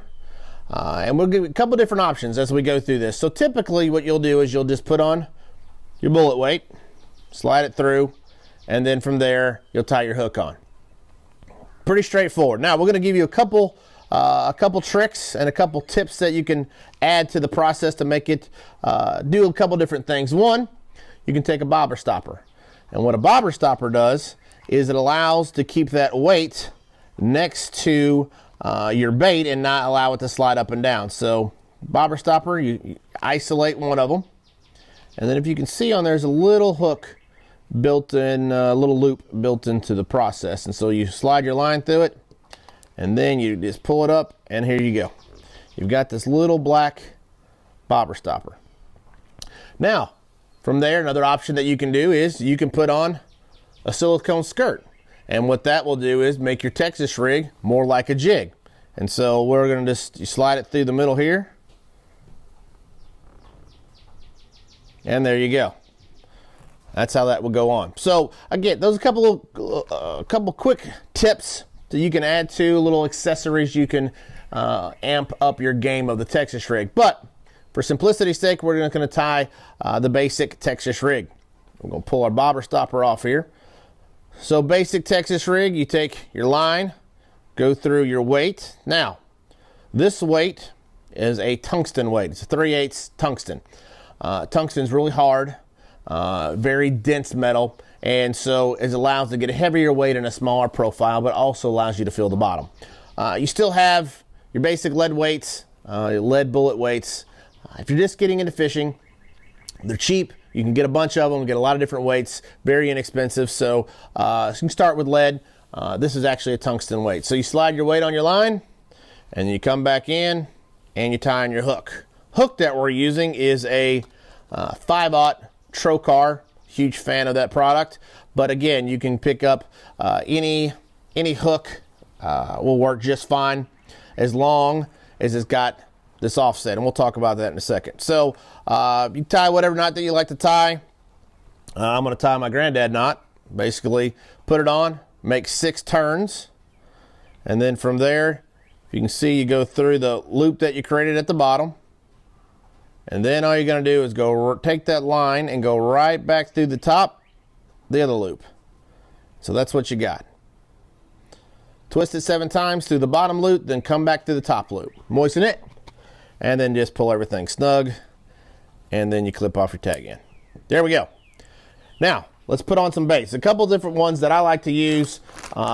Missile baits, big fan of their product. Super soft, a lot of cool colors, a lot of great different options. But you could put on a crawl type bait or a creature bait. This is a great Texas rig bait. Or you can also put on a worm type bait. This happens to be a 6.5 inch straight worm called a quiver by Missile Baits. Really thick body, and it's got this tail that just flaps in the water and gives it a lot of great action. Check them out. Also, Torrent Outdoors is a local product based out of Tennessee, and they make a product called the Striker. It's a 6-inch bait, a lot like the quiver. It's just got a smaller tail, doesn't have that flapping tail. But again, Missile Baits, Torrent Outdoors, both great products to check out. You really like them. So let's rig it up. So we'll take our worm. Now, we talked about our offset hook. What that means, offset, is this little bend right here. And what this bend in the hook does, it actually holds your soft plastic onto your hook. Let me rig it, and this will make a little bit more sense. So, to rig, turn your hook upside down, go right here into the top, try to stay right in the middle of your plastic, and go up to right here where the hook starts to bend. See that? Here's where the hook starts to bend, and that is where you want to push your soft plastic up to. Now, from there, just push it out. It'll come right out the side. And from there, we slide it all the way up to this bend we talked about. Get to the bend and just keep pushing your soft plastic up all the way. I personally like to bury that hook eye in my soft plastic. Protects the knot, and just gives it another buffer as you're banging up against things. Now, we got to get our hook point in the bait. So what I do is I go down and figure out where the bottom of my hook is and where that matches up to the bait, and that's where I squeeze. From there, I'll take my hook point and I'll go right into that spot. And I'll push it through, and then there we go. So here's the next piece of it is, with this hook point exposed, we're dragging it through weeds or anything like that, have a tendency to get hooked up. If you take your soft plastic and push it up just a little bit and then pull it back, it buries that hook point in the soft plastic. And now, as I go through weeds, go over logs, limbs, or whatever, I've got a weedless presentation. It's a great way to rig up your baits with the Texas rig. So hey, thanks for joining us. Had a lot of fun going over this with you. Hopefully I catch some more fish for you. Where you want to throw these is anywhere that's got structure. Structure being logs, being could be falling down trees, could be rock, could be grass. Anywhere that there's structure, a Texas rig really shines. It's a really natural presentation. So tie one on, get out and go fishing. Get Jason Holland Fishing. Check me out on all the social media platforms. Love to connect with you. Got some really cool videos out there. Again, thanks to the TWRA for the opportunity to come out and give you the real secret on the Texas rig.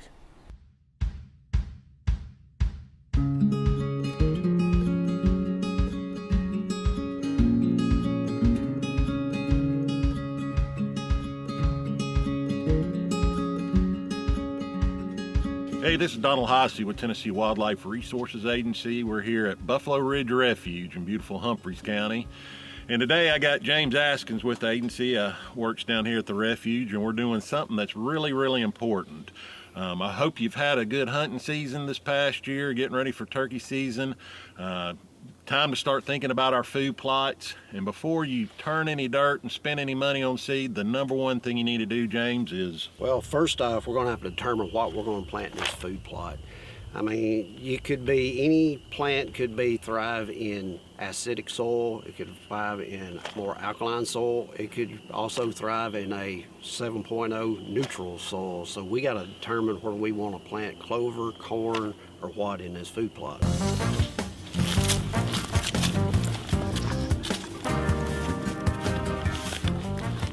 What you want to do is you want to go to your local UT Extension office or farm stores. You want to pick up a test kit, which constitutes this little bitty soil sample box, and you'll have a form that you'll need to fill out. And on the back, you'll have what you want to plant in this food plot for the season. That way you can code it, that way they know what you want to plant. Varying, it depends on clover, soybeans, or whatever you want. Nutrients will be different for what they determine will go in this soil. But what you'll want to do is you want to go, like this acre plot right here, you want to go and you want to start like, I'll take a sample on each end, on each corner, for 4 and maybe 2 in the middle. I'll take a sterile bucket, I will put all the soil in this bucket.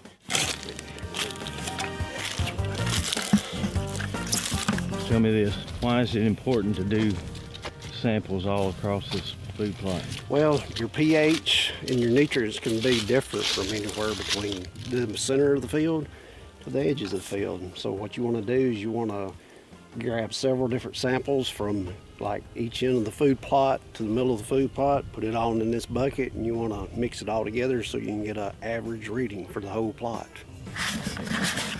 This is what you really want to do is you want to mix all these samples up that we've taken. I mean, mix it all up as thorough as you can get it. Make sure it's nice and dry, no rocks, no debris that you want to put in this box, just a good clean soil sample. And you want to fold this box up, then fill out all your information on here, and then you want to send it off to UT Extension, your local farm store, and they will email you back the results, and you can bring it back to your local farm stores such as Co-op and everything, and they will look at the results on that sheet, and they will tell you what you need for pH balance wise, nitrates and all that stuff to put back in your soil. Yeah, and that's the great thing about it.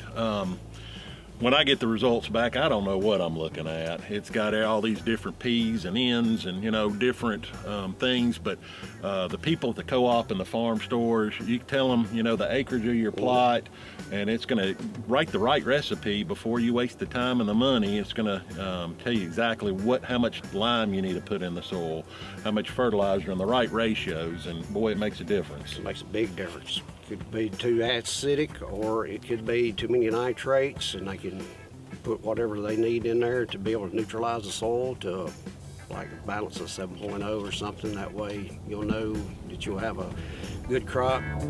So if you're going to take the time and effort, I highly encourage you to do what we've done here today. It's a simple process, costs a little bit of money, but before you start spending a lot of money and wasting countless hours sitting in a tree stand, you need to make certain that you optimize your potential of this piece of ground. And that starts by getting your soil and getting your dirt the right way.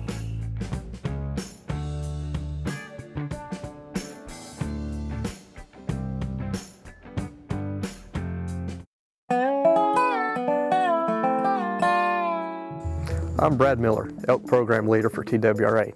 Did you know we do active habitat management for elk here in the state? We're currently at the Elk Viewing Tower, which is a place of active management, a 30-acre field that's used heavily by elk. We have approximately 80 elk that use this area, but we also have another 14 fields nearby, totaling about 85 to 90 acres within this small portion of our WMA. We do a lot of plantings, we do a lot of prescribed fire, we apply herbicide, and we create kind of a suite of management activities that elk can use throughout the year. Elk have different needs throughout the year, and we try to provide those needs.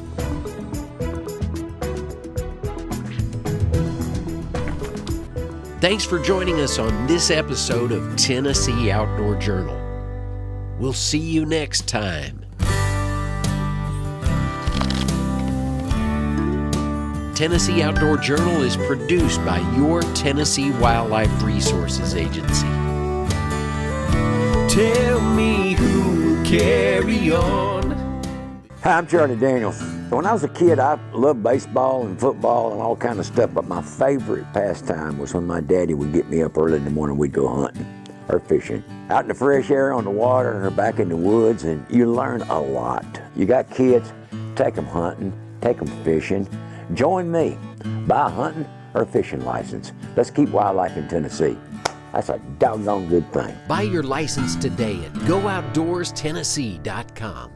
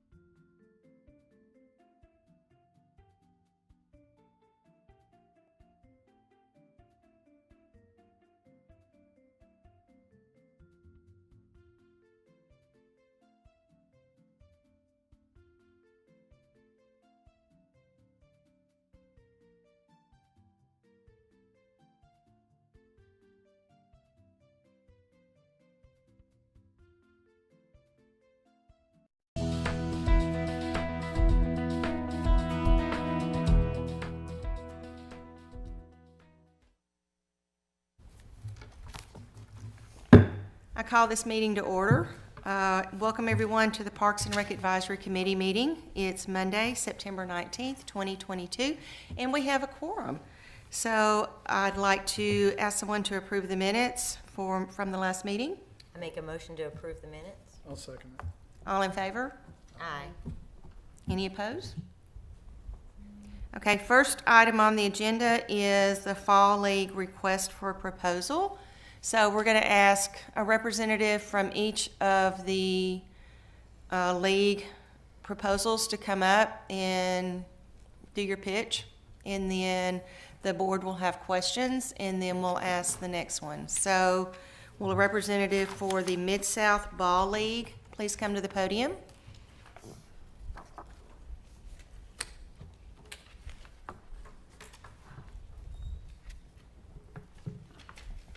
State your name and address for the record. Hey, I'm Felicia Mays. My address is 570 Blakemore Drive, LaVergne, Tennessee. All right. And just do your pitch, and then when you're done, the board will have questions for you. And I don't have a 3-minute timer, so you're good. Okay, awesome.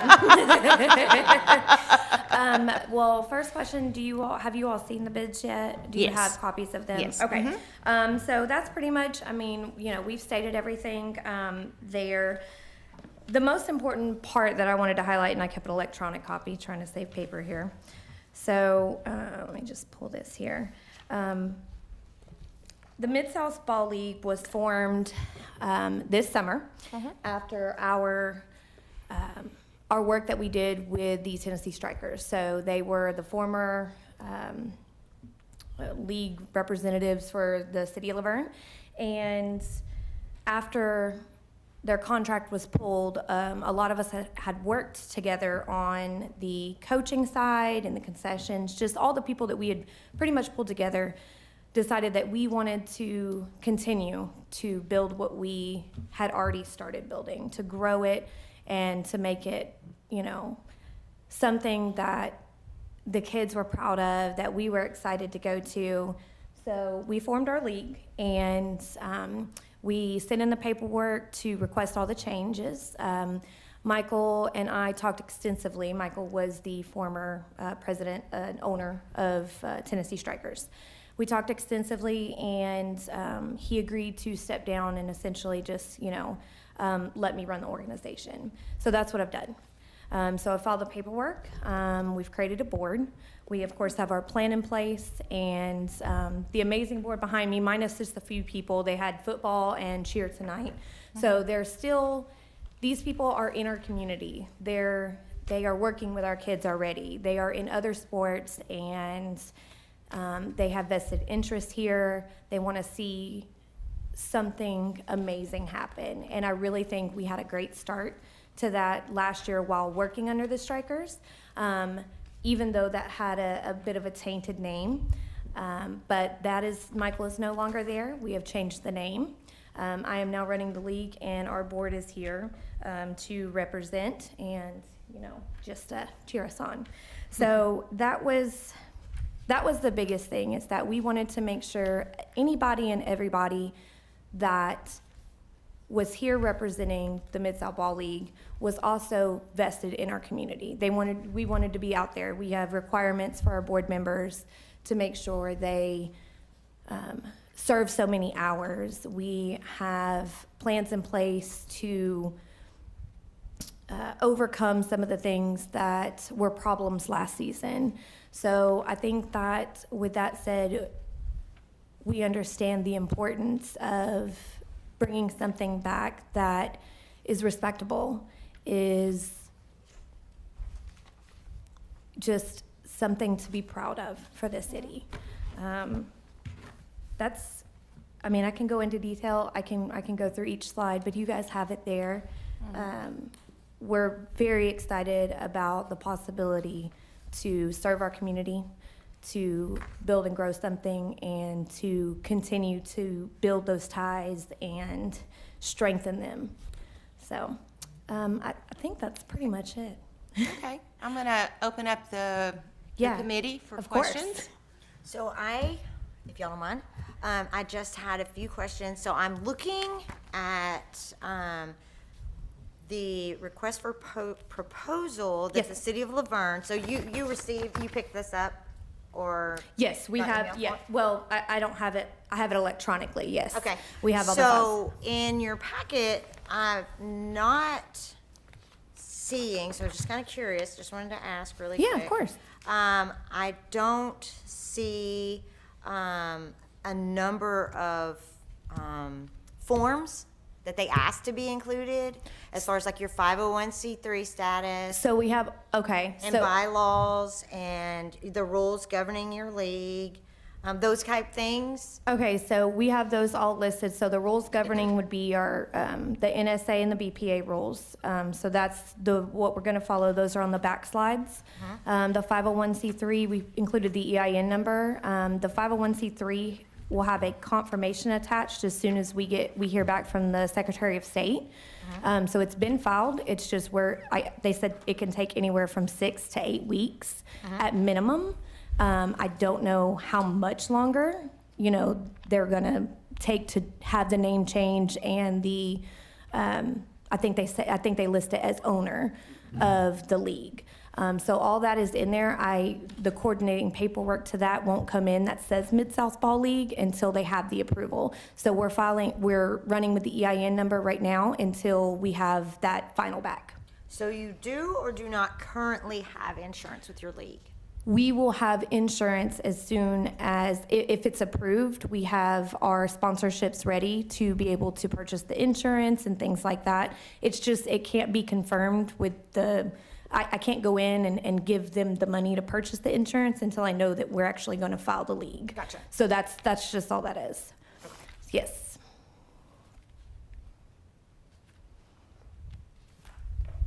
If I could just jump in there real quick, I think when this proposal went out, I think it was opened up to nonprofits and for-profits. I don't think it's 100% specified. So if that hasn't come through or in their process of that, I wouldn't put a whole lot of weight on them not having that at this point. I think if they were to file for a nonprofit and get that, I think that just makes things a little more manageable, or the oversight is there. So when we opened it up, it could be for either one. So Gotcha. I wouldn't want, don't base any decision on them not having that at this point. So if I read this correctly, who writes up the contract? Would that be the city or would that be the leagues? Well, we would come to some happy medium as far as games and tournaments and then present that to the board. But I'm saying in the proposals. In the proposals, the paperwork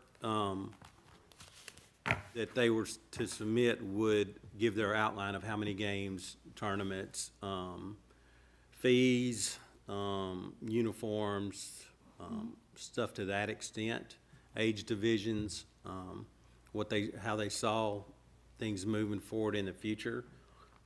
As far as the contract goes, once it gets signed, we would hammer out the number of games and tournaments.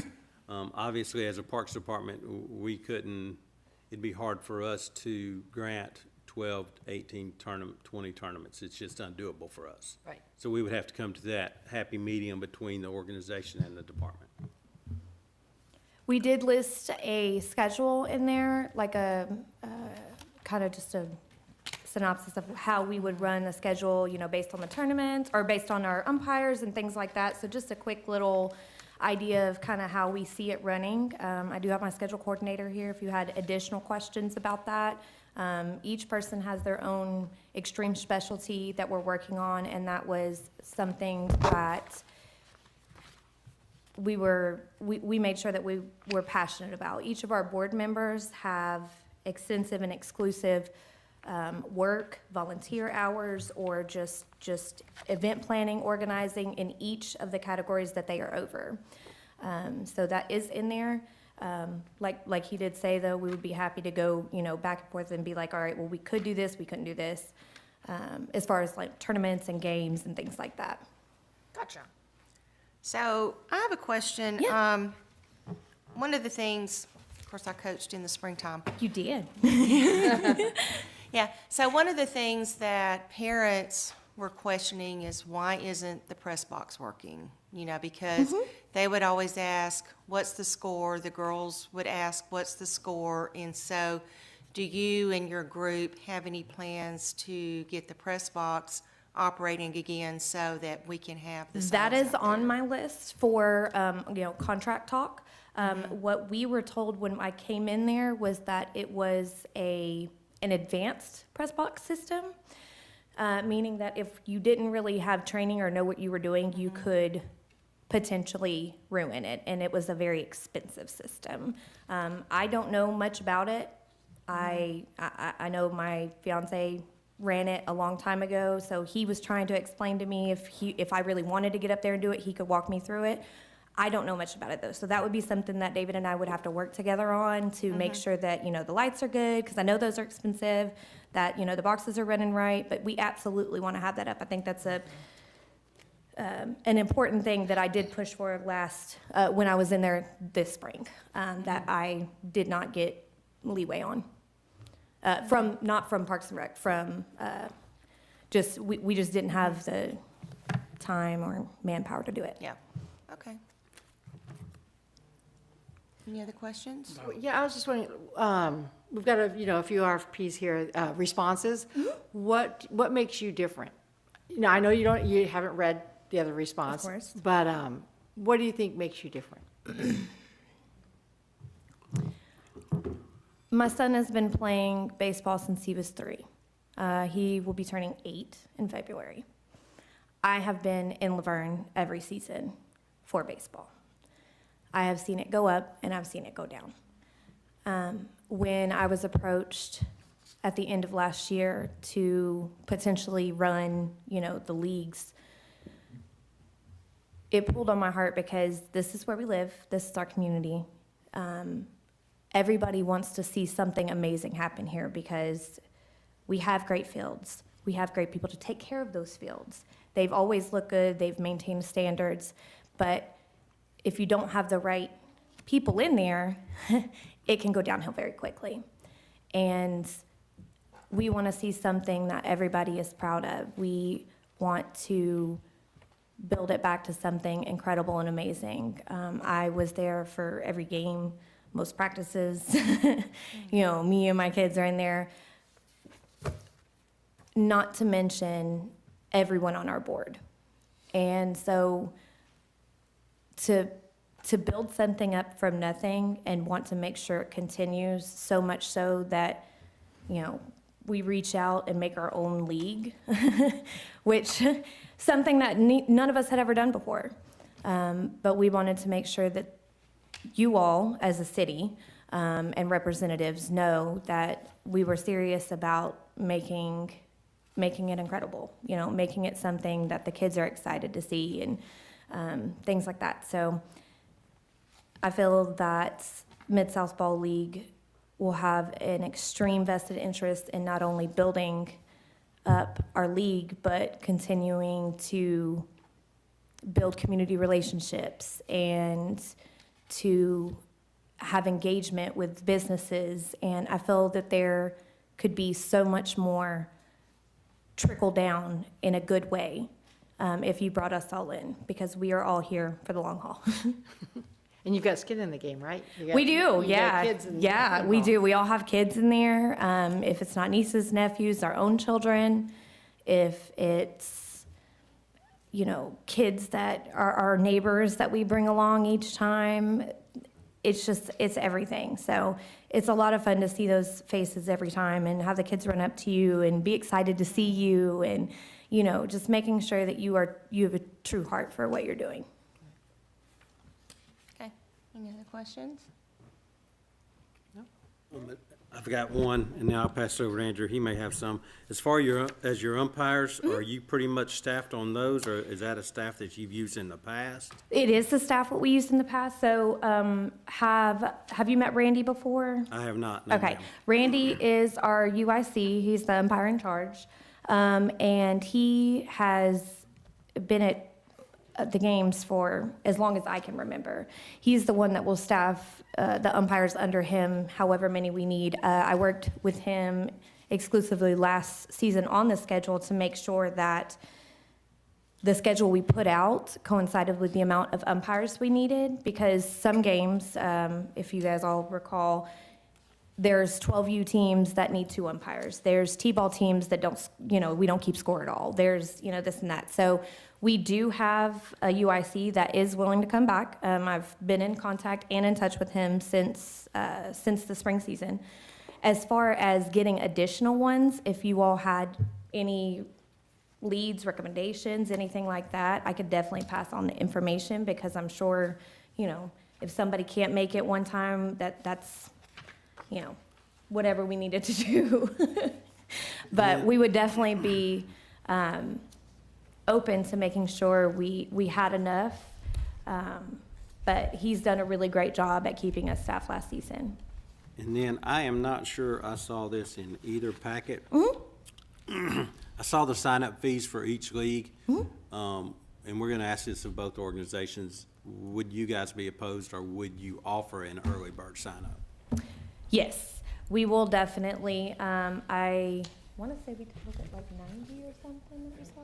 Yeah, it was $10 off to do that. We also have, if you recall in our packet, we also are doing a sponsor a child part. So part of our community organization and our sponsorship coordinators, when they bring in those additional funds, we will have a sponsor a child kind of thing, where if you've signed up and cannot pay your whole fee, we can pull from that pool, if you will, and cover the rest of that child's cost. I do have a question. Since this is basically a new startup, do you all have a plan as far as equipment for the kids? Since I there's retained literally- all equipment from Tennessee Strikers. I took over the entire thing. Okay. Mm-hmm. Because most kids don't have. Some kids don't come in. They do not have gloves. Correct. Yes. Bats, So helmets, balls, stuff like that. absolutely. So I have all the donated equipment that the Tennessee Strikers had on hand. I also have all the stuff that they purchased previous. Literally my name was put, in charge of everything. So I do have all the equipment. As far as anything goes, if we don't have enough for the kids, or if somebody can't provide one, we also have a plan to make sure that that they have what they need to be on the field. Last season, I had the coaches carry an equipment bag with additional bats, additional gloves, and additional helmets. Those were all donated items that I kept, make sure they were in each bag, and even if a child showed up and forgot something, that means they couldn't play because they didn't have the right equipment, well, that was crossed off the list. So they will do that again this season. I think it's important because, if they don't have it and they're still there to play, then we're gonna make sure they play. So I see in the original packet, I was just kind of scrolling through here, there is a question, and I don't see it in your proposal, but there's like a list apparently that the city gave out of questions for each. And on number 18, it says, will you agree to pay the city's annual league use fee of $8,000 to cover the field maintenance costs, which includes field dirt, safe coat, conditioner, chalk, mayor mound, or any other field needs as required? As a new startup, is that something? Yeah, and it does say that we have until the fall to make that, after the fall season, to make that payment. But yes, that is in our sponsorship coordinator already has people lined up to put a donation towards those payments. Yes. Okay. And then apparently there's also tournament fees involved in here. So you think by the fall you would be, or spring, we are in the fall, that your fall of league next season, yes. would be able to cover these things that the city is requiring? Yes. Or asking? Yes. Okay. Any other questions? Okay, thank you, Felicia. You're welcome. Thanks, Thank y'all. you. Thank you. Okay, I'd like to ask Universal Sports League, Inc. to come up. Please state your name and address. I'm Julia Vestal, 103 Evergreen Cove in LaVergne. Okay. And just do your pitch like what I Felicia know, did. right? Okay, so Universal Sports League has been formed since 2007. We originally started with girls' youth volleyball, and we had no facility in LaVergne, so we do use the school, Rock Springs Elementary. And we also have been running basketball since 2010. So we have things in place as far as like some of the things that it had spoke about, grievance policies, sponsorships, taking care of fees, forming, the foundation of forming the league. So in this questionnaire with baseball, the experience that my board has is we have officials, and then we have our Universal Sports League already governing body that we have used for the past 15 years. So what we are proposing is that we will start with, you guys have the forms, but we want to start with the number of games, but we also want to increase as we hope that participation increases as well. And we want to, so we want to have the tournaments in order to be able to help out with the fees of the kids, help out with field maintenance, and then not have tournaments so that we can have the rec ball, so that all focus is on rec ball, all focus is on the kids, and then have in the off-season part of it, have tournaments, which that's just going to help raise money, which will be put into the fields, put into whatever equipment for concessions, like you said, press box. I mean, if we need a fresh coat of paint, then we're going to do that. We'll have some people out there to do that. And we have our org chart together with the number of people that we feel need to be like the governing body of the league. And let's see. Our focus is the kids, and we've done it for so long that we don't know any other way but to focus on the kids. And I'm glad we have a fence, because in basketball we don't, and I'd love to have one so that parents can be on the other side of that fence. But here's our officials staff too, Mid-South sports officials, and they're also part of our governing body. And I guess that's it. Do you guys have any questions? I have the same question that I asked to Felicia about what makes you different than anybody else. I mean, what makes you stand out? Why do you think we should choose you? Choose us because we want to be here for the right reasons, and that's for the kids. We are organized, and we're very detailed in our organization to where we are good with communicating with not just each other, but our coaches. And we have repeat coaches, repeat players, currently in basketball. Now, baseball is a different story. I did, at one time, coach with the former LaVergne baseball softball organization, so I know how their structure was and how it is now, and how we would like to see it back to some sort of substantial number of kids like that. Because there's kids in LaVergne, a lot of kids, on this side of the highway and on the other side of the highway, and that's the side that I live on. And we would love for all of them to come right here to LaVergne, not go down the street to Smyrna. Not hating on Smyrna, we love them. Right. But we want our kids in LaVergne, because that's who they're gonna go to school with. That's who they're gonna see on a day-to-day basis.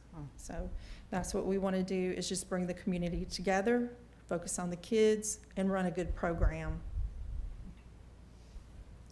And I'm going to ask my question that I asked Felicia at the press box. I read in your proposal that you have plans to get the press box operational? Well, work on the equipment, or? Sure, and I don't know what the equipment currently looks like, I the have status no of it, idea. how it was 10 years ago. Now I know about that equipment, and there was nothing wrong with that equipment. You just had to be trained to push a button.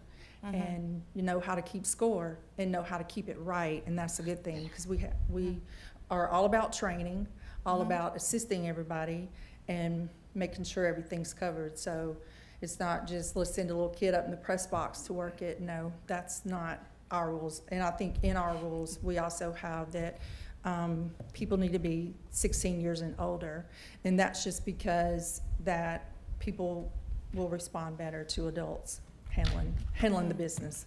Okay.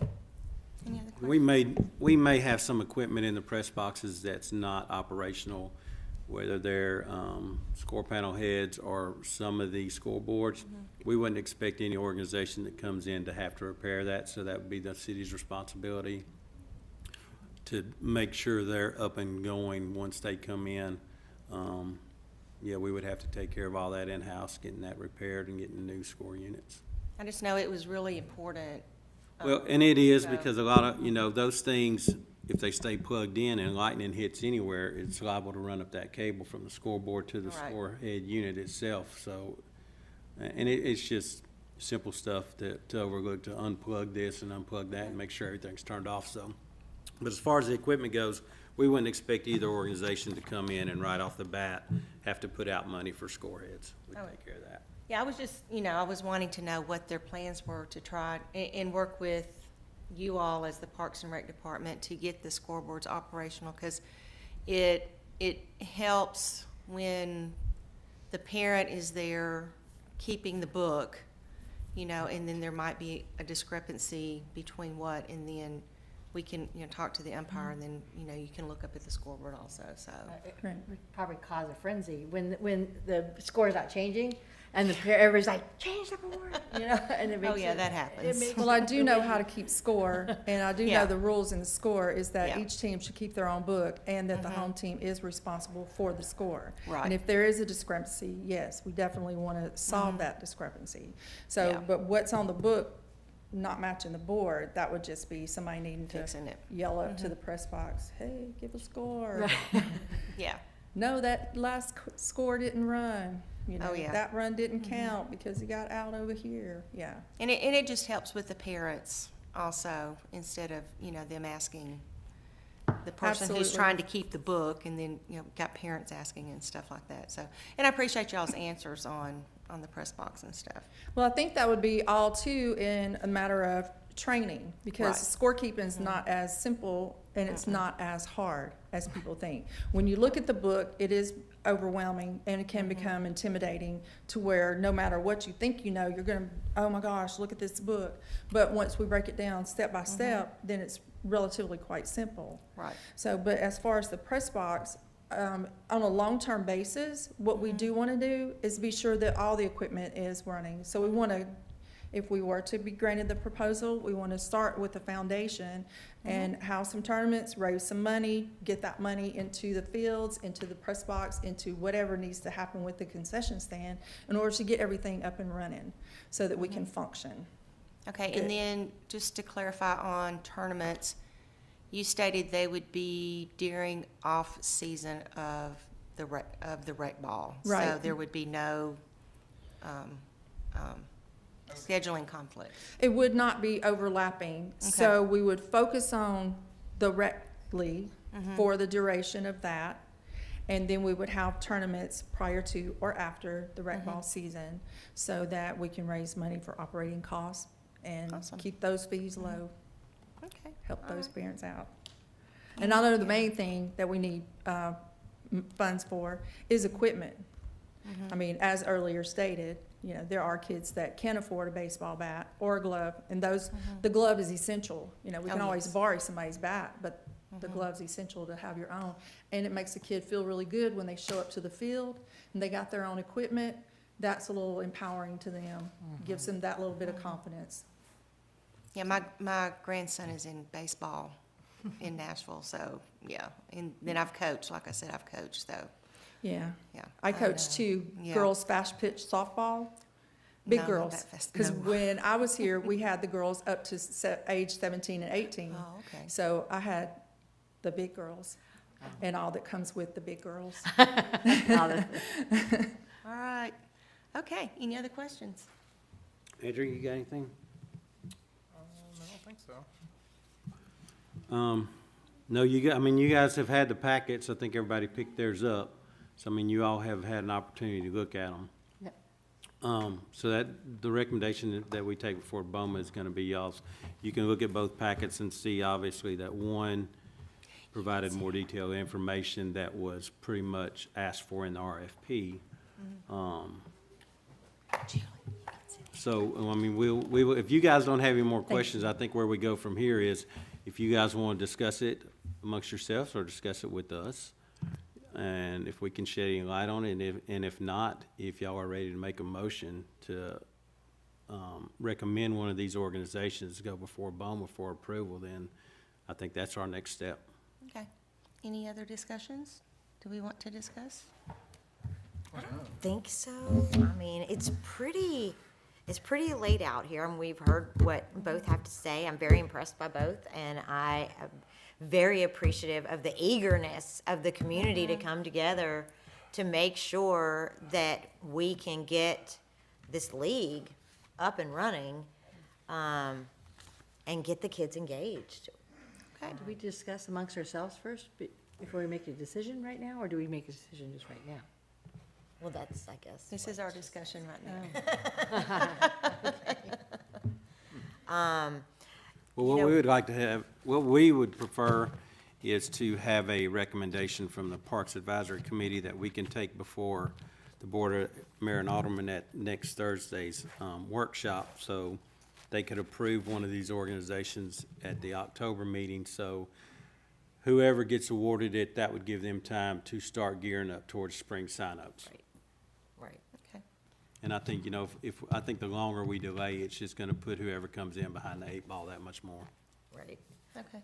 Well, receiving both of these packets and speaking with everyone and going through and looking at the proposals, while I appreciate that you have electronic version, I would have liked to have seen it like what I have here. It's very detailed, it's very laid out as far as every single thing on the checklist is in here. There's attachments, and they're here. And I think we picked them up, I guess, right after the cutoff date on it. Right. So we've had plenty of time to go through and look at everything that the city asked for, everything that was submitted and sent back.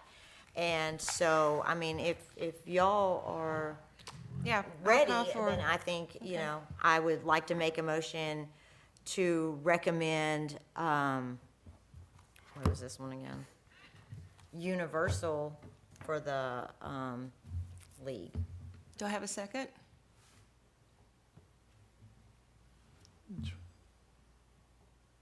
I usually We're somebody making wants to a beat. motion to No, recommend. usually This somebody one beats is- me to it. So I made a motion to accept Universal to take over the Yeah. league. Yeah. So we need a second or not? I'll second it.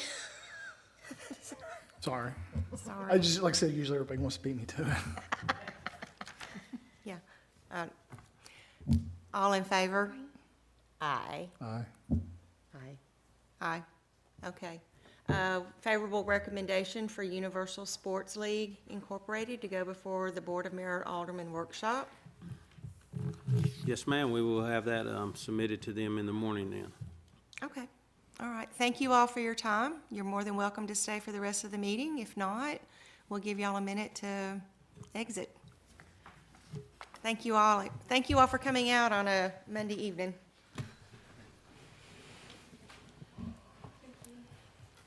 Okay. We're going to turn this over to Andrew for the Fall Ball Clinic. So we held our first fall ball clinic last Thursday, and I believe we had approximately 75 participants. They all had a great time. We had 3 different baseball fields used and 2 softball fields. at the back complex. I believe there's how many? 39 39 girls for softball. We had 6 to 12-year-olds, 29 T-ballers, and roughly 12 6 to 8-year-olds. So our next clinic will be held this Thursday evening at 6 o'clock. We still are accepting kids to come out and practice. It's going to be held for the next 2 weeks. The first week of October will be... Sorry. The first week of October will be no clinics due to the fall break for schools, Rutherford County school system, but we will have it the week after that, and then that following Saturday, the 15th, I believe, October 15th will be the fall ball finale. We plan on kind of doing some pizza and ice cream for the kids, let them do a little scrimmage, so give them a good time. But yeah, we definitely had a good turnout. We are still accepting kids, so if they want to come out, we recommend anyone bring their kiddos out. And we still have enough shirts? We do. We had a bunch of kids that did not show up that had pre-registered, so we still have shirts, so we're good to go. Yeah, I was out there with T-ball, and it was great. And then when I got done with T-ball, I walked over to the softball fields, and Sonny has them rocking and rolling over there. I was very impressed. So. And we do want to thank Brent Turner. He's kind of spearheading our baseball side of the efforts. And Sunny, she's the coach with Rock Springs Middle. She's spearheading the girls softball, so we definitely want to give a shout out to them and appreciate their efforts. And the volunteer coaches. Oh, most definitely. That without volunteers, we could not even do it as a city. So it was they were out there, and I mean, and it was when I walked around after the T-ball. Every field was active, and the kids were active, and the kids were engaged in. And I know that on T-ball they get distracted, so you would have to be a quick thinker with the T-ballers to keep them engaged. Yeah, I needed to go home and take a nap after dealing. David, you did awesome. They'll wear you out, man. We found out, we scheduled it from 6 to 8. We found out about a little after 7 o'clock, T-ballers pretty much check out. So we tried to wrap that up by about 7:15. And about 7:30, everybody else on the baseball side was pretty much done. I think softball, they finished a little after 8. I think she may try to shorten that this week, just because 2 hours of nonstop is pretty tough on all them kids. Mm-hmm.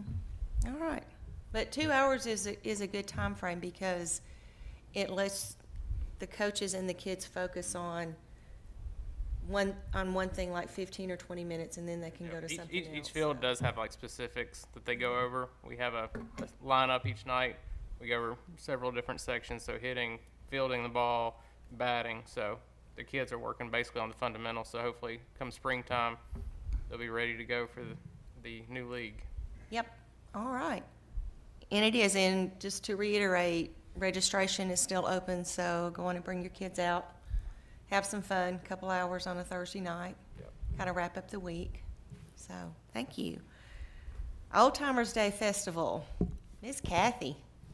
I guess I felt like it was a success. I guess it's on here for any other discussion on y'all's opinions, how you felt it went, any suggestions for next year. I thought it was great. Yeah, I thought it was good. I spent most of the day with the seniors, at their pavilion. So I felt like everything went the way it should have went. I think there's a couple things that we struggle with as a parks department every year, and we haven't really figured out what to do to make that successful, or even if we can. I think one is the music. We've tried several different things. We've tried different acts, different genres, different locations for the stage. It's been at probably 4 or 5 different locations throughout the park, and the end result is the same no matter what the artist is.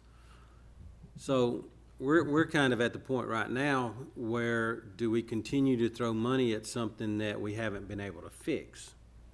And that's kind of like y'all's feedback on that, because I know y'all were at the concerts. Mm-hmm. So you think it's not worthwhile right now? I don't know. I don't know if it's worth. What could we take our our money, and it'd be more valuable to the citizens than spending money on music acts that are not well, I guess people don't come out and view them as much as we would hope. Where could we put our money and create a better value for our community during Old Timers? And kind of like the two, like Friday night and Saturday night, they were good acts, but like Saturday night was probably our bigger crowd, and to be generous, we probably had 200 people there. So we're kind of struggling with that because we don't understand, because those same acts will sell out downtown, Third at Lindsay or Hot Springs. They'll sell out 2 or 3 shows that are $40 a ticket, you know, and we're providing something free, and we can't get the people there. So what is like the genre of, or the diversity of our music? It's all like, I know it was Journey, Fleetwood Mac, and Egomaniacs the last 2 years, or this year and last year. Maybe we don't need 2 nights of it, but what if we do like maybe R&B or Motown or reggae or something that because we have a really diverse city, right? We've got various. We're at that too. You know, several years ago, I can't remember how many. It's probably been at least 5, maybe 6. That on that Friday night we kicked it off with a movie on the football field, and the field was packed on that Friday night. So we're kind of looking at different options because it was like we're just throwing this money away and nothing's sticking yet. Right.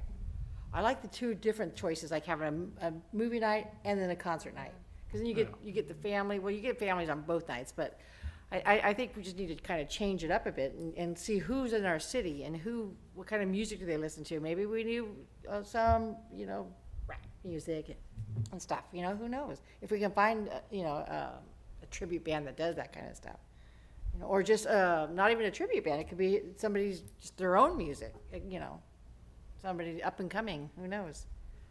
Yeah, I like the movie night on a Friday night. I like that idea too. Because our movies in the park a couple of years ago, I mean, they were, you know, packed.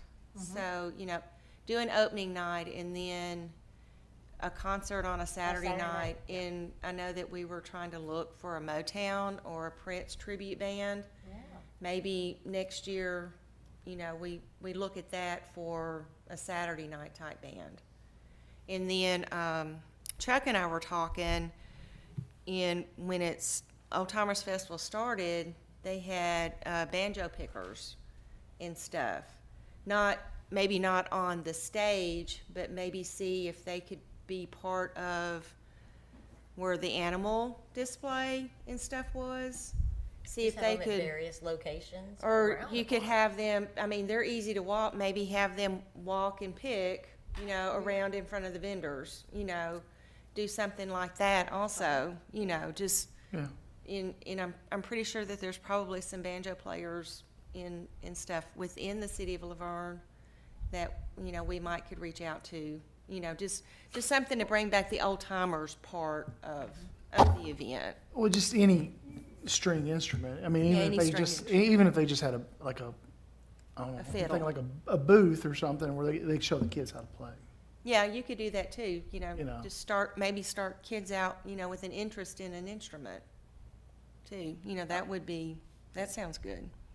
So I wasn't really able to leave my tent, but was there a lot of people at the concerts that you put on during Old Timers or no? I didn't see anything during the day. I was walking around. Maybe we just let that go because people are more interested in the vendors and the food and not so much that. Yeah, maybe I think we'd almost have to because the opening act at 11:30 was probably one of the better country acts that we have ever had up there. I mean, I enjoyed all the music. I mean, but I wasn't sitting out there, and I think part of it was too, you know, I don't like to be in direct sunlight. Right. You know, like that. And that's all there was just direct sunlight. Yeah, I don't like it when like that. Yeah, so there's several things we're trying to rethink and maybe take a different direction on, and that's one of them. The other is probably the parade for us. It's gotten to be so large. I don't know if we have outgrown it. And it takes so much manpower. What people don't realize is there's just about every city department is taking place in that parade. So that's something else we want to look at. We don't know how to approach that. If we're going to continue with the parade, or are we going to start limiting the number? You know, we had 200 something horses in there. Yes, I know. That's an extreme. I was kind of shocked by how many horses showed up. Yeah. So I there's don't, a lot of you know, horses. that may be something for us over the course of the next couple of months to What's discuss. hard about it? Is it just kind of keeping them in line? I think we're just out of room in the So manpower. Oh, space. And if we run into a wet Old Timers Festival, it's almost impossible to have the parade because we do not have parking. We are virtually out of parking. That's Because why when we you when bring 200 dealing horses, with when you bring Christmas. 200 horses, Oh, yep, yep. you're looking at 40 to 50 dually Trailers. trucks with 30 to 40 For foot them alone, horse yeah. trailers, and we're already having to use the Roy Waldron School to park them, and so that's a difficult part. But when parents need to drop their kids off and stay, or they're riding floats, we do not have parking at City Hall, so that's one of our big issues there. So maybe we need to First come, first server. find something new to kick off Old Timers. Well, that or just limit the size of the parade, like you were saying. Right. Yeah, I don't There's know, like you so know, because many we of turn each. around and we have the night parade at Christmas time, so do we want to keep both parades? Do we want to get rid of one and focus on the other? I think I'd rather have the Christmas parade. If I had to pick, I'd rather have the Christmas parade because it's at night and it's lit up and you have Santa Claus. Whereas the other one, Well, the festival has so many other components in that day, so. right. And so, I mean, sometimes, you know, after you've sat through the parade, the people go home. They don't necessarily come to the park. So maybe we focus more on getting them up to the park and, you know, celebrating Old Timers Festival and not so much the parade. Yeah, and the Christmas parade at this point is way more manageable for us as a department, and I would say as a city. It's nowhere near as large, and I don't ever see it drawing the 200 horses that Old Timers Day does. I just don't see I that. wonder what the difference is for the horse folks. So, I mean, that's something, you know, for you guys to think about over the course of the No, next I month or know, I two. wonder.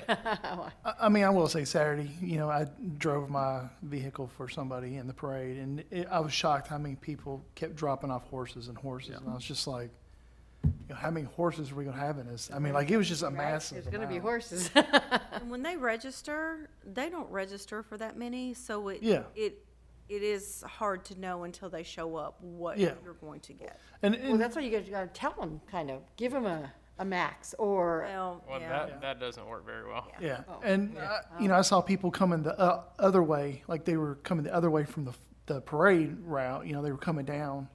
You know, I guess they parked and wanted to come back at the end, so they were going down the wrong way for the parade. Did y'all notice that? Yeah, registration date cutoff doesn't work. A time to show up on Saturday morning does not work. Limiting your number of horses does not work, so.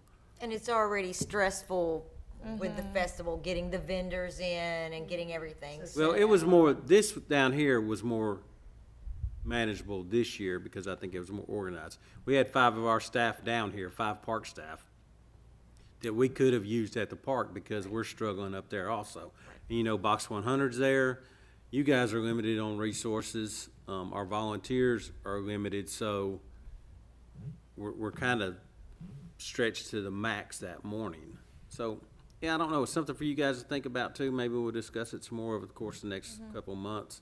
And I don't know if that would be a board of mayor and alderman decision, obviously, if we were to decide to, maybe that's something we didn't want to move forward with. You know, we're just putting out feelers since it's fresh in our minds.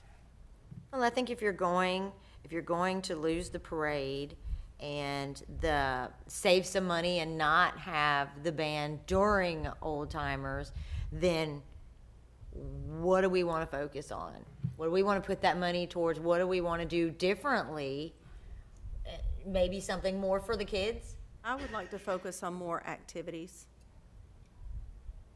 We could get a lot more activities for, Yeah, because I saw the little train. That was super cute. That was super cute. Maybe we spend this next year focusing on something more for all the different age groups of the kids. And because there's a lot of them in the parade, but then after the parade, they're going home, they're in costumes, what have you. Well, let's have something to keep them at the park, something just for them. Yeah. And there's another event that we have talked about amongst ourselves, and I see we got a little time left, so it shouldn't take up much. And we have talked about, we've mentioned to other city employees just to kind of get some feedback. There's an event that we would like to try to do. We don't know how soon, but we would like to start planning for that, is maybe maybe partner with a local church and kind of host a worship night or a faith night, kind of similar to what the Experience Church did in Murfreesboro a couple months ago. They shut down the square, and there was probably every bit of 5,000 people there. I think there's a need here. I think that would be popular. I think it would go over well, and it may be one of our better events. So we haven't really talked to the higher ups and get their feeling on that, but that's something we're kind of looking at. What time of the year would you think about doing that? Probably May, somewhere in May maybe. When we're talking about bringing in some artists that would,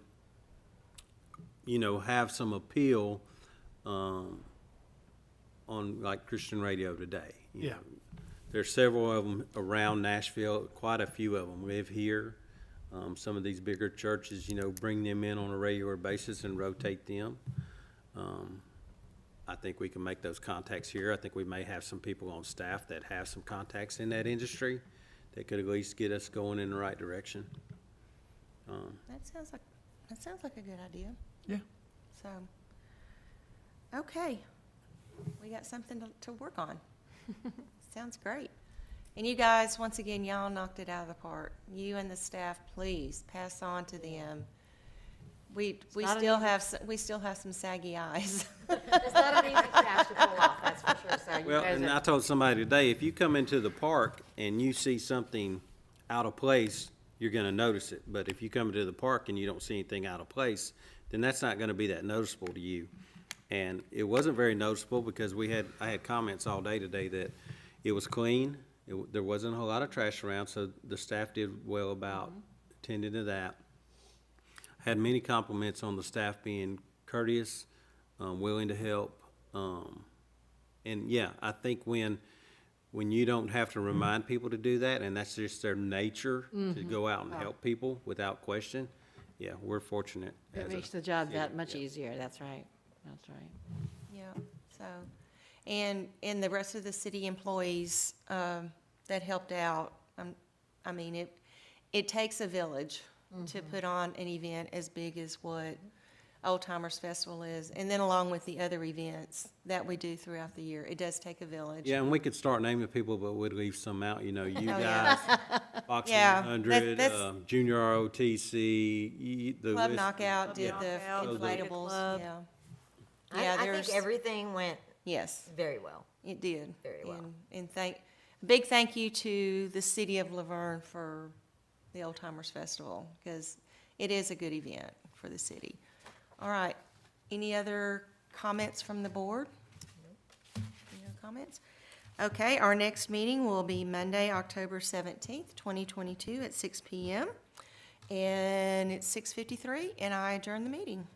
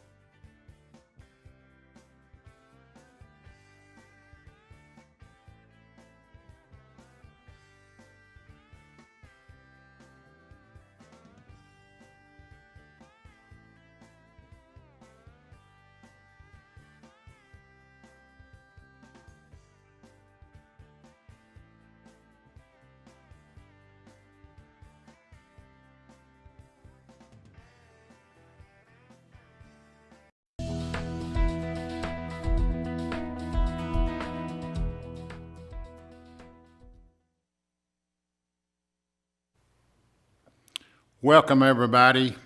It's the Historic Preservation Advisory Committee meeting, September 19th, 2022. We do have a quorum. I call this meeting to order.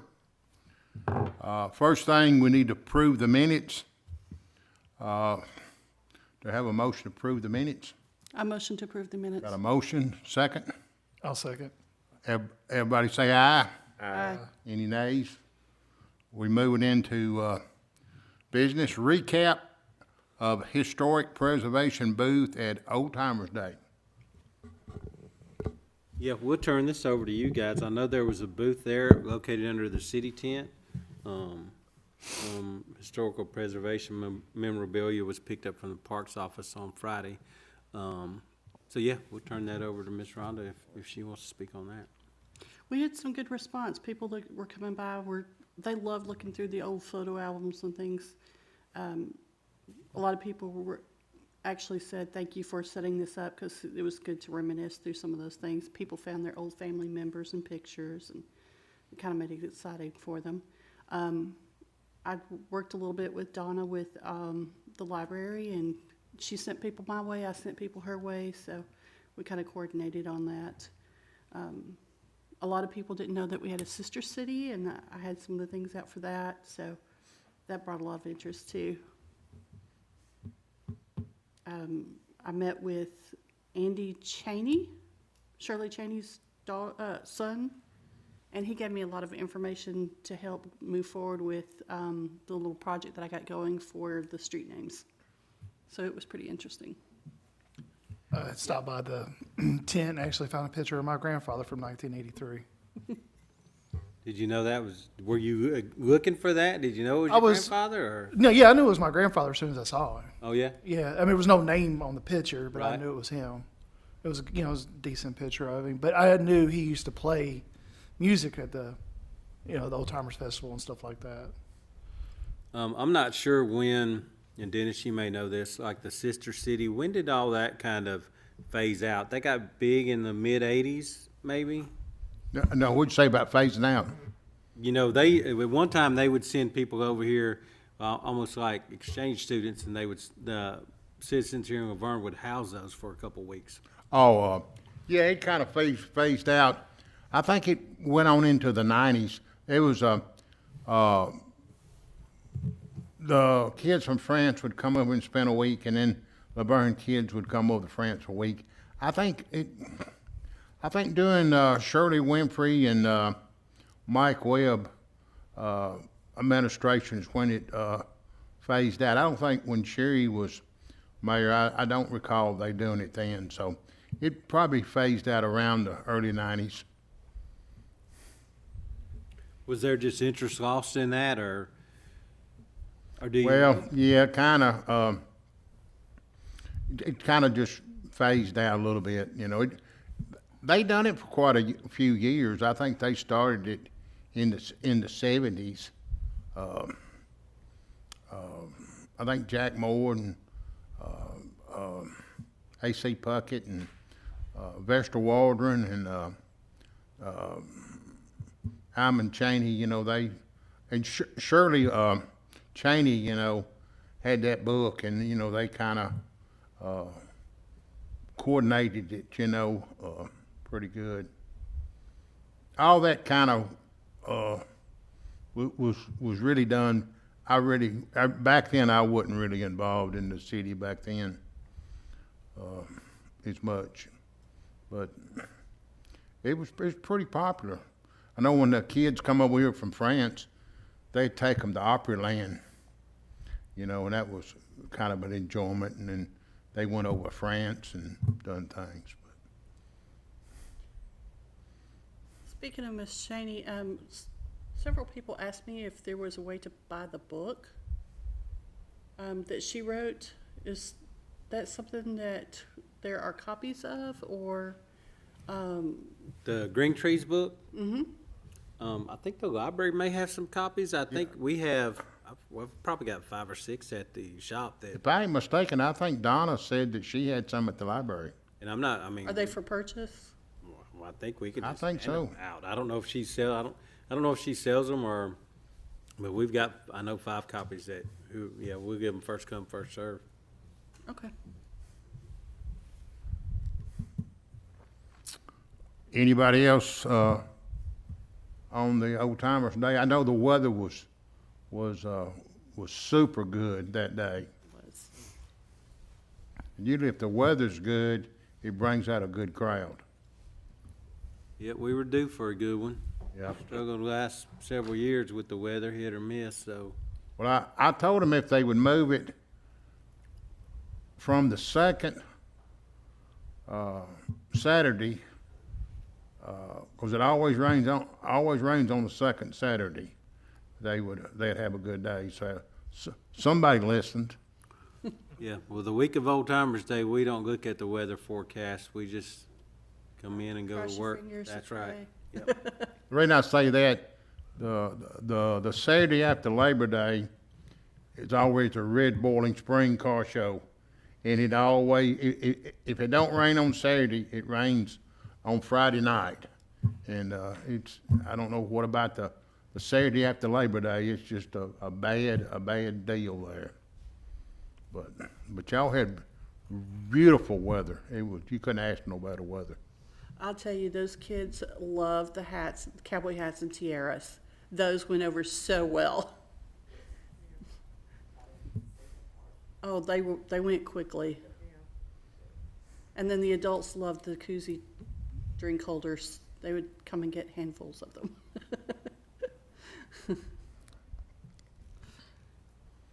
I've seen a lot of senior citizens wearing the tiaras as well.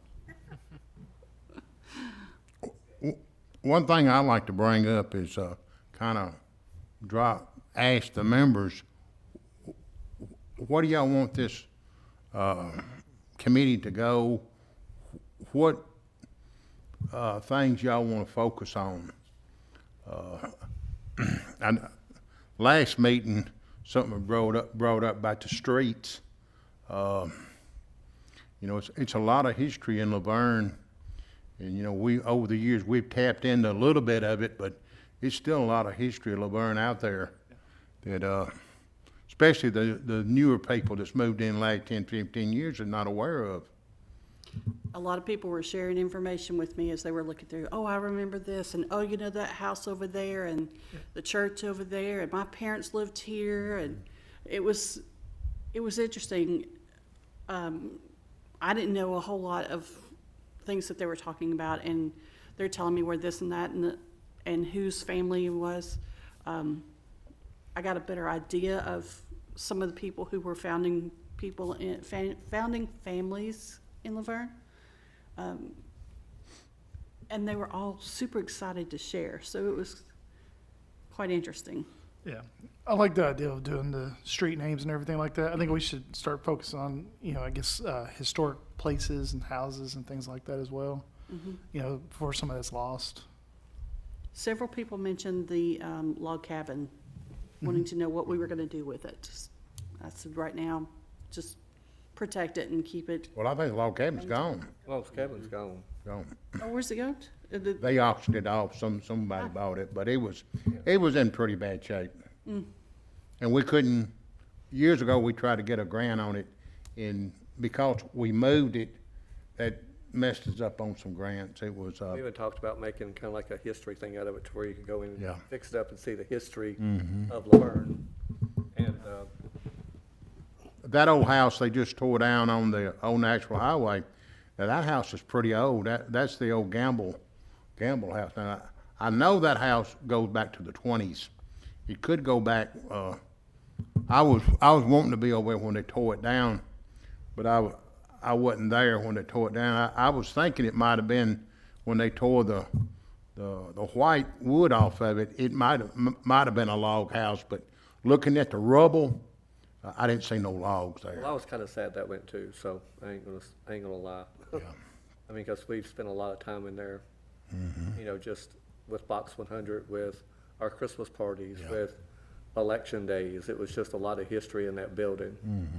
See, I remember when I was a kid, that house you're talking about that got tore down, back in the mid-'70s, late '70s, it didn't even look like it was livable then. So, it has been rehabbed several times. Yeah. So I think, you know, if there's something you guys want to look forward to, or you want us to kind of research if we can, you know, we're probably like one generation away from losing all the history we have here. Yeah. We are.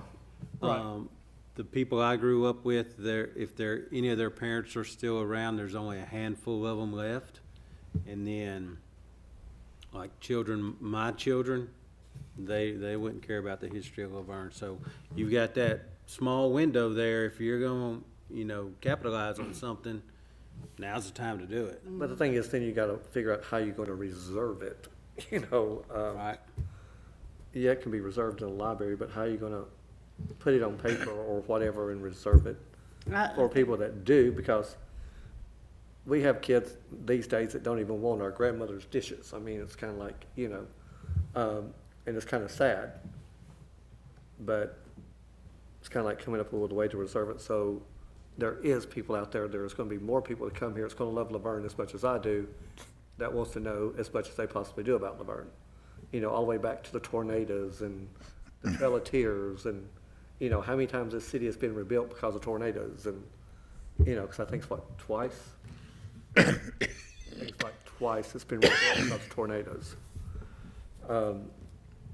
And it's just, I guess it's just scattered out. And just Yeah, and I think like you were talking about researching street names, I think in the older sections of LaVergne, you're gonna have that history there, not so much in your newer sections, because in your newer sections, if I'm understanding things right, if like there's a new subdivision come up and I wanted a street named David Street, I would submit my name, and then that's there. Like, sorry, I grew up on I got Aiken that. Street. Exactly. I grew up on Aiken Street, and my understanding that was part of the old Aiken farm. So that history, that, you know, prior to houses built mid-70s and before, on certain streets, I think that's where you're gonna get the majority of your information from. Yeah, I mean, because you got Billy Eller, which you used to own Merchandise Liquidators, and, you know, you got Ricky McCormick, Ronnie Irvin Street. Dennis, you got a street? No. Well, dang it. Thought you didn't have a street by now. No. It's coming. It's coming. LaVergne was changed a lot when Percy Priest Lake came in, and then when I-24 come in. And it came in about the same time. They filled Percy Priest Lake up in '68. We lived on the bank of Stones River, and the Corps got our property, and I watched it in '68. It gradually filled up. You know, I could see our old farm and the foundation of the house. In 3 weeks after that, I couldn't see it. The water was over it. Same thing with I-24. A lot of the streets over there was changed.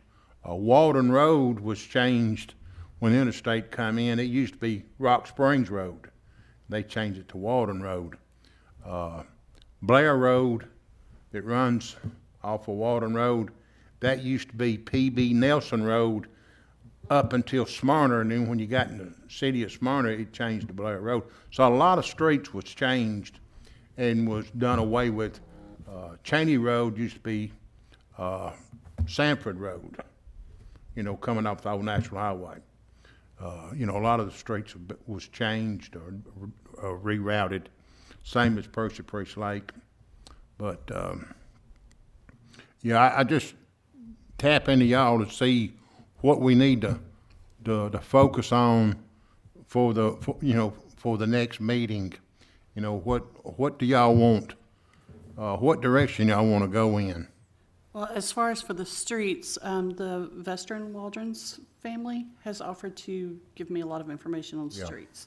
Yeah, David, he ought to have a lot of stuff on the streets, but most of your streets, like before 72, the streets was named after wherever the street went. If the street went to Stones River, they named it Stones River. If it went to the Mason Farm, they called it Mason Road. You know, Fergus Road, you know. But then when Lake Forest come in the 90s, you know, they started naming them roads after city employees, city board members. somebody might have been on the boards that you know, the planning commission, stuff like that. Like Davis Way was named after Shirley Winfrey's son. Mm-hmm. Because he was murdered, But, the way I understand it. A lot of people have offered to send me pictures and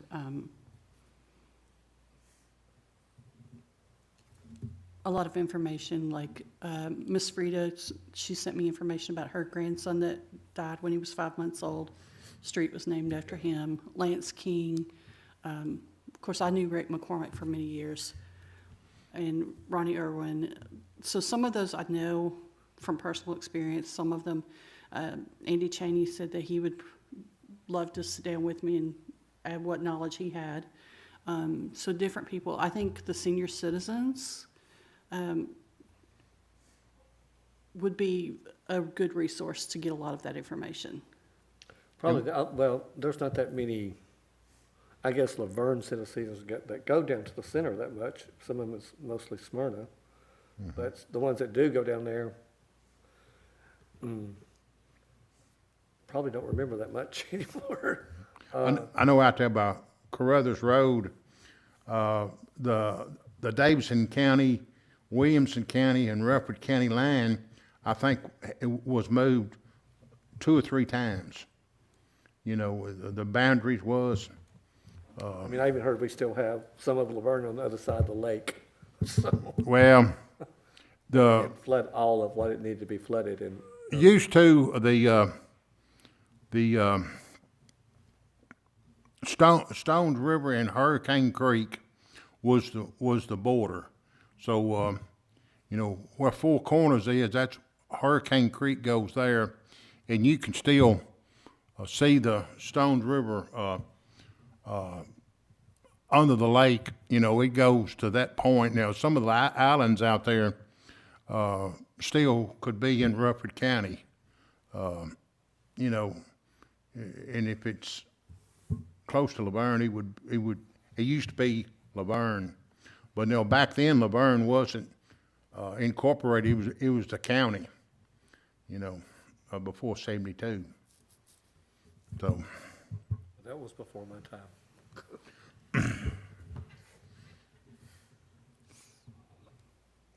So if y'all can kind of be coming up with some ideas, direction y'all want us to focus on. Well,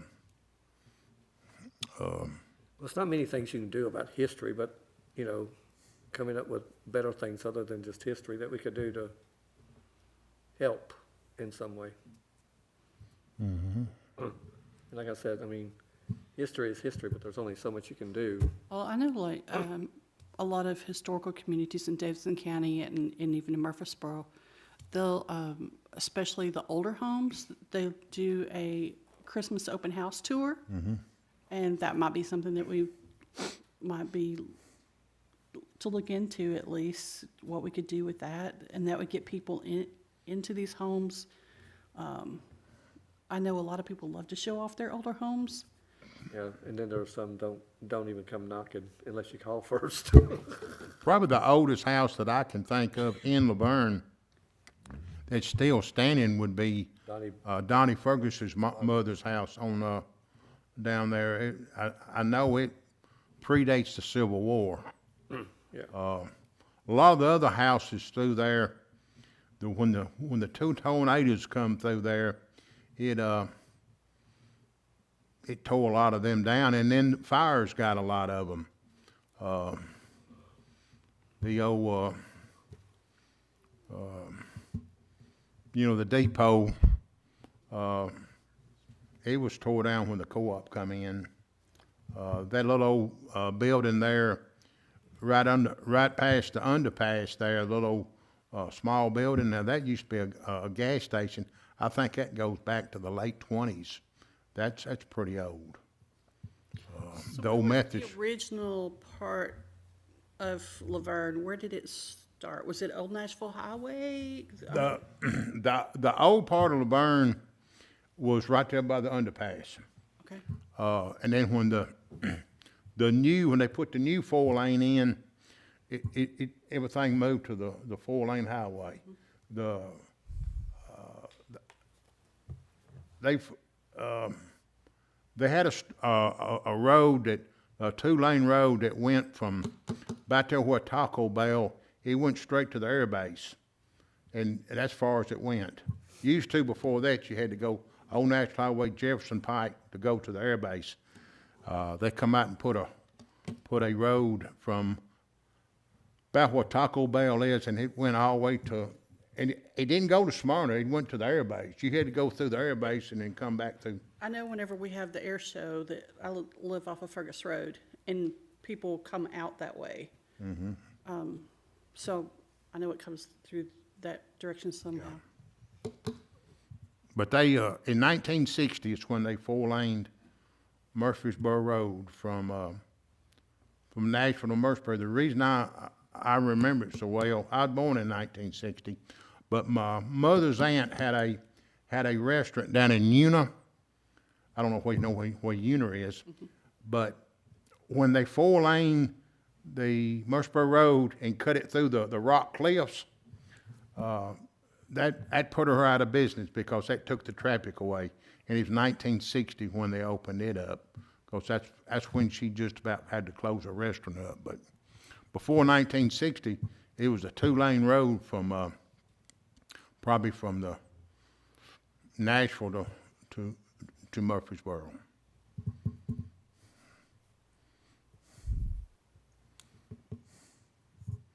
So if y'all can just kind of write some stuff down and we present it at the next meeting, we'll have something to work on.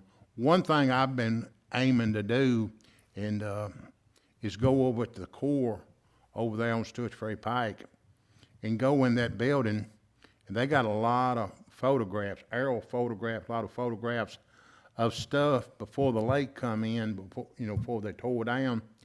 I'm gonna try to get over there and get some copies of some of them pictures, because it's they got a lot of stuff over there, especially aerial photographs. Mm-hmm. And that's one thing I'm gonna try to work on.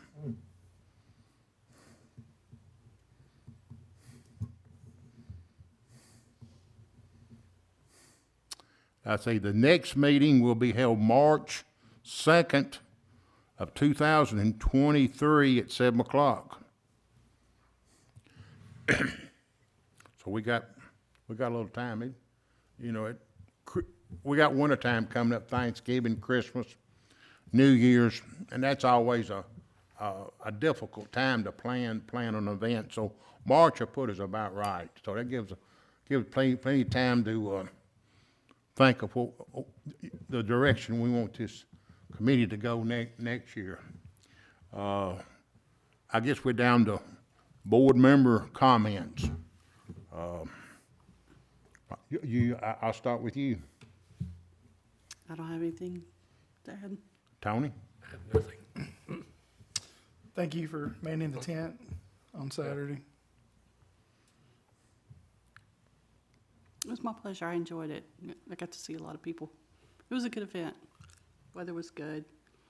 I was at a good location because I got to watch everything. I got to see the big snakes and then get next to them. They, in the past when we had a booth there, people would always come up and they wouldn't bashful about telling you their family or they used to live here. You get a good schooling,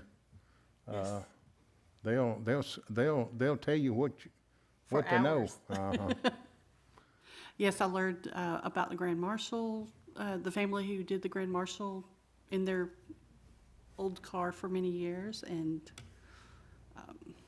the Chinese were full of information.